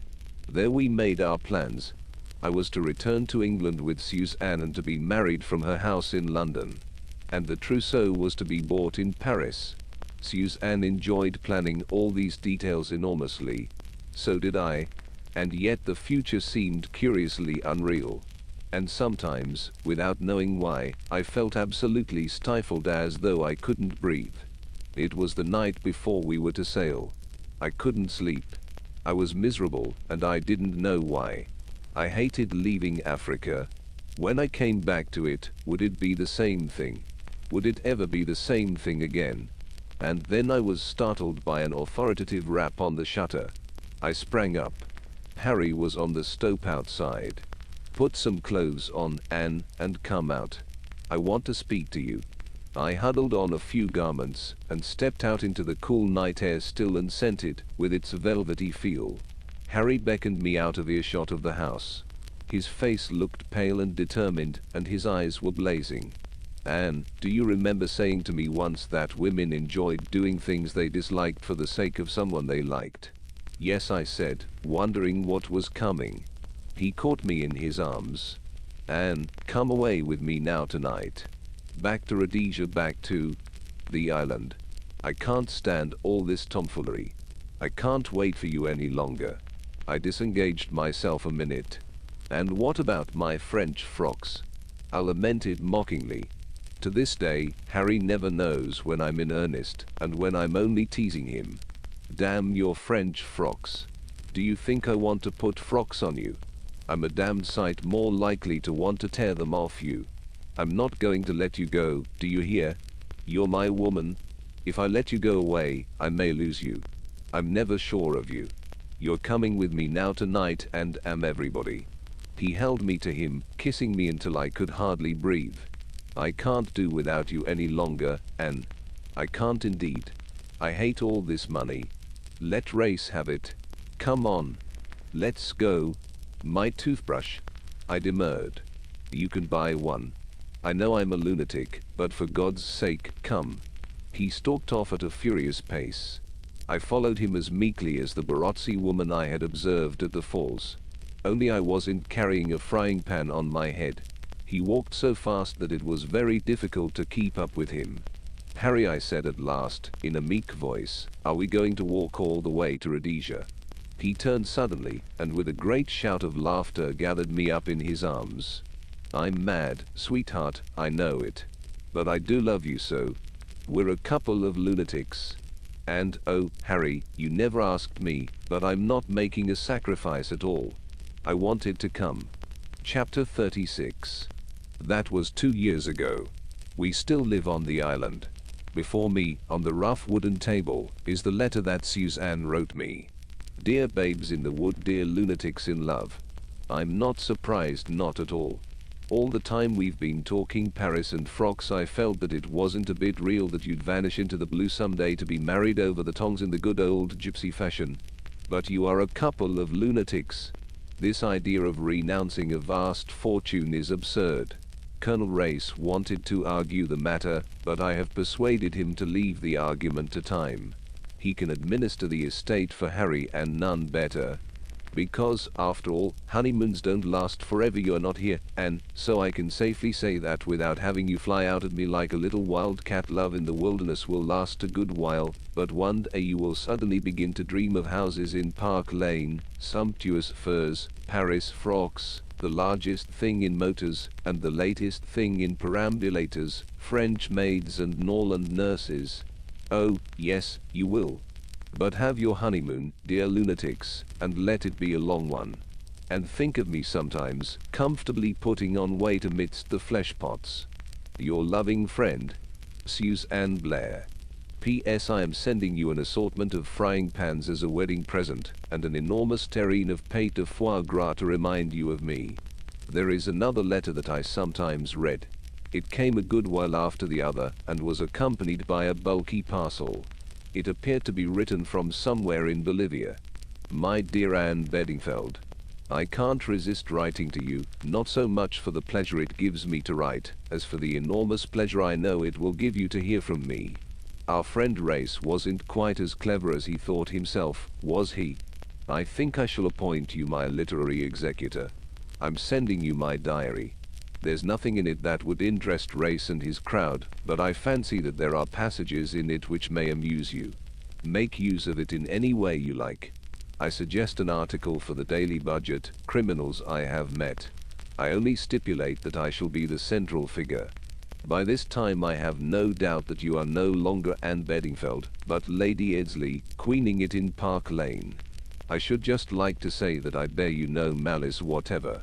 It is hard, of course, to have to begin all over again at my time of life, but, enter nous, I had a little reserve fund carefully put aside for such a contingency. It has come in very usefully, and I am getting together a nice little connection. By the way, if you ever come across that funny friend of yours, Arthur Minks, just tell him that I haven't forgotten him, will you? That will give him a nasty jar. On the whole I think I have displayed a most Christian and forgiving spirit. Even to Paget. I happened to hear that he, or rather Mrs. Paget, had brought a sixth child into the world the other day. England will be entirely populated by Pagets soon. I sent the child a silver mug, and, on a postcard, declared my willingness to act as godfather. I can see Paget taking both mug and postcard straight to Scotland Yard without a smile on his face. Bless you, liquid eyes. Some day you will see what a mistake you have made in not marrying me. Yours ever, Eustace Peedler. Harry was furious. It is the one point on which he and I do not see eye to eye. To him, Sir Eustace was the man who tried to murder me and whom he regards as responsible for the death of his friend. Sir Eustace's attempts on my life have always puzzled me. They are not in the picture, so to speak. For I am sure that he always had a genuinely kindly feeling towards me. Then why did he twice attempt to take my life? Harry says because he's a damned scoundrel and seems to think that settles the matter. Suzanne was more discriminating. I talked it over with her, and she put it down to a fear complex. Suzanne goes in rather for psychoanalysis. She pointed out to me that Sir Eustace's whole life was actuated by a desire to be safe and comfortable. He had an acute sense of self-preservation, and the murder of Nadina removed certain inhibitions. His actions did not represent the state of his feeling towards me, but were the result of his acute fears for his own safety. I think Suzanne is right. As for Nadina, she was the kind of woman who deserved to die. Men do all sorts of questionable things in order to get rich, but women shouldn't pretend to be in love when they aren't for ulterior motives. I can forgive Sir Eustace easily enough, but I shall never forgive Nadina. Never, never, never. The other day I was unpacking some tins that were wrapped in bits of an old Daily Budget, and I suddenly came upon the words, "The Man in the Brown Suit." How long ago it seemed. I had, of course, severed my connection with the Daily Budget. Long ago I had done with it sooner than it had done with me. My romantic wedding was given a halo of publicity. My son is lying in the sun, kicking his legs. There's a man in a brown suit if you like. He's wearing as little as possible, which is the best costume for Africa, and is as brown as a berry. He's always burrowing in the earth. I think he takes after Papa. He'll have that same mania for Pleistocene clay. Suzanne sent me a cable when he was born. Congratulations and love to the latest arrival on Lunatic's Island. Is his head dolichocephalic or brachycephalic? I wasn't going to stand that from Suzanne. I sent her a reply of one word, economical and to the point. Platycephalic. The end.